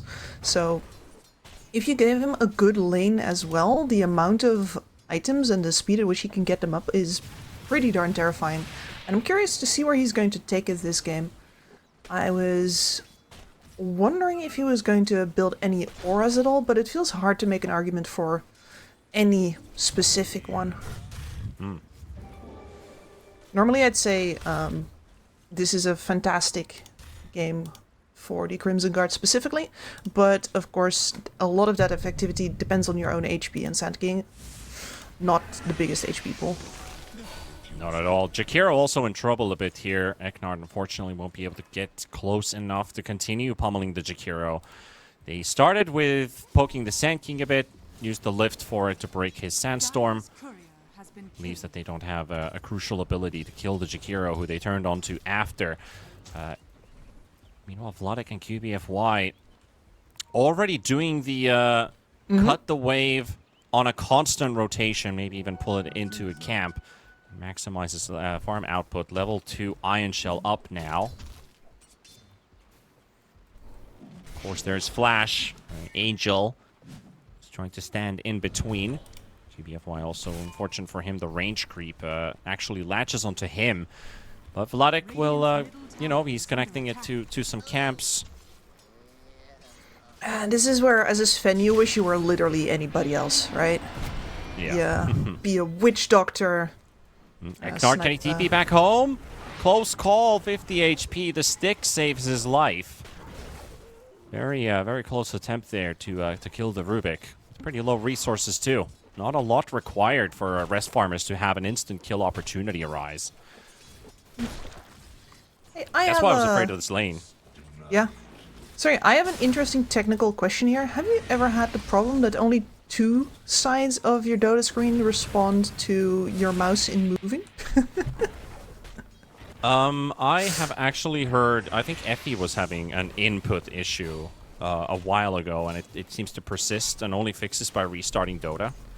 Okay, because I can But that move was my actually screen to the right. actually as like playing in the game, it just doesn't register some of your inputs. Yeah, no, it only wants to go to the right and down, but up or left, no, nothing. Do you have Dota Plus? No, I do not. Okay, because if you had spectated somebody and then joined the lobby and watched the game, then that is also a bug that has never been fixed. Because you're watching player pop. So yeah, I think, you know, No, I've had that one is the before. best fix. It's not this one. Okay, Yeah. well then I leave That always you fixes alone everything. with the boys. This is true.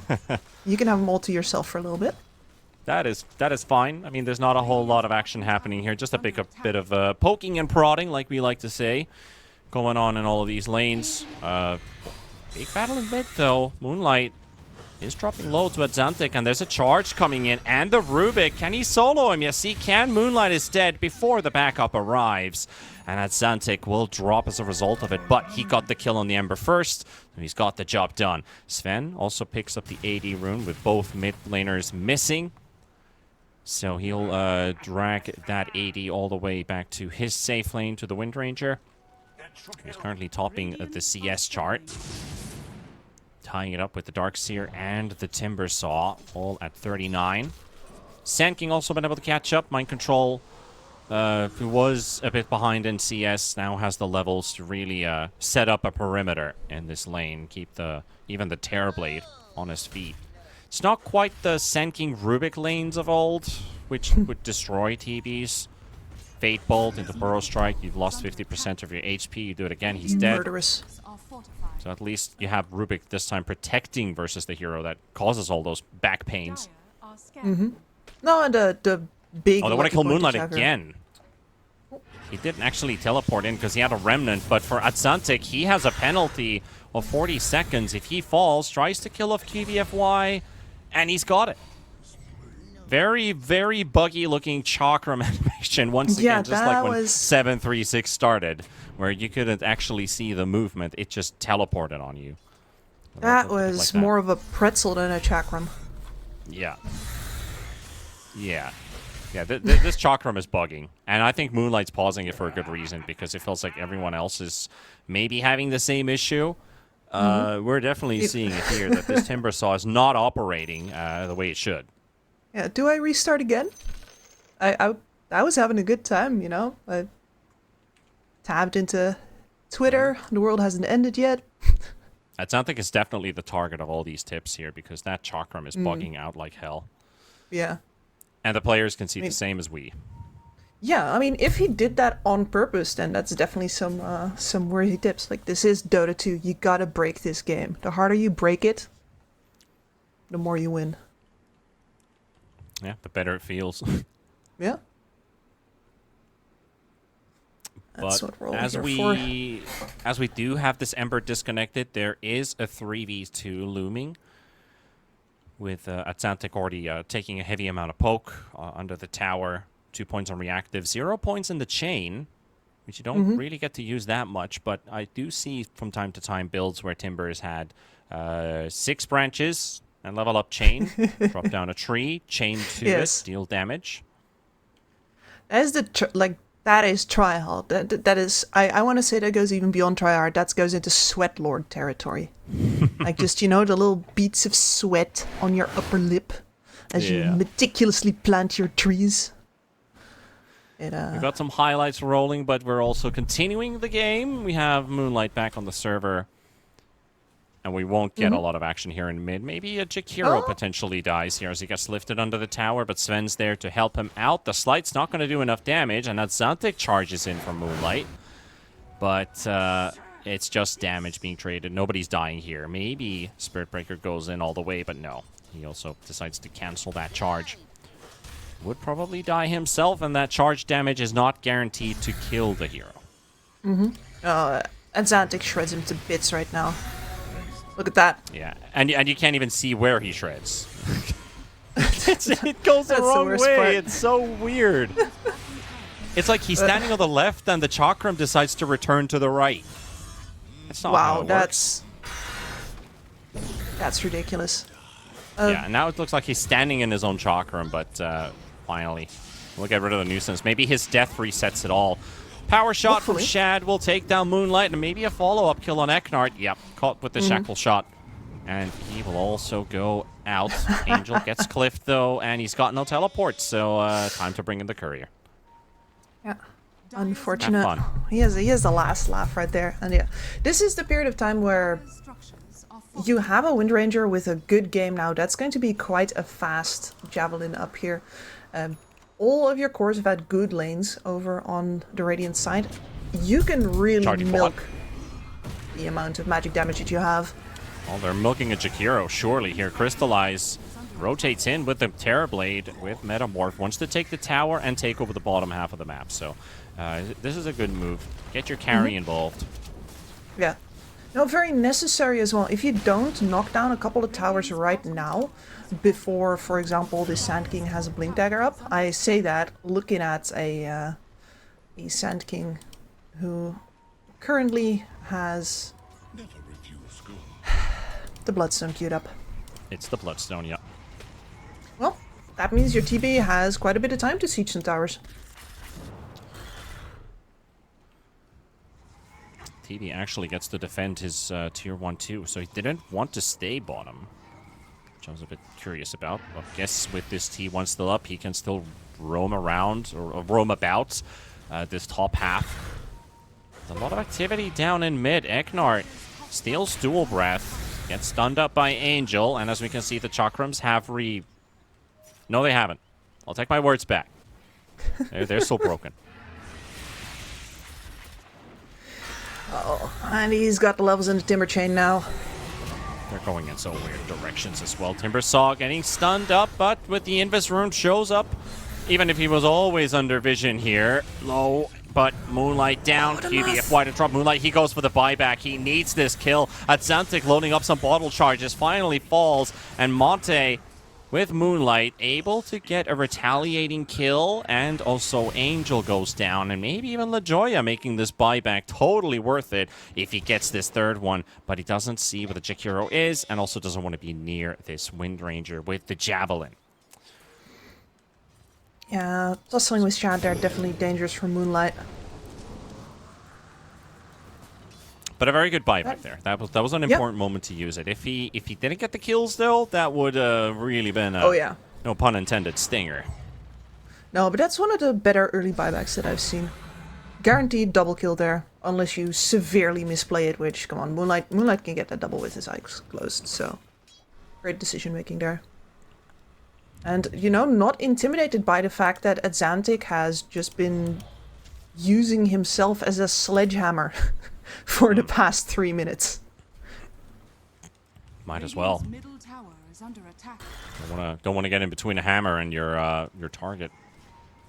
Meanwhile, smoke towards top. MC and Angel. You gotta see this one coming. Charge from QBFY to the Sand King. Nice stun there from the Sven. We'll keep him out, but Crystallize will finish off the Sven support. And with the whole team here, a tier 1 is on their sights. And these are once again the things that you simply are not allowed to do if this Sand King already has a Blink Dagger, and the time where he could have it is at hand right now. I'm sorry, I'm a hater of this build. We haven't seen a lot of belief in it yet, especially when space creation is required and needed. Also, MC's creeps get stolen by Eknard stolen Chakram. Bit of money for the Rubik.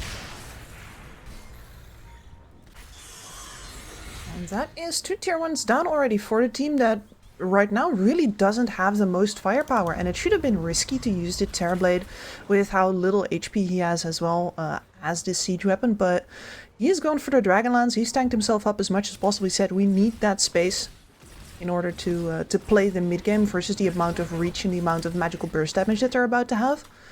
And well, taking those TP points away also means a freer playing field for a Spirit Breaker, who is greatly going to enjoy the fact that his enemy heroes are going to have to venture away going in from their towers. Going in straight for the Rubik here, with the Chakrams flying in and out. We'll take down the Rubik and finish off the tower. The backup from Monte is not here on time. They're still considering Shad, maybe. If he is alone, QBFY could charge him, follow it up with Moonlight. Has the double impact on the Slight. QBFY now spots Shad. Shad does have the Shackle Shot ready, so there's that. Well, that's that, in fact. Absolutely fantastic to have all of these disables individually versus a Spirit Breaker. And the one hero that doesn't have them, the Timbersaw, absolutely unintimidated. That's a lot of lines drawn in the mid lane by the Rubik. They're like, we want to push the T1 and the T2. And keep an eye open on the mid lane here. Rubik is in trouble, though. Does get his spells off in time. And Moonlight soaking up some stuns. Has the illusion rune, but he's going to get comboed up here in a very easy double here for Atlantic. As Eknart and Moonlight are down. Shad with Angel, we're thinking about catching somebody else in the triangle, but they've already backed themselves away. So with all those lines Monte been drawing down mid, it's also Rest Farmers having the same idea. Yeah, and maybe the Rubik got caught literally in the middle of explaining something. Because the way that Moonlight stood still in the middle there and just let himself get hit by that Stormhammer was a little... like, he felt like he was in the middle of something there.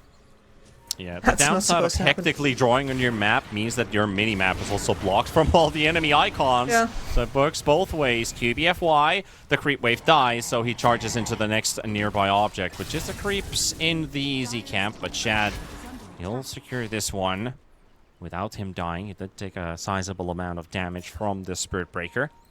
And now it is Rest Farmers considering of putting up the pressure a bit here. While Mind Control gets the farm, he does have his Bloodstone ready by the looks of it. Yes, we do. It's 15 minutes. It's a good time. Yeah. With his team being able to make all these moves happen, it is them in a good position. It's a lot of health. It's a lot of mana. It's a nice AoE bonus for all of your spells. And all of your spells do have AoE on them, which is the biggest reason that I can see for the Bloodstone here. Something being charged. Into the chains, to the charge follow-up here. The armor provided by Angel. QBFY is the one who ends up dying in the fires. Vladek, he drops the wall, but he doesn't get the vacuum to connect. The vacuum still uncast as well. He was a bit too far away. Maybe now. MC coming in with a stun. Prevents the Darkseer from getting anything out, and he dies in the Sandstorm. MC gets sundered up by Crystallize, and pretty big hits coming in, but he's surviving. The Bloodstone heal, it's doing quite a lot. But he's also dropping rapidly as he goes the other way around because that's a Rubik Sandstorm that actually kills him faster than he kills the Rubik. And it's Antic will finally trade off Eknart there. I think that came a bit of a surprise there for MC. He's like, wait a minute. I was healing a moment ago. Now I'm ticking down really quickly. That was the Rubik Sandstorm with 3 points in Arcane Supremacy, 22% spell amp. Yeah, and his blood pack just ran out. And he had an urn charge on him as well, I believe. Yep. All of that put together. The Sand King still not pretty rapid that death. Tanky. Yeah. It is what it is, and he is going to go for the pipe next. Okay, I was wondering about that, but this is Tanky Aura Sand King now, officially. He's not going to be doing any of the initiating in this game. Not going to be his Sven either, because that's, of course, classic drums into Pavis. A Wind Ranger Manta style queued up currently. Yeah, the spell could be handy here. Also some dodging capability, because Spirit Breaker late game, that charge still goes through PKB. Manta can be very useful here. And you say pipe on the Sand King, there's also a pipeline up on the Darkseer. So we're going to have very aura-heavy fights here. Ember Spirit going to get jumped in the mid lane. Stuns to the roots, and he's gone. The burst damage is really sufficient here. And a nice shackle shot as well on Vladik. As Vladik goes down, drops the vac wall, but no follow-up. People are already dying, charging away the Spirit Breaker. Eknart left alone, but doesn't look like he can kill him. Eknart thinking about LaJoya for a second there. Running right in front of him. Could have maybe lifted him to the range of the tier 3 tower. Boys are goofing around a bit here with the Darkseer wall. Yeah. They saw the Spirit Breaker, by the way, with a defensive ward placed down. They know he's in the area. Can Shad catch him? 5 seconds on another wind run. He's also moving under enemy vision now. Unfortunately, no info for him. A scan does connect, though, so he recognizes that they're still here. His read was right.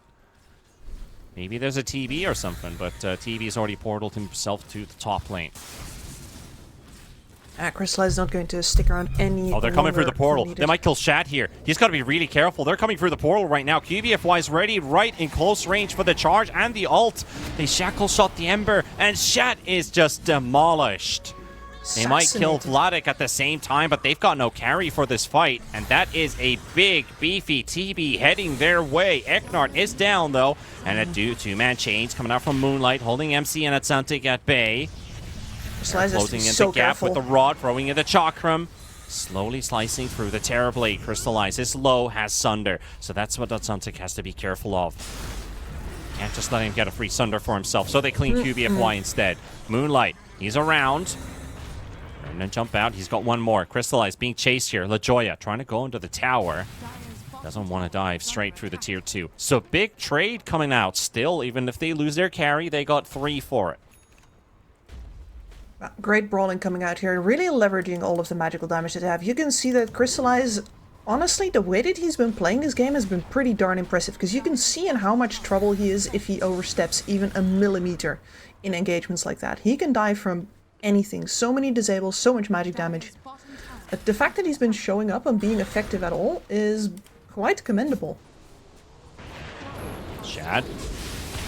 Oh, the shackle shot doesn't connect. They need to kill him during the stuns and the roots, and Moonlight's out. Bit of an accident there, but still get the Rubik out for their efforts. They are on a roll. Killing Moonlight would have been absolutely huge. Though it doesn't matter. Something's on a roll, and there is the Aghanims we talked about on this guy earlier on today. All these Timbers really enjoying this item. The reactive armor buff. So hard to kill. Absolutely insane, especially with the fact that it's just a Terrorblade. A Terrorblade who was forced to go BKB this game as well, so his damage is not exactly anything to write home about just yet. Ants has been playing one hell of a game. Yep, that's Antic Timbersaw. It never fails. He's so good with it. Almost could say it's a pleasure to watch him play this hero. He just knows it so well, in and out. I mean, it would have been a pleasure if, his spells went the right directions. Yeah, the animations are a bit wonky. Yeah.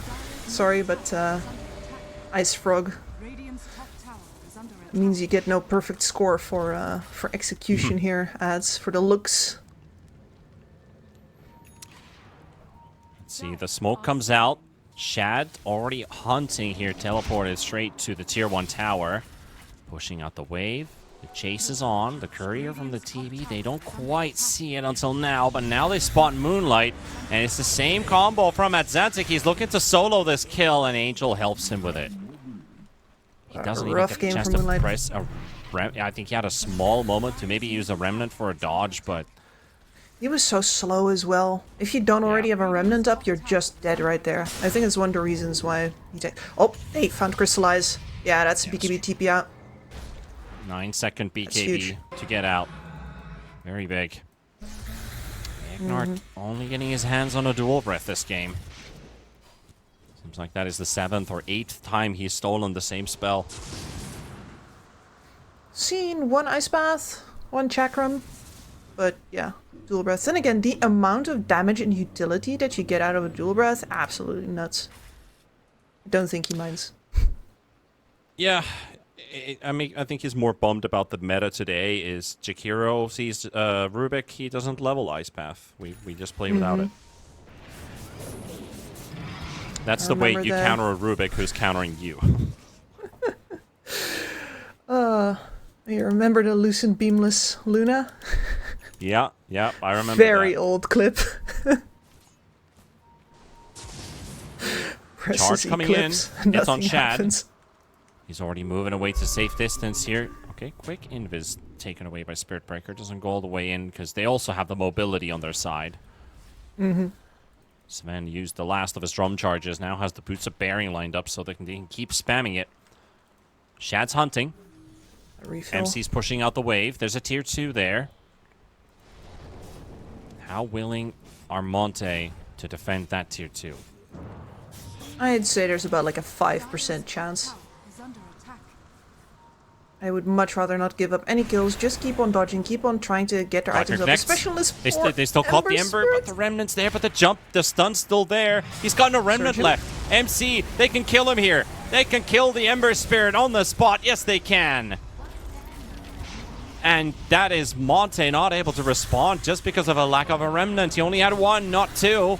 MC gets another stun in on Eknard. Crystallize second BKB charge is to get out again. 9 seconds and 8 seconds to disengage. Feels such a waste of an item the way that he's forced to press that BKB button. Oh, it sucks. Nonetheless, it is going to help him make his stand eventually if he gets to have a fight. Because, once again, that is not really a situation where you would like them to go in on a tankier target. You would like them to be engaging on your Darkseer. The Darkseer gets a turn, something like that. Not your Ember Spirit, who's supposed to be sitting on the sidelines, chipping on the wall.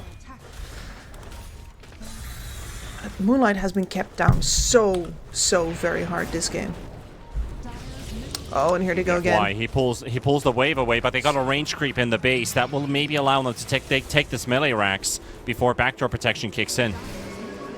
It should be just enough. There we go. Melee gone. Range is also taking a decent chunk of damage here. And now the backdoor protection kicks in literally at the final seconds, and I don't think their damage is sufficient enough until it goes off again. They were able to recover that creep wave. QBFY also teleports back home. Lane of Racks lost. Moonlight chased by Atlantic. Crystallize is going to... teleports. Oh, he tried to find the TB here, but he TPs away at the same time as Angel comes in. Crystallize Now they're on is Shad. slippery. Now they're chasing Shad. He's alone.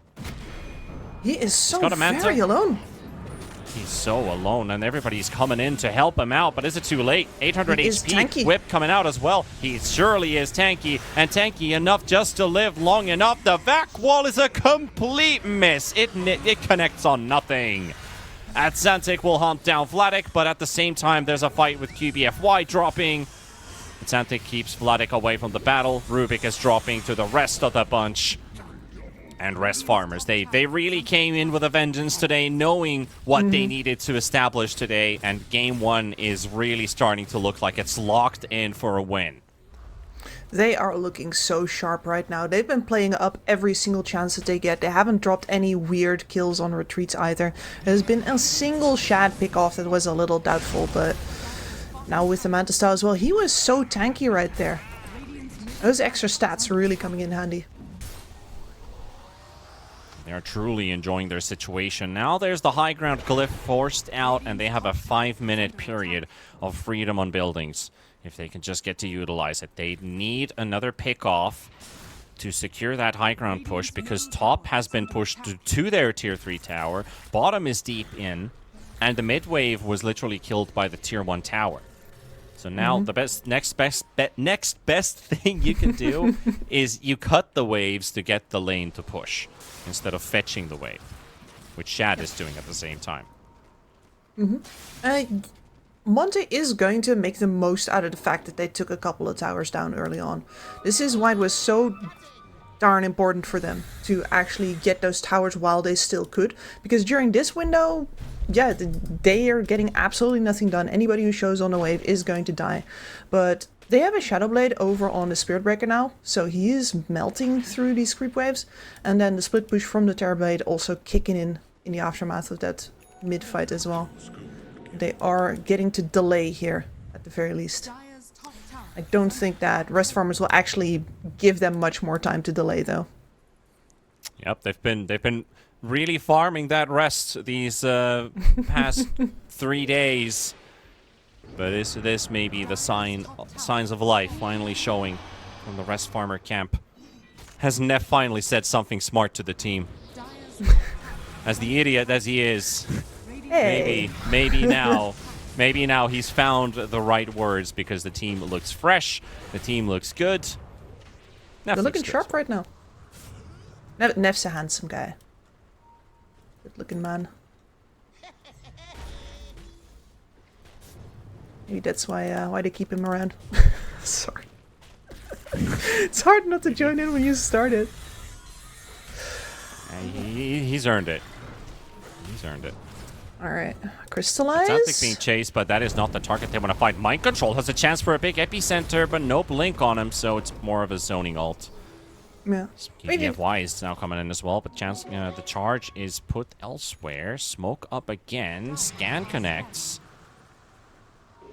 But they're out. Once again, solid decision making there. No overstaying your welcome for ads. No trying to latch a fight there, not knowing how much damage you're going to be running into, because that is most likely the entire enemy team. And Monte here, and that's a metamorph wasted. Yeah, I mean, wasted. They do get the middle tower again as well. That's more cutting opportunities. It's something. It's, I think, the best that Monte is going to get. But yeah, mainly the fact that they don't have to fight into it. They can just wait for the TV metamorph to run out, and now that is a 1 minute cooldown, a bit over that, which they cannot use for their potential high ground defense, because Shad has picked up the Aegis. He's in sieging Ember position. is in a position which is super, super risky. And Santic doesn't get the rod to connect. Went on cooldown, but didn't hit the hero. Bottom tower is under attack.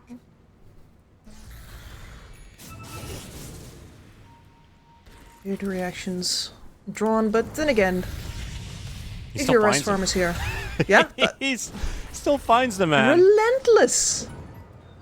I already took my eyes off, but no, but I mean, Ads knows nobody can kill him right now. Still out of a remnant, but the chain's coming out. Keeping Santic away. No, he has BKB. The only thing that would threaten him is overwhelming physical damage, and that just is not appearing in this game. They've got decent physical damage coming in right now. Terrorblade has finished up the Daedalus. If he gets to stand and hit, he's going to be causing some bruises, but is he going to actually kill anybody?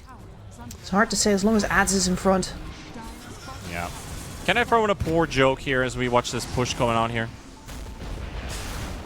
A chain a day keeps that Santic away, but let's see what comes out of this one as Eknar's out. QBFY will drop as well to the power shot, and Santic still tanking the front line, and that reactive armor spell is not used despite so many spells being out there, a lot of people would not have been, not have hesitated pressing that Axe ability on the Timber. Zantic just keeps on the roll. The Warcry is doing Stun so much comes work out, right now. Look at that. They are just soaking damage, but they're not dying. So they take down the Ember. QBFY bought back only to die right away in front of his own fountain. And there we have it. Rest Farmers. The job is halfway done for today. They're going to be already happy that they are not getting defeated today. No, looking good while they do it. This was not a scraping by kind of victory. This is not a, oh, they won the lanes, but we took it back, boys, kind of win. This was decisive from the very start of the game, and yeah, it was a lineup that if you don't press the pedal to the metal the entire time, the enemy is going to get BKBs up. They are going to be able to break your momentum, but that never happened because the execution was darn near perfect. Yeah, perfect indeed.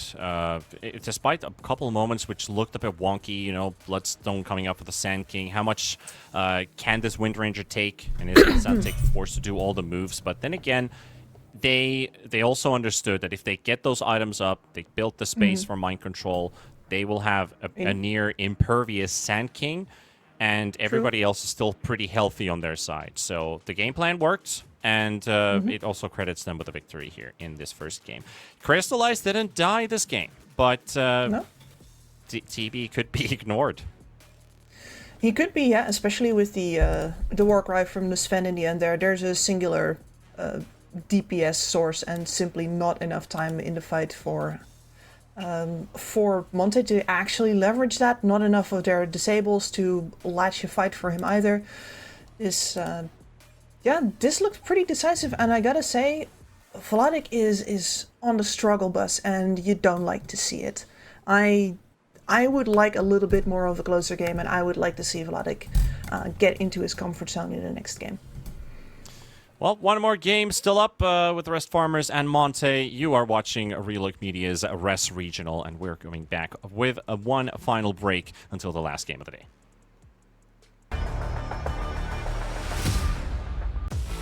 OneXBet and Eva Alfie present betting on all esports events on the website and in the OneXBet app. OneXBet. Play with Eva.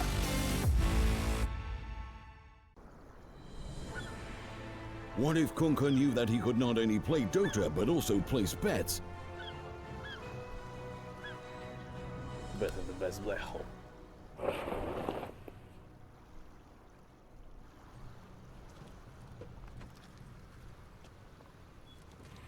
1xBet, bookmaker company.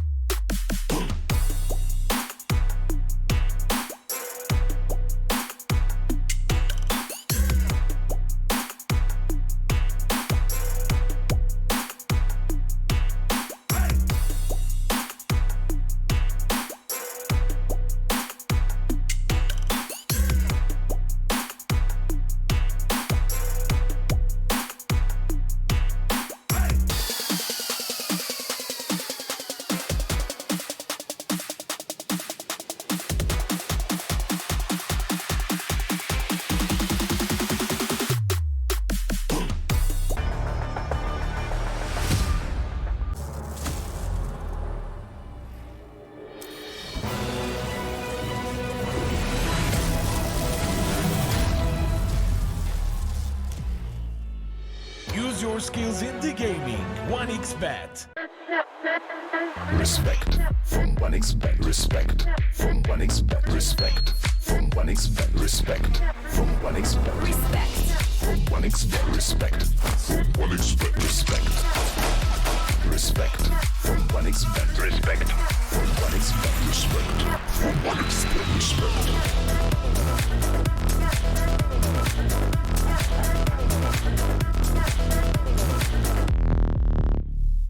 Hello, son. Hi, Mom. Pretty girl. This is Eva. Nice to meet you. Thank you very much. Your dad's just making his favorite dinner. It's duck. Come on inside. They're all probably too gruesome to tell you while you're eating at the table. How's your food? Is everything okay? Good, good.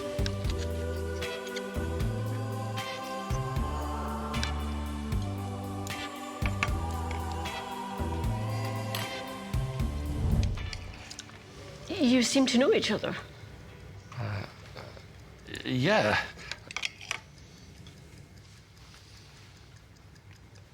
This is the new ambassador for 1xBet.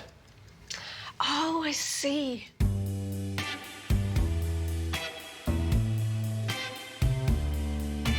Everyone felt good when Eva Elfie became the new ambassador of 1xBet.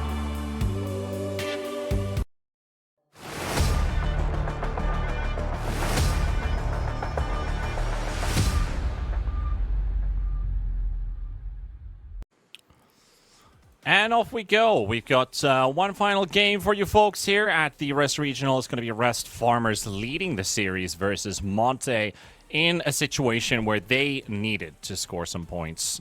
They have only tied a series and lost every other so far.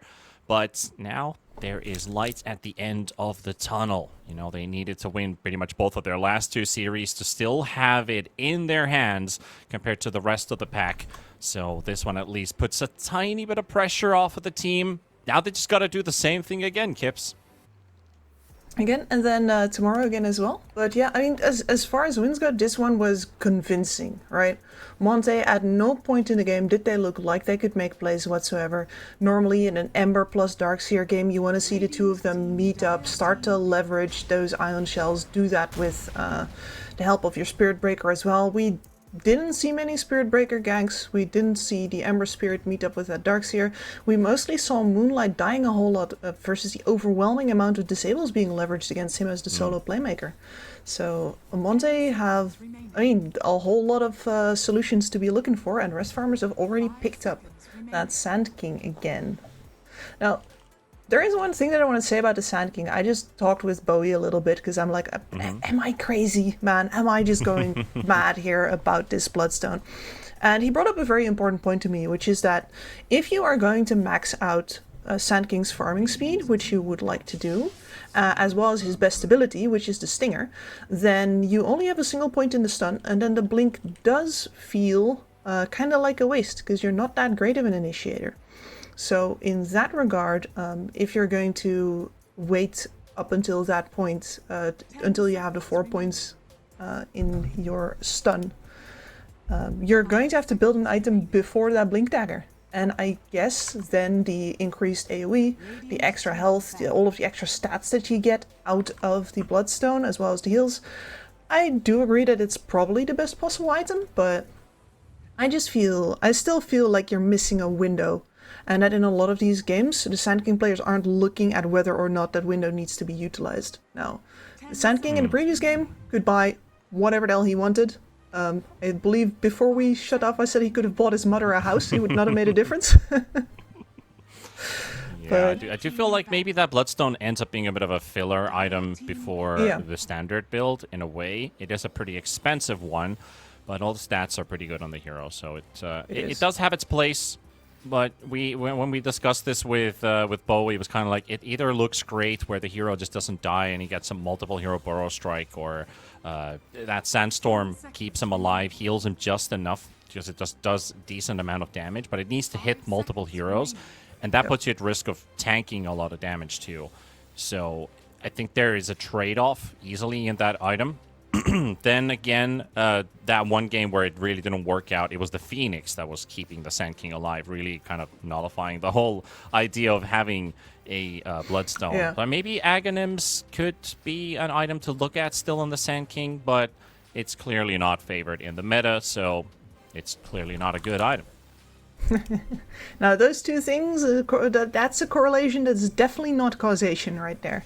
The meta is a social thing, not a science. Definitely not.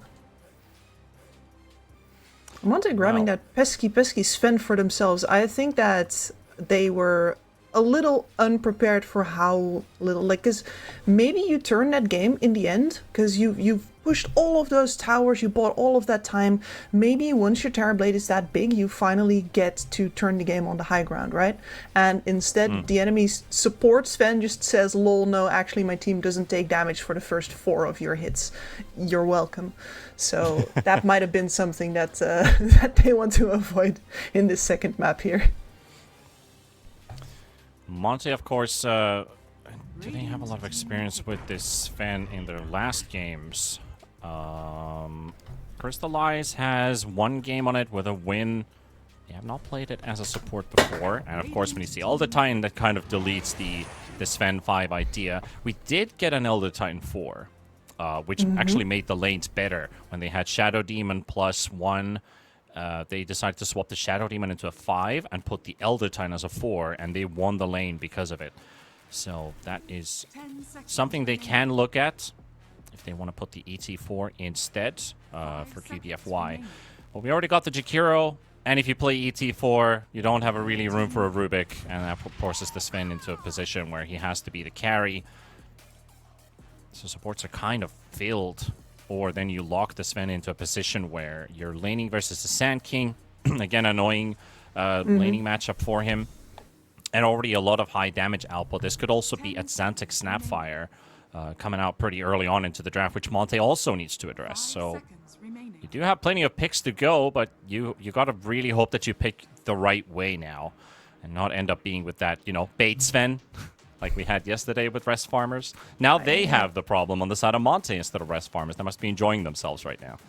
Absolutely. I mean, Rest Farmers have just shown us how comfortable they are playing a lineup with a ton of magic damage and momentum built off of that. They have 2 heroes with mobility once again. They have a metric ton of AoE magic damage at their disposal on decently low cooldowns as well. So Monte already in a position where anybody that wants to stand in the middle and fight has to be either very tanky or straight up magic immune, and well, that's neither. So off to an interesting start here. Yeah, very very fiery appearance here with the Lina for Monte. Moonlight has been playing this, at least in previous RES tournaments.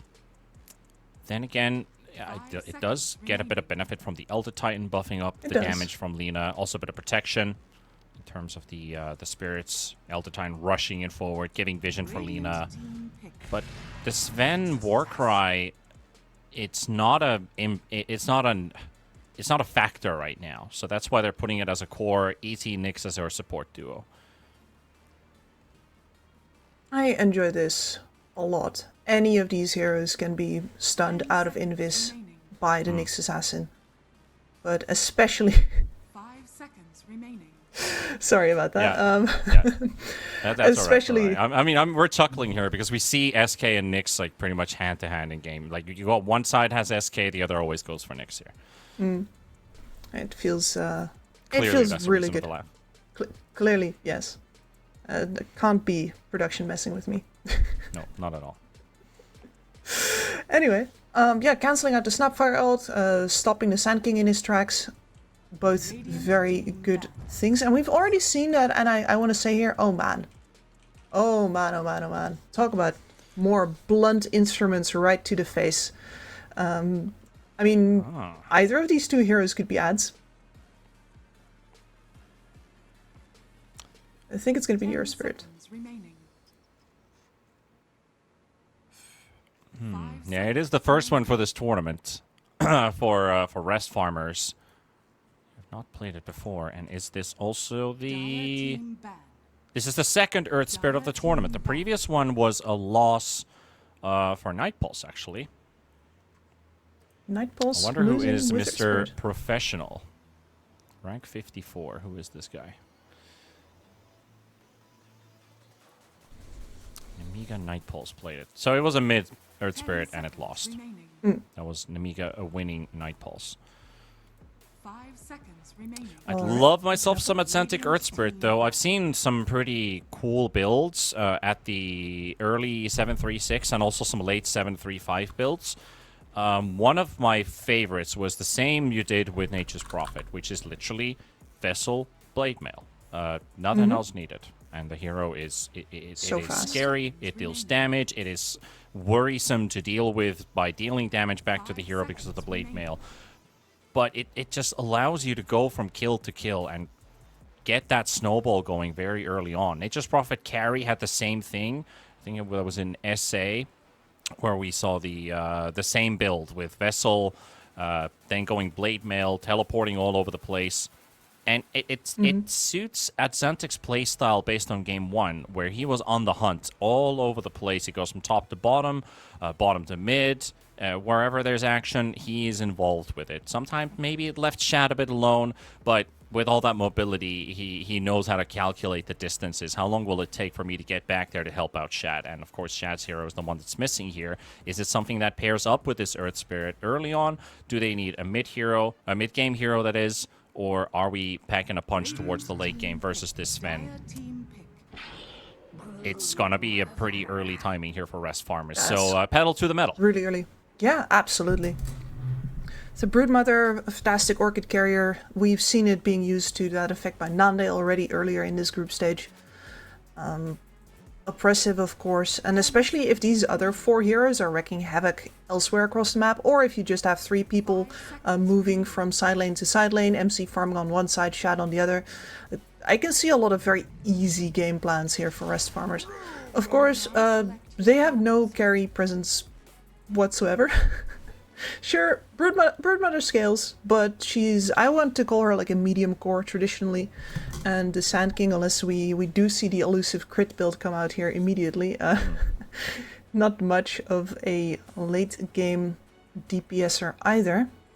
So Monte, once again, are going to have to weather the storm. Do they have the right tools for that? Nixon ET, good defensively. Brewmaster, fantastic. You are going to do really well in these team fights. Unless you die immediately. Of course, that Orchid is going to be a problem there. I'm worried about Moonlight. I want to see a BKB rush on this Lina. People almost never do that anymore. But there is so much engagement on this enemy team. They're gonna run at you, they're gonna stun you, they're gonna silence you. Adzantic is gonna have you, if he opens his locker, there's a picture of you on the inside, Moonlight Lina, with a big red cross right through the forehead. That's his game right now, and you gotta be ready for that. Yep, that feels like that is the only threat factor, though, for at least maybe 18, 19 minutes into the game, when we're going to see Roshan taken early for rest farmers with the Broodmother and the Sand King, and early Bloodthorn timing. So maybe there is room for a male BKB, but I do agree we do have to see maybe a second item BKB come out for this, for at least for this Lina. But it comes down to Adzantic. What does he want to do? Oh man, that previous match stat. Did you see that? No, I did not. So his last pub game he played on Shadow Fiend, he was 30-0-8. So man has been on a roll today in his pubs. Let's see if he's going to literally roll down Monte with this Earth Spirit as well. This is absolutely the kind of game where you have that possibility. The combo breaker is the Nyx Assassin, and that is a hero that, especially early on, hard to have a really high impact with. So, out of this game, I'm saying that the Brewmaster is probably the easiest to execute out of all of the offlaners that we've seen Vladik play so far. All you need to do as a Brew is show up and press R before you die. And then after that, the micro, the muscle memory will take over. There's no big timing, no patience, no ability to see into the future that you need for something like a Darkseer, for example. So this is...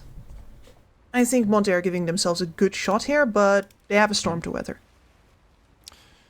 One thing that could ease them up a bit is a First Blood. They have a very good level 1 here on all these 5 heroes, hence why they're also invading on the side of Rest Farmers. Mind Control's on the low ground here. Just outside of vision, Vladek smokes popped, and MC sees him. And I think now they also see the Sand King by a quick glimpse, but also MC, he knows something is up here. So just like that, I feel like the situation kind of diffuses itself. No early fight breaks loose. Except for Vladek, soaking up a bit of damage here from La Joya, Angel, and Shad. That's about it. Rest Farmers being favored here by the odds versus Monte, which I'm a bit surprised about. Yeah, I mean, not based on game 1. It might be. Their previous record definitely wouldn't suggest it, but then again, Monte feels like they have been... I don't want to say on a downward trend, but they're certainly not at the level that they used to be at with the offline switch.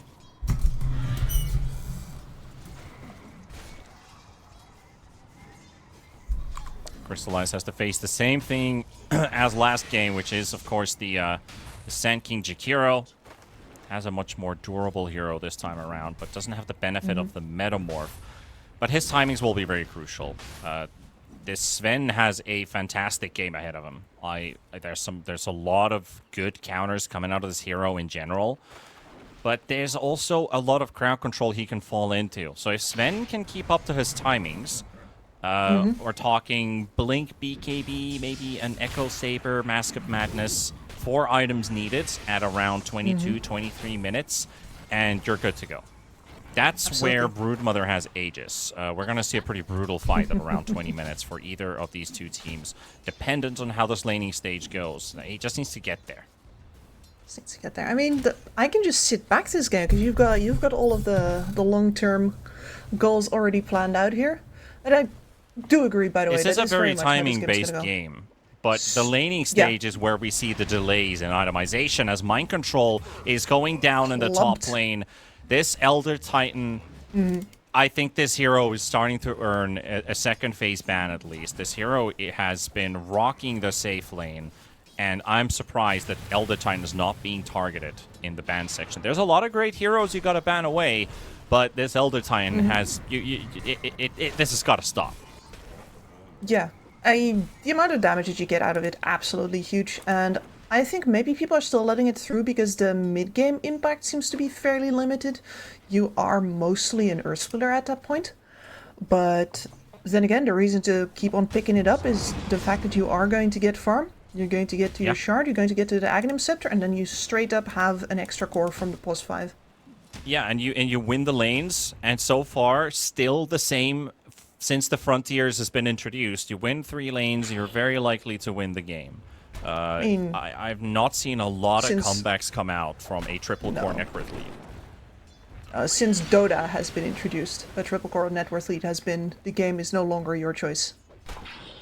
Dire's courier has been killed. Outcome of the game. Here on the bottom side, playing quite deep here versus Moonlight, while at the same time QBFY is soaking up damage from Shad and Angel. Shad being pulled, of course, away from his lane, forcing some spiders. Now Vladek gets his courier for free. That's a double bracer down the drain for a couple minutes. It just wandered into the wave. Just saying, supports would have hated to play with Shad a couple of years ago. I mean, I'm saying a couple. The changes Why by you now do also this? very old. Yeah, we all needed that. Yeah, Courier's dying was such a tragic event. Now it just feels like it's more of a... It's just a statistic. Yeah, exactly. It's become numbers. The impact has certainly lessened. The courier snipe is really not what it used to be. Yeah, you gotta kill 3-4 couriers, make up for the lack of CS in someone's game. And if you don't get that many courier kills, you haven't drafted the right heroes for that, then, well, you're missing out. I mean, I do miss Also- the times when a bounty hunter could just justify spending 2 minutes looking for a courier. Our observer also highlighting, we did see a Monoburn Nyx Assassin earlier on today, but we are going back to the Scuttle. And you and I actually cast that one game where we saw perfect use of Vendetta into the Roche Pit. Unobstructed movement, goes straight to the back. But we did see the Monoburn win a game today. All right. Angel looks like he's going to go down first. QBFY traded by Shad. Has the movement speed to catch up. That's all good. Playing also a battle. Eknart, look at this guy go. Yep. Ooh. He just runs out of the buff, so he can't keep hammering MC more than just once. MC hammer. Oh, yeah, that was an intended pun. Still lean into it. Now, the fact that you get all of this utility, and especially you get all of that movement speed out of your momentum. Logistics. I should say that differently. You get the speed out of the spirit, and then the momentum gets you the damage. You don't have to buy boots. Yeah, and you can punch dragons. Yeah, this is not how roleplay logic works. Of course, he's a god, but still a dragon. MC stepped up. Now he's going straight to MC, but they don't have detection until now. Sentry comes down a bit late. Eknart does get a couple punches in, but at the same time, Xantic's already read this move, and he has come straight to the top lane. And that really catches Monte off guard, and we're not suspecting that to happen. And now the rune spawns. Really, this is a 6-minute rune spawning, and Earth Spirit is not there to contest it. Kind of wild. You'd think that this guy's in mid. That should be a free kill in top. Yeah, he does. He never left. He kept staying around the area. He wanted to finish him off. Saw the Sven was low, and he was just stalking about. Great decision making there from. And now they're going on Shad as a response to this. Moonlight needs to get into LSA range, and with the Laguna Blade, that's a secured kill. Angel tried to help him out with a quick shotgun. But Nyx is ready for a stun right now. They're going to dive. Might as well. Absolutely. And that is level 6 free Brewmaster as well. No mana for the ult just yet, but for both mids. Yep. 2 earn charges on the Brew as well. So this lane has a chance to turn very oppressive now. There's a ton of damage between the Nyx Assassin and the earn charges.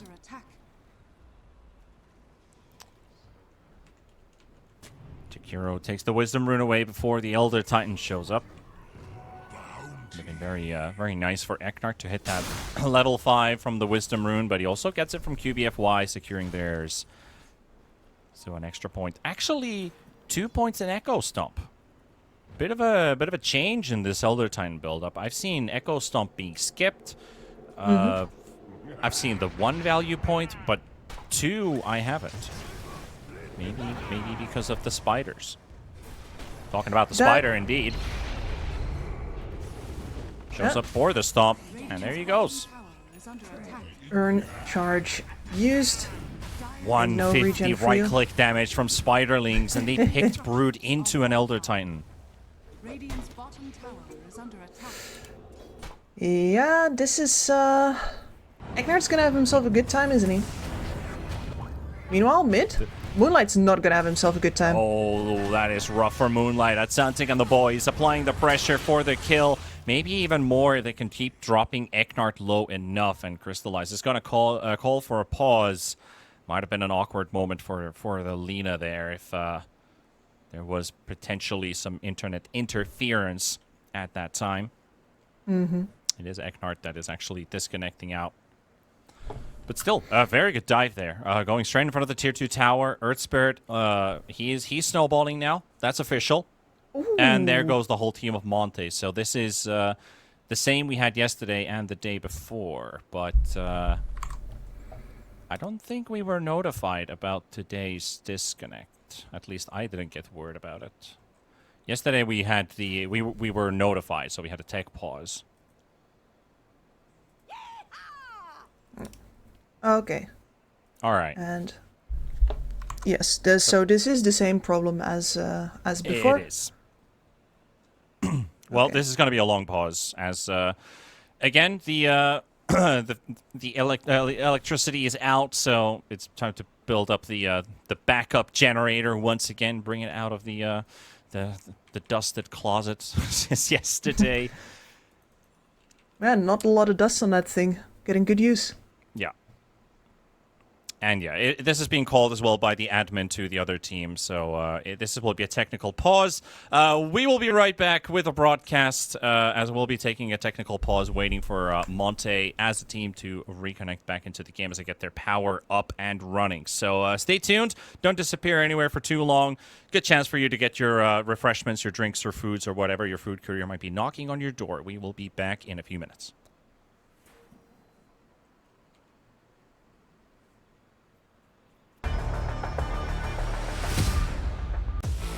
OneXBet and Eva Alfie present betting on all esports events on the website and in the OneXBet app. OneXBet. Play with Eva.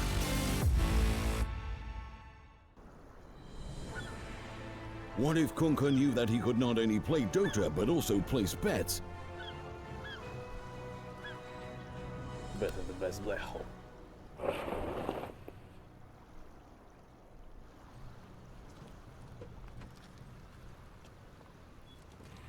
1xBet, bookmaker company.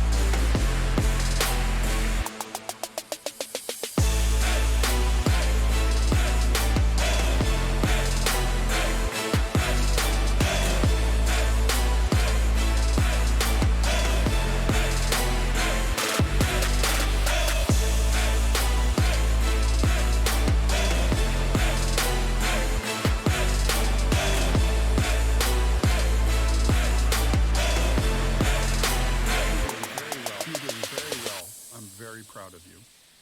You were doing very well. I'm very proud of you. This changes everything.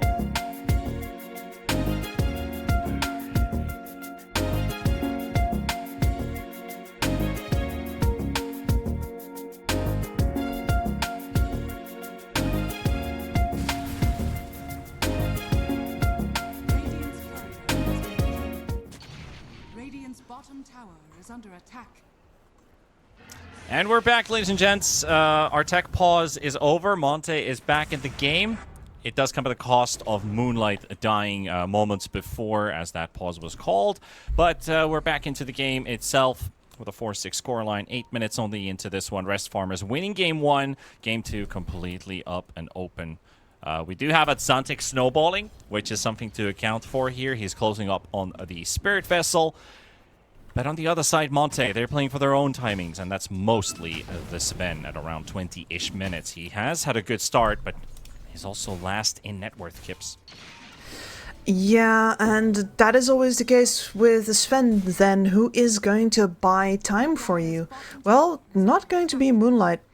This is a full Gleipnir queued up before going in for the BKB. It is already queued up, but Gleipnir counts as 1.5 items. This is still a slower BKB than I would want, and we've already... Atlantic already has one nice notch on that poster of Delina with the big red X on it. He's gonna come in to collect more. Yeah, I still think this Gleipnir BKB is the right way to go. If you only have Maelstrom, I feel like Lina doesn't get to use it, except for farming. So if the Gleipnir, at least, they might be able to halt a bit, and maybe Sven can swoop into the rescue, win a team fight, Lina stays alive, gets that BKB done. So as much as I agree with you, I also do agree with what Moonlight is doing right here. It could be enough. It could just be enough, and if it is enough, then finishing the full Gleipnir is absolutely better than the BKB. I'm just worried, man.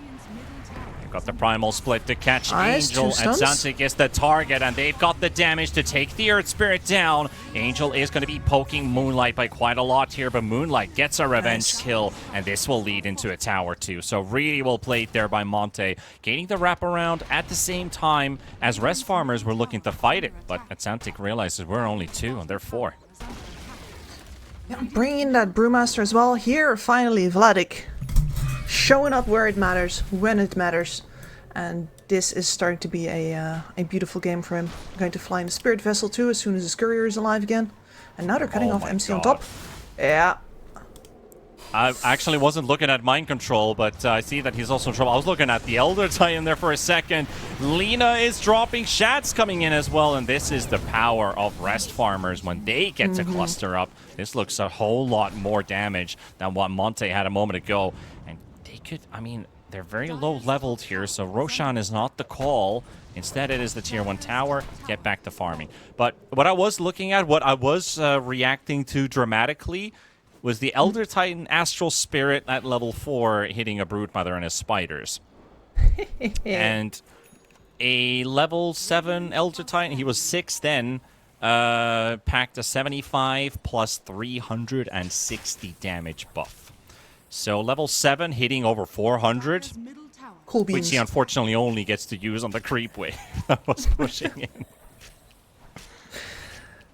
But just a reminder, if he does get the axe and the shard, and he lands it on a Broodmother, that's an angry boy. That's an angry boy that just appears in front of you. Absolutely. Shad's now invading the triangle already. BF Wipes, cuddling away. Cannot stand. Again, Yeah, that was a lot of spiders. Okay. That's definitely a lot of spiders. I think he didn't hit the hero, but I'm pretty sure he hit most of those spiders there. I think so as well. All right. And that's going to be 200? Yeah, 285. Almost 300 damage from half of that squad.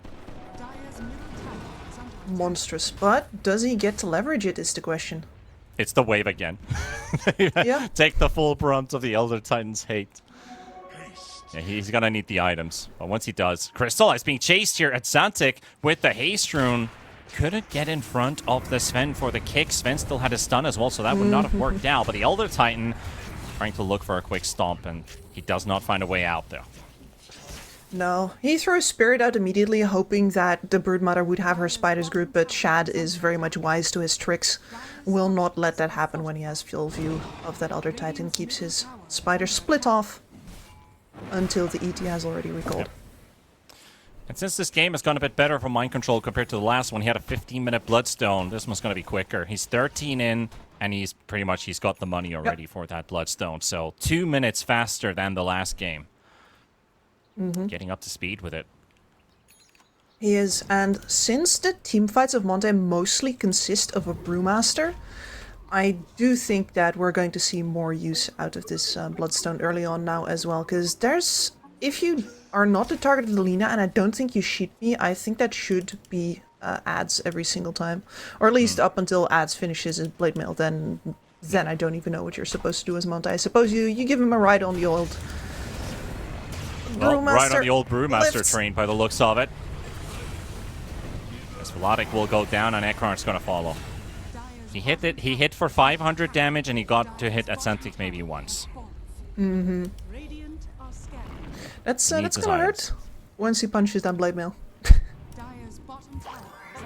He's going to need his items. Angel, toying with QBFY, he reveals the sentry location is out there. Trying to dodge the roll, but Atlantic was never rolling on him. He was rolling next to him. And he wants that last hit. He'll take it. Third kill for him. He's been a part of 10 of the 11. So almost 100% of these kills are thanks to Atlantic. And Alina has switched the BKB to the front of the queue. You don't have time.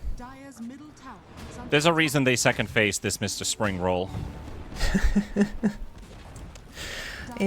I think Lina is a bait right now, either way, unless they really have no engage whatsoever, but that's already a Sand King up, and you can say, okay, fine, but the Sand Kings are slower these days. Sure, but Ads is gonna play something that's gonna go in your face. Moonlight has swapped item order in his quick buy, having BKB above the Gleipnir now that the Maelstrom is ready. Realizing how worrisome the situation is, so the player itself is feeling pressured by his item choices. I know you've had a long day, but that's what started off my entire tangent. Yes. It's just that it's kind of hard to kind of read, like, what is he going through in his mind right now, considering, like, Gleipnir he's or swapping Maelstrom into again. BKB. Is it the stress? In stress? Yeah, like, your map is under stress right now. You're accelerating once again. You've got that Blade Mail to worry about right now as well. Ads has another ult. That means another Magnetize. They're going to be looking for another kill.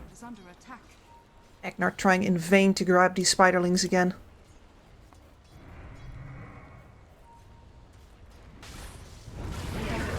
We're going to go for it with the Ice Path initiation. Straight to the ET. Vladik can only watch. They're not going to save him there from the fires of this Macropyre. He's just there to clear creep waves. That's all he is.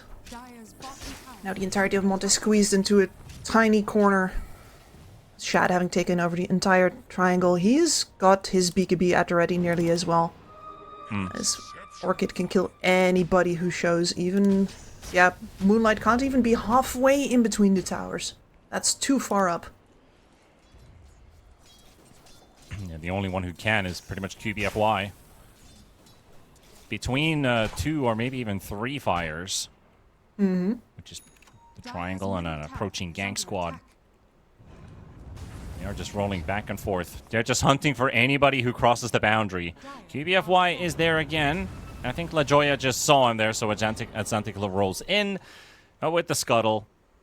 He gets hit by the dust, but he's out. But the rest of the pack is coming in, and Atlantic just rolls into the wave. He gets the silence on the brew first, though, and he's trying to get out of this one. Gets hit by the Nyx Assassin on his way out, and Atlantic is down. Crystallize trying to take down La Joya, but here comes Mind Control. Earth Splitter coming in as well, and he will go a little bit wide off of the Sand King, and Shat is there to take the Sven out of play. Gleipnir is ready on the Lina, so no BKB instead. does pay off here a Eknar. bit because Shat is kept busy. Mind Control trying to solo kill Moonlight with the epicenter. Can he stay away from the Sanking as Shat goes down Stinger. to Eknard? Moonlight down to Mind Control. And Angel trying to make a run away from QBFY Floodic and Eknard. He'll get the snap out too, and maybe even Mind Control just getting himself in with that Bloodstone, but there's a Vessel, which takes all of that regeneration away, and of course the ET was packing a punch during that fight. They end up team-wiping Rest Farmers. Quite a wild chain of events right there. I'm so happy he went for the Gleipnir above the BKB. That was seemed to be a wavering decision there, but yeah, the fact that you get to stop a couple of those heroes in their tracks does mean that you get to live a little bit longer. Though in the end, as soon as the rest of your team is not around you anymore and you are split up because nobody can afford to stand in the sandstorm right now, and you don't have that Gleipnir anymore, you are a target again. But you do get to output your damage first, which is really all that matters here. Yeah, a bit unfortunate for MC that the epicenter comes out at the same time with the LSA. It still allows him to close in the gap to kill Moonlight, but with that, he doesn't actually get to dodge LSA or kill Moonlight before diving under the tower, because that eventually leads into his ultimate demise. The rest of the pack's able to get there and finish him off. As that was a pretty important fight here for Monte to keep themselves still in the run. And Rest Farmers, they got to be kicking themselves a bit there. It all started with Atlantic rolling into the creep wave and instant panic strikes. That was exactly the opening that they needed from Monte. If the opening is Shad going in with an Orchid somewhere... Diving to tier 3. Silence up with the Brewmaster as well. The Spiders might be able to finish him off. The fires are there. Oh, he barely gets the split off, but the stun from Atlantic rolls in just at the same time as the cast animation's about to go off. No Brew for 35. They're going for another. It's Eknart this time. They lift up the tower to get some extra attacks, clean out the extra Spiderlings. Shad's there to destroy the wave. And they might be able to take a lane. Brax here as well. 20 seconds is the timer at hand.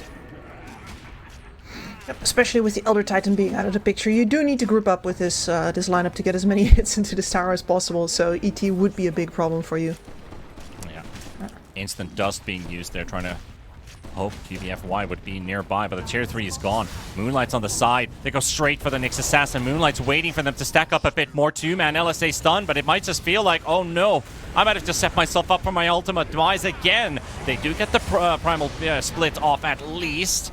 And Xantic trying to roll away. They're all stacked up. The stomp hits on one hero, Eknart. He's got a lot of damage right now, but again, stun locked and just dying to the dot damage. Crystallized, same issue for him. The Gleipnir is hurting, and Lina gets a bit of a quick heal there from the Brewmaster and allows this Lina to get out.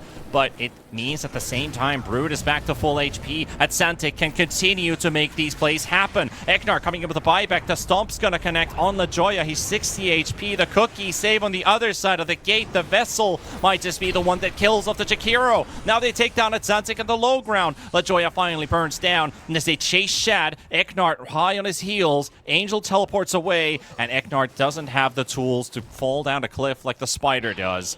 And Shad makes his way out. That is a lot more expensive than it needed to be, though. They are in a 1 position there. I guess the only problem is that so early on into the game, these respawn timers aren't actually long enough to allow you a long time to hit these buildings together. So I can see why Ads is pressed to go in again, but at the same time, that is also very risky after you've used basically all of the tools in your arsenal already.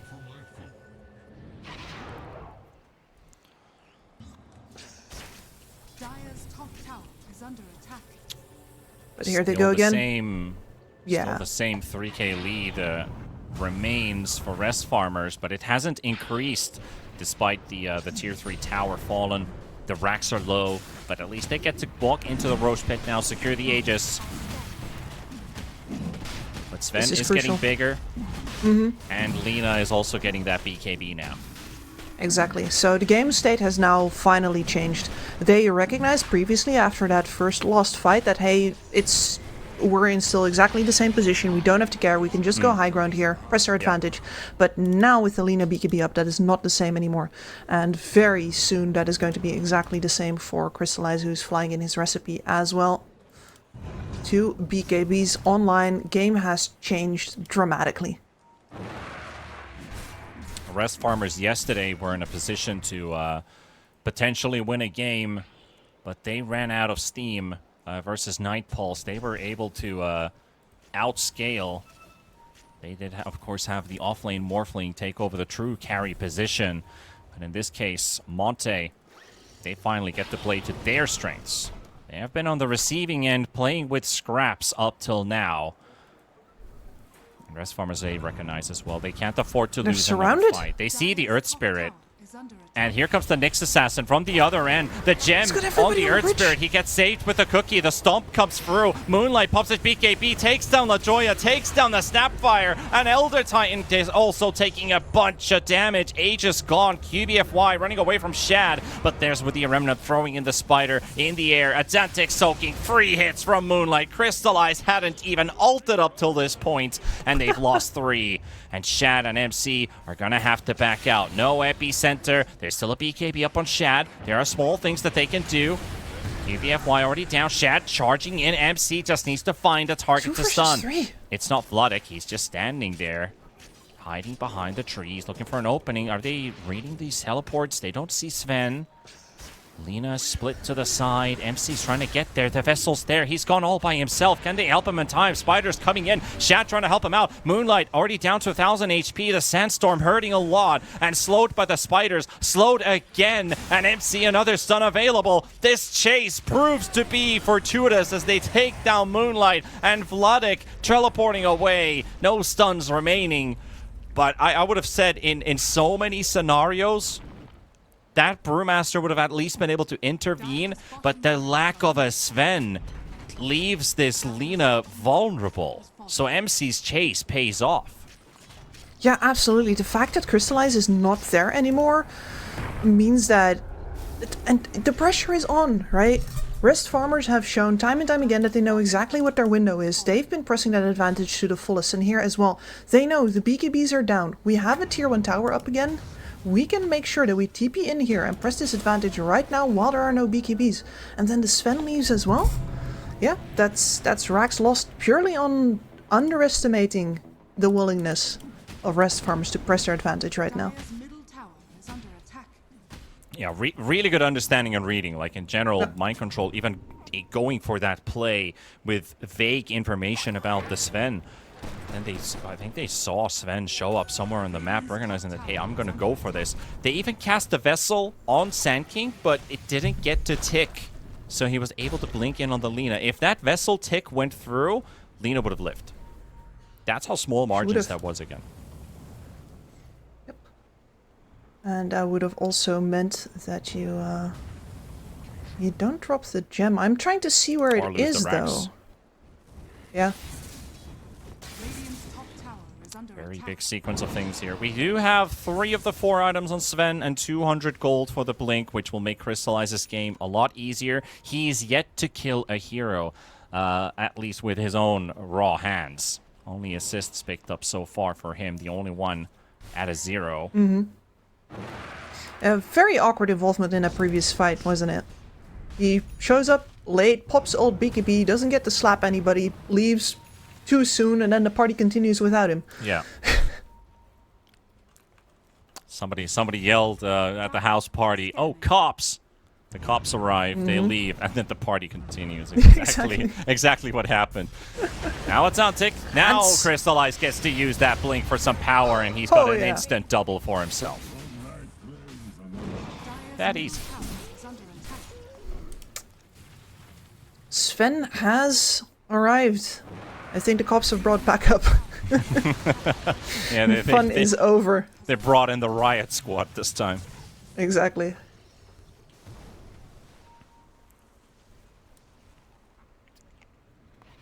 And now the game state becomes difficult. Yeah, I mean, that was optimistic at best. Radiant's middle tower is under attack. Right between two tier 2 towers, even in general. Broodmother is pretty But fast on her feet. She they have could to be anywhere. look how fast MC is playing this. He's got the epicenter Yep, loaded up, first and a he doesn't BKB. even need to use it. Moonlight. BKB's teleports out. But yeah, MC's movements are impeccable. That was, and I knew that was coming because any pick off they find right now, any at all, they're going to immediately press their advantage, especially if that God Strength is still on CD. Here again. Look at this guy. He's everywhere. The Guardian Greaves will remove the Orchid Silence. LSA is a miss. Shaddy's cleaning up this these remnants here. The Brewlings even in general. I mean, MC... Again, with a good read there. The wards placed down, giving them just enough vision. At the same time, Monte is smoking for a pincer move around their tier 2 tower, waiting for someone to arrive. They have got strength again. ETX up, by the way. Oh yeah. It's all coming together. Radiant are scanning. Now they're baiting the brew. They know they'll want to go, but MC is wise to their tricks. He goes behind. Vladik has no split. They know they're strong here. MC going for the stun on Crystallize. He's the one being controlled right now. Atlantic is in the middle of all of Monte at the same time. They're dropping quite low on both ends. MC is carved. And La Joya is getting hammered by Moonlight from the high ground position. That's one more down. QBFY gets the last moment stun as he dies, taking Atlantic down with him with the help of Vladik. Throwing in the right clicks with Crystallize. Crystallize and Moonlight, they spot Angel. The wards that the Nyx placed down, he did actually get them down before he died, so now Angel might just pay for his transgressions, but he will live with 150 HP, only being saved by the Glimmer Cape. Now it's back to pushing out waves. Back to pushing out wave comfortably this time. Monte knows that the tide has turned in their favor, and a couple of these pickoffs on the Nyx Assassin won't move the needle all that much anymore. It now becomes very predictable to play up versus rest farmers, because the longer it goes, the less chances rest farmers have, so they will be grasping at any straws you offer them whatsoever. That's exactly why they were dangling that Brewmaster. It's like, hey, Zero doesn't have an ultimate. You could go for him. Yep. And it all works out for Monte in the end with the pincer move we talked about. Yeah. Just to protect the tower into actually almost wiping their opponents. And we're back to an economy even game. 24-25 on the scoreline too. And that graph is going places. That's a wild ride. But ultimately, this is the downfall of many of these extreme early game drafts, right? You get such a very clear window and both teams know it.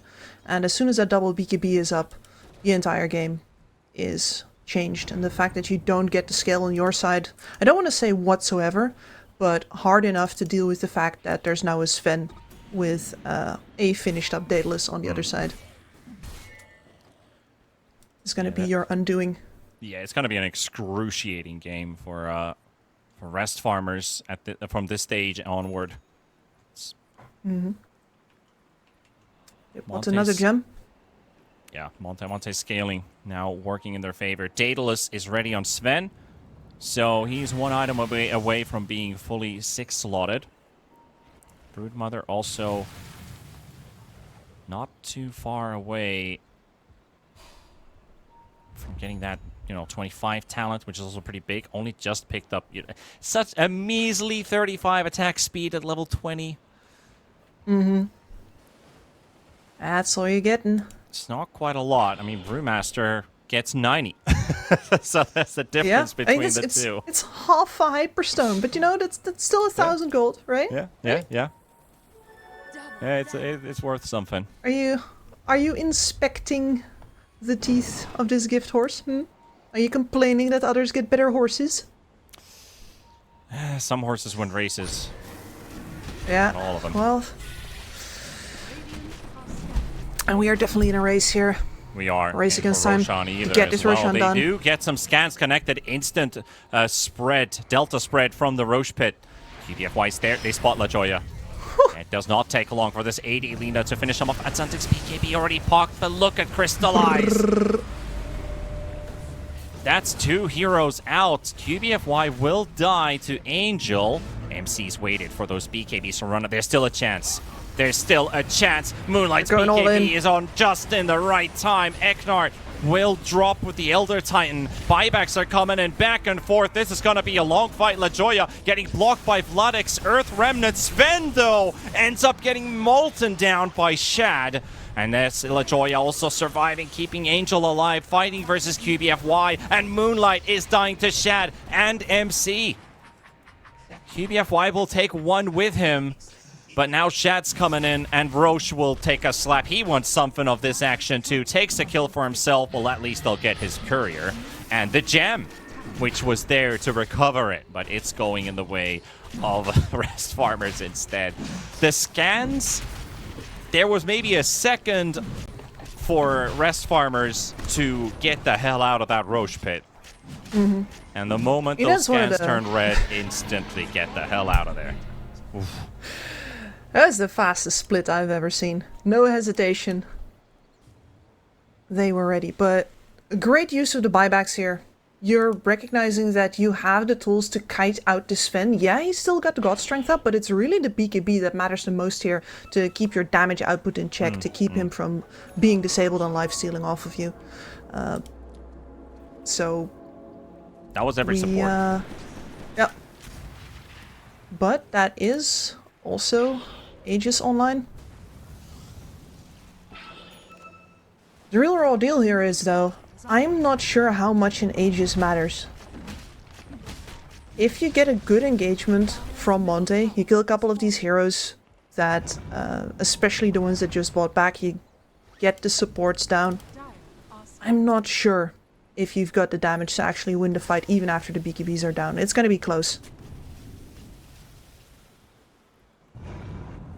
Broodmother has sent all of her spiders to deep push top, but half of those are going to expire by the time they get to the lane. But that is their way of dealing with the split push and get to the tier 2 tower at some point, is just send the spiderlings in. Look at that cute little spider army right there. They're just nibbling on these creeps.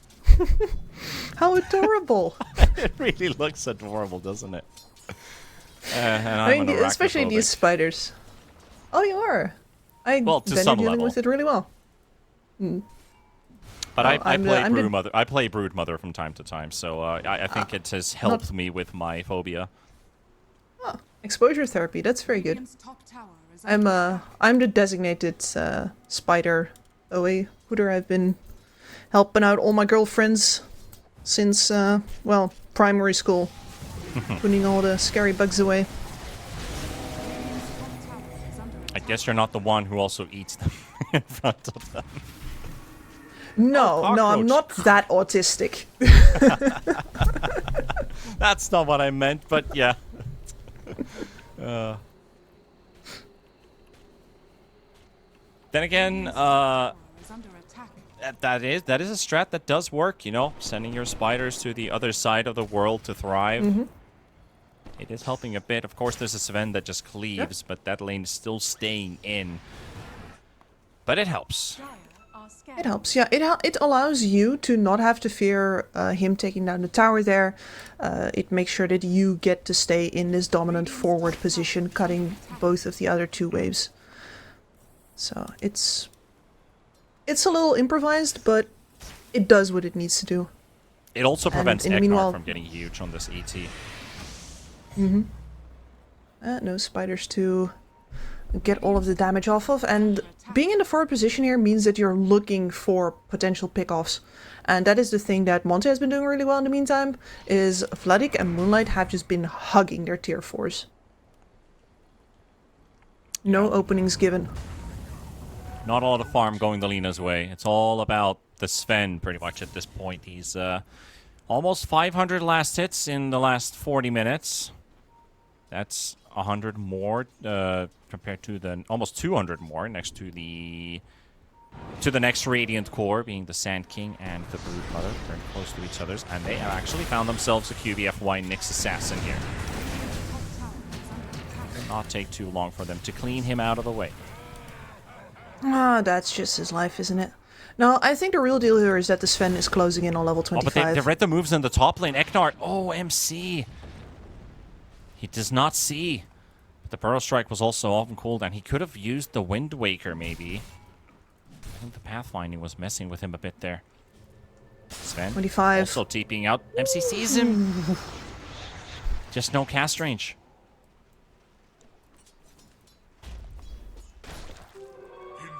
Two times he's so close, but you know, day late, $1 short. I mean, he's been so on the money earlier on in this game that I think we can forgive these little lapses. And they're not bad plays at all. He's just literally at the right place at the right time. Mm-hmm. Just hasn't had the success that follows from that saying. He's definitely been all over the place. It's because I can see everything.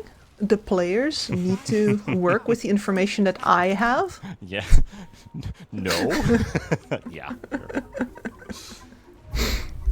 It's Well, Age has kited out. It has expired. Smoke out from Monte. Time to establish some ground. Dire's top tower is under attack. With one Obs Ward. That's kinda sad. But that's the one that they have, and that's the one that they're gonna use. And all these creeps inside the base, well, you look at the other side, yeah, they're just chilling in the triangle under their own vision. Prime position. Spiders are following around here as well. Brew clears them out. Yeah, that's the signal that this smoke has come to an end. It doesn't. If you're Monte right now, you're basically sitting back with your feet on the desk, and your opponent is gonna come in.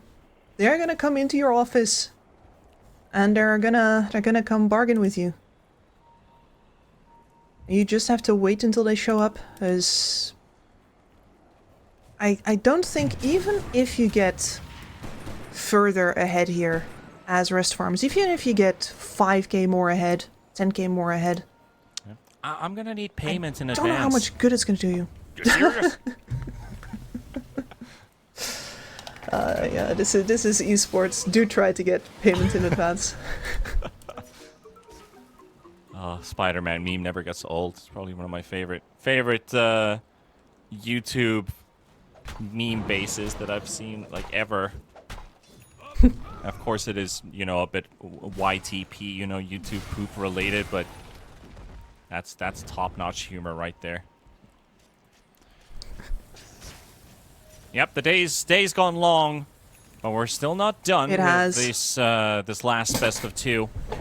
It is a do or die match almost for Rest Farmers. They will treat every single game as one, and they have one more series tomorrow to play out. It's gonna be a bit of a thriller.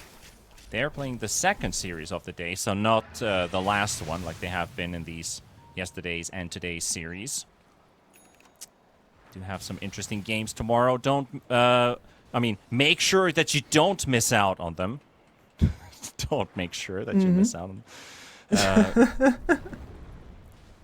Those are going to be, we've got plenty of tiebreaker scenarios still out there, and no one is clean except for Dandelions. Seems like they might just be through. Almost guaranteed. Everyone else is still fighting for 2 spots in the playoffs, and anyone can win their group. Well, I wouldn't say anyone, but there are a couple of contenders for the top of the throne. Now, let's see what Monte can do. Do they want that? Do they want that spot? Oh, this is They're such going a good straight engage. in. Snapfire, surprise. The joy of the same issue for him. What a great initiation from Monte, and they're just asleep. On the side of Rest Farmers, you know, farming their rest apparently. And Nyx Assassin once again proving its worth in a game like this where you have so much dark space on the map. Yeah, he got found a couple of times, but he can also find heroes a couple of times. And this is still a Sand King without a BKB. Doing very This well. is still an Earth Spirit who might not press his in time. Dire's top Depending. tower is under attack. Radiant's bottom tower is under attack. That allows Monte to really play the map and Scanning. getting a tier 1 tower. Hell yeah. I love those at 42 minutes. Yep, they're the best. Okay, Sven hits for 700, close to 800. Is it enough to keep clean Excuse them me, up? They're 900 stacked damage up right right now on the spot. Mind Control is low on HP. The Bloodstone comes out for him to get a bit of extra healing. And they will get Ekenard, and now QBFY will drop. So a bit of taste of their own medicine, and Sand King survives the stun. He survives the QBFY stun with just enough magic barrier to keep himself alive. And now Roche is going the way of rest farmers. Just like that. That is insane. Shad and MC should have died. They were on top of each other's with a Sven cleaving them to death. They were, but the Sven turned around. His BKB was ending, and I think Crystallize flinched, and he's like, this might not be the fight, so let's wait for the next one. Oh, what a bummer. Can't fault him for that decision. Gotta play it safe. Did he have buyback up? Yeah, he did have buyback up, yeah. Just didn't want to risk the loss of buildings. I mean, yeah, he's especially with the God Strength being down as well. If they immediately ran up there to try and finish, for example, which is something that you can do if you are rest farmers. You might just be that desperate. Does Sven have his Ags ready? Yep, he does. MC's right next to it, though. Does he blink and take the courier? Yes, he does. Crystallizes Ags, which would have been a game saver for Crystallize. He's going to have to wait 3.5 minutes. Very lucky for MC to once again be at the right place. This time, preventing that item from going through. And Vladek shows himself in mid, and they're nearby. Here comes Atlantic with a roll. It's a bit short. So Atlantic will be put to a halt with the Gleipnir, so Vladek gets away. It's extremely scary to try to take any fight here. Even if you think you've got yourself an opening, there's a Nyx Assassin waiting on the other side, there's a Stomp waiting on the other side. Rest farmers have to be 100% sure that what they're going in for is the correct fight, because if they lose even one here, you could lose your entire base. A Sven with 900 damage will end your buildings. Just like that. Yeah.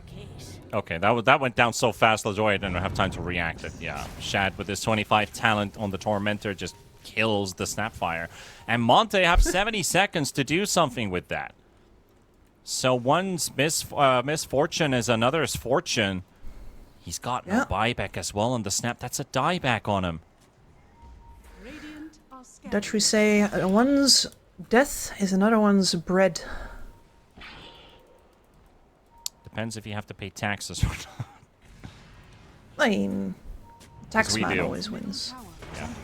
Shad getting jumped on here by QBFY, and that's a great opener. Age is gone.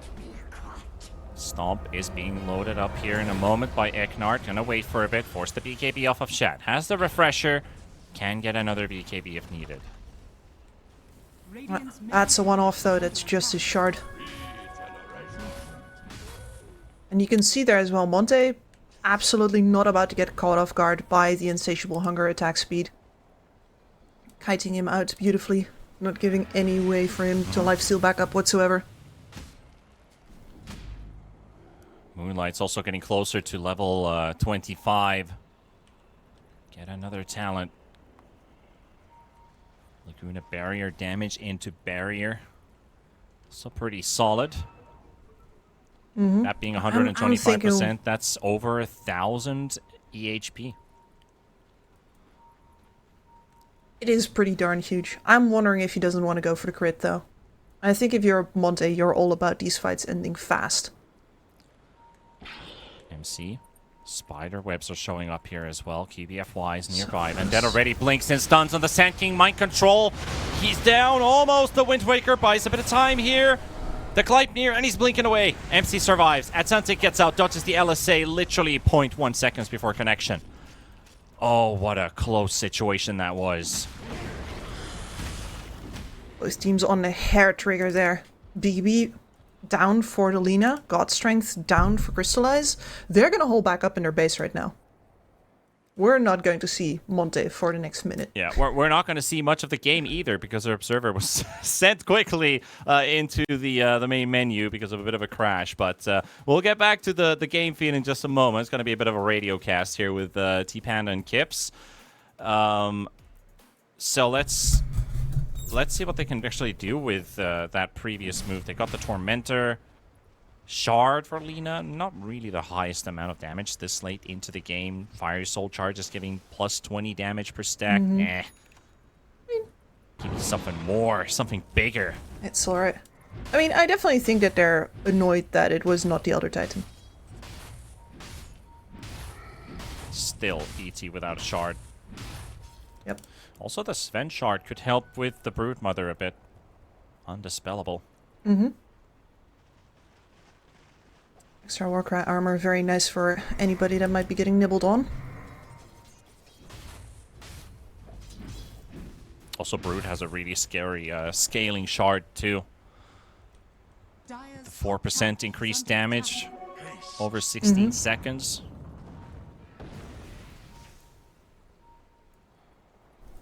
Pretty high amount of extra damage still up there for the Brood. That Shad hasn't picked that up. He's going for the blink instead. They want to be able to pick their targets. There's the big, impactful items above everything else. Wisdom there for the Earth Spirit, and Nyx Assassin has the other Wisdom on his sights, waiting for someone to show up, potentially. If that were, say, a Jakiro, might be even a kill for him. So he waits for a moment, picks it up. Moonlight's just about to hit 25. Yes, and LaJoya is about to pick up an Aghanim Scepter. That is a significant damage increase. And she's gone for the crit, so all the damage above a bit of survivability. Better in the long run. I mean, being alive also tends to deal damage. Yeah. But no, I agree. You have yourself a Sven, you have yourself a Lina. You're trying to end these fights before they started, because the amount of damage over time that their enemy team does definitely favors them. So kill ads ideally before the magnetize. Yeah. The 25, kill the Sand King. The 25 on the Brew also helps with the fear. When ignited, mind control spotted here. Blink is broken with the Stormcrafter, and there we go, just brought down to the ground. He did use his ulti and his BKB for this one, though. Atzantic rolling it out as well. There's the Sven Superman cleaning another. Two heroes that QBFY's got the gem intact as well. LaJoya is going to be the next one. Another one. Saving Yules, but not saving his life. Another Stormhammer. Angel. They don't seem to have a lot to do here. Vladik is hunting. Brood's trying to get away. BKB's up high in the tree line. And teleport is prevented. Shad is down. They've lost 4. Monte running them all down. That's a team wipe. And it's a team chain feed even, because it's one after the other. And they don't stop coming, and they don't stop coming as Monte just cleans them all up. One by one by one. I mean, that's Sven Aghanim Scepter once again proving to be a phenomenal upgrade, right? You don't get the Yules away from that. You don't get the Ghost Scepter away from that. That Dispel will take you right back down to Earth, ready to be chopped to bits. And this game again is taking a grim turn for Rest Farmers. They were in a position half an hour ago to potentially end the game very soon, but Monte with a couple desperate holds. And it has been getting easier and easier as time progressed forward. And we looked at that gold graph a while ago. That is now that's a rocky road down south right there. Oh yeah.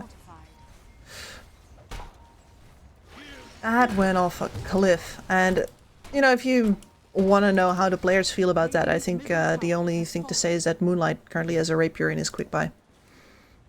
Lina, who was getting hunted all game by Atzantic, now feels secure enough after that Satanic to queue up the ultimate game ender. He's got the money for it too, but wants to keep up that buyback. Teleports to bottom for the rest of the squad, finishing off another tier 2 tower. They got a 42-minute tier 1, and they got 2 tier 2s at 52 minutes, 10 minutes after. Radiant's top tower is under attack. Yeah, just in case people feel like, oh, this is just a Monte game. No, this is very much a hold into a turn. And still, they're giving so much respect to rest farmers. So Right next to him, though. QBFY again with the Stormbreaker clicking again, but there comes Mind Control. Down to the ground you go. And no matter what you do with your Wind Wakers, this Sven will always find you. Angel in between, showing vision. Macropyre from La Joya. Angel down. Buyback coming from MC. QBFY down. He's coming up with the buyback as well. They're going to give it a fight here. Monte have a couple of heroes low, but Moonlight in a good position. Sven is also running away. Takes down the Jakiro. TP's away from Moonlight and Crystallize. Economy damage has been dealt. Vladik running away with the Earth Ruling with 2 mercenaries at his heels, but the super melee creeps can't catch up to him. Neither can the rest of the Rest Farmers team. They're going to be out with their Jakiro, but they are going forward with 4. This is an opening. Monte, you must know, and you just bought back on your 2 supports on Monte. If they catch you right now, MC... What? They can catch it. QBFY here. They don't have the same dispel as the Sven does here, but they know Sven's got no ulti, and they bring themselves together. Shad's trying to hammer away, but there's too many hostiles, too many targets. The Broodmother, that will be a dieback. No, not a dieback, actually, as she does have a buyback available, but for everybody else, it is. Angel out. MC. And MC, the same thing for him. He just bought back too. He's gone for 2 minutes. Monte not about to be caught off guard there. Time and time and time again, Rest Farmers have come back in immediately, trying to make use of the fact that the God Strength is down, that the BKBs are down. And now with Alina Rapier in the arms of Moonlight, basically doubled her money with that previous team fight. She had 6,000 gold in her pocket before the Rapier. Now there's a Rapier and another 6,000 gold in her pocket. So now you also have the buyback available with it. It's 3 versus 5. Buildings will fall. Will the Ancient fall? So, I mean, with the Rapier on Moonlight, Crystallize doesn't even have to pop the God Strength until the fight already happens. With a charge there, Zantic trying to find a catch on a target if they can get somebody out of the way. Zantic is dropping, and he will die. He is gone. And their hopes of winning this game, they are pretty much down to none here. Monte are focusing down the tier 4 towers. Crystallize still healthy enough to keep on going. LaJoya trying to set up with the ice path. Sven jumping in. LaJoya out. Broodmother. All of those feet have been cut off. And Monte are tying the series up to end the day. Ancient still getting glyphed with the last final 50 HP. But another tie and maybe the end of Rest Farmers here in the group stage. What a grueling end for the Radiant team, but what a fight by Monte to still stay in the game and end it with a W. The fact that they held on for that was kind of amazing, honestly. And I think that one of the problems that you have here on their side of Rest Farmers is that, yeah, you have a super fast draft. You can get to that high ground, but they need to be there with everyone. They need to be there with everybody hitting. They're all fighters. Nobody is there to hit buildings specifically. And that is one of the things that makes it that much harder for them to actually capitalize on these one-fight situations. And then once the game goes long, all bets are off. I mean, the way that they held the couple of fights that they did get, the aggression, that's keeping that up for 50 minutes, that Predator mentality where you go for every single opening that you get, that's impressive, but it just wasn't enough anymore. Oh yeah, this was this was definitely a really high-level battle here from Monte to still stay in against a lineup like that. But for Rest Farmers, as you can see in the group situation, it's not looking good for them. It is Monte Nightshade at 4 points and that's the maximum rest farmers can still get. So it's up to them for Monte and Nightshade to lose their series, and also for Nemiga, and rest farmers needing to win 2-0 tomorrow to have a chance of forcing tiebreakers and keep them still in the run for the playoffs, which is possible, which is doable, but it's requiring a 2-0 and the rest is out of their hands. Yep, but it is wild about this group stage here that being 2-6 with one more match to go doesn't actually put you out of the running yet. No. That is... and you gotta have to be rooting so hard for Nemiga right now if you're rest farmers. Yeah, with the games tomorrow, Night Pulse and Monte, those two, one of those two teams is gonna escape from their reach. They play Dandelions at the top of the group. Very difficult opponent, but if they win that one, that means even the group winner is completely open. And then the end of the day, Nemiga versus Nightshade, who are also one game apart from each other's. Someone's going to escape from rest farmers, and they might have one team to tie it up with. But there's a possibility for so many different tiebreakers in this group, which has made this a very exciting week of Dota in general. Also for not just the regional series, but all of these teams that have been playing in this tournament have been playing other tournaments. They know that this is a very hype ending to a group stage. Absolutely, and this is Europe. We're going to be sending 4 teams to the LAN finals eventually. All the points that you get here will matter because there are a lot of slots open, and even just a little bit of a higher ranking, even if you get knocked out in the groups, being the highest, the best of the rest, still worth some points. So there's literally everything left to fight for. And if you are one of those people who are interested in maybe throwing in a bet or two with 1xBet, the promo code 1XRLGEU is up for grabs on your first deposit. So the people maybe tomorrow looking at some of those games, bet responsibly and maybe try your chance in a game of chance. But until then, folks, we're done for the day. Thank you, Kevs, for tuning in for the final series. Thanks for Bowie as well for commentating with me in the earlier 2 series. But tomorrow, 2 p.m. CST, the same deal, the same rig. It's the final group stage day before we head over to the playoffs starting later on during, I think, this week. Yep, this week Sunday should be the start for the playoffs. So who are going there? We'll find out tomorrow. But until then, folks, take care of yourselves. Good nights, and bye-bye. One chance. One dream. One match. One energy. One fight. One aim. One action. One hope. 1xBet.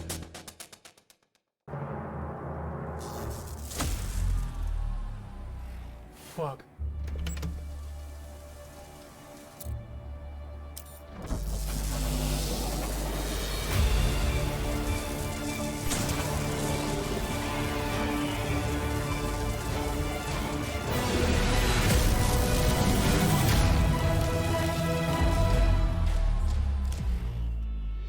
Use your skills in the gaming. 1xBet.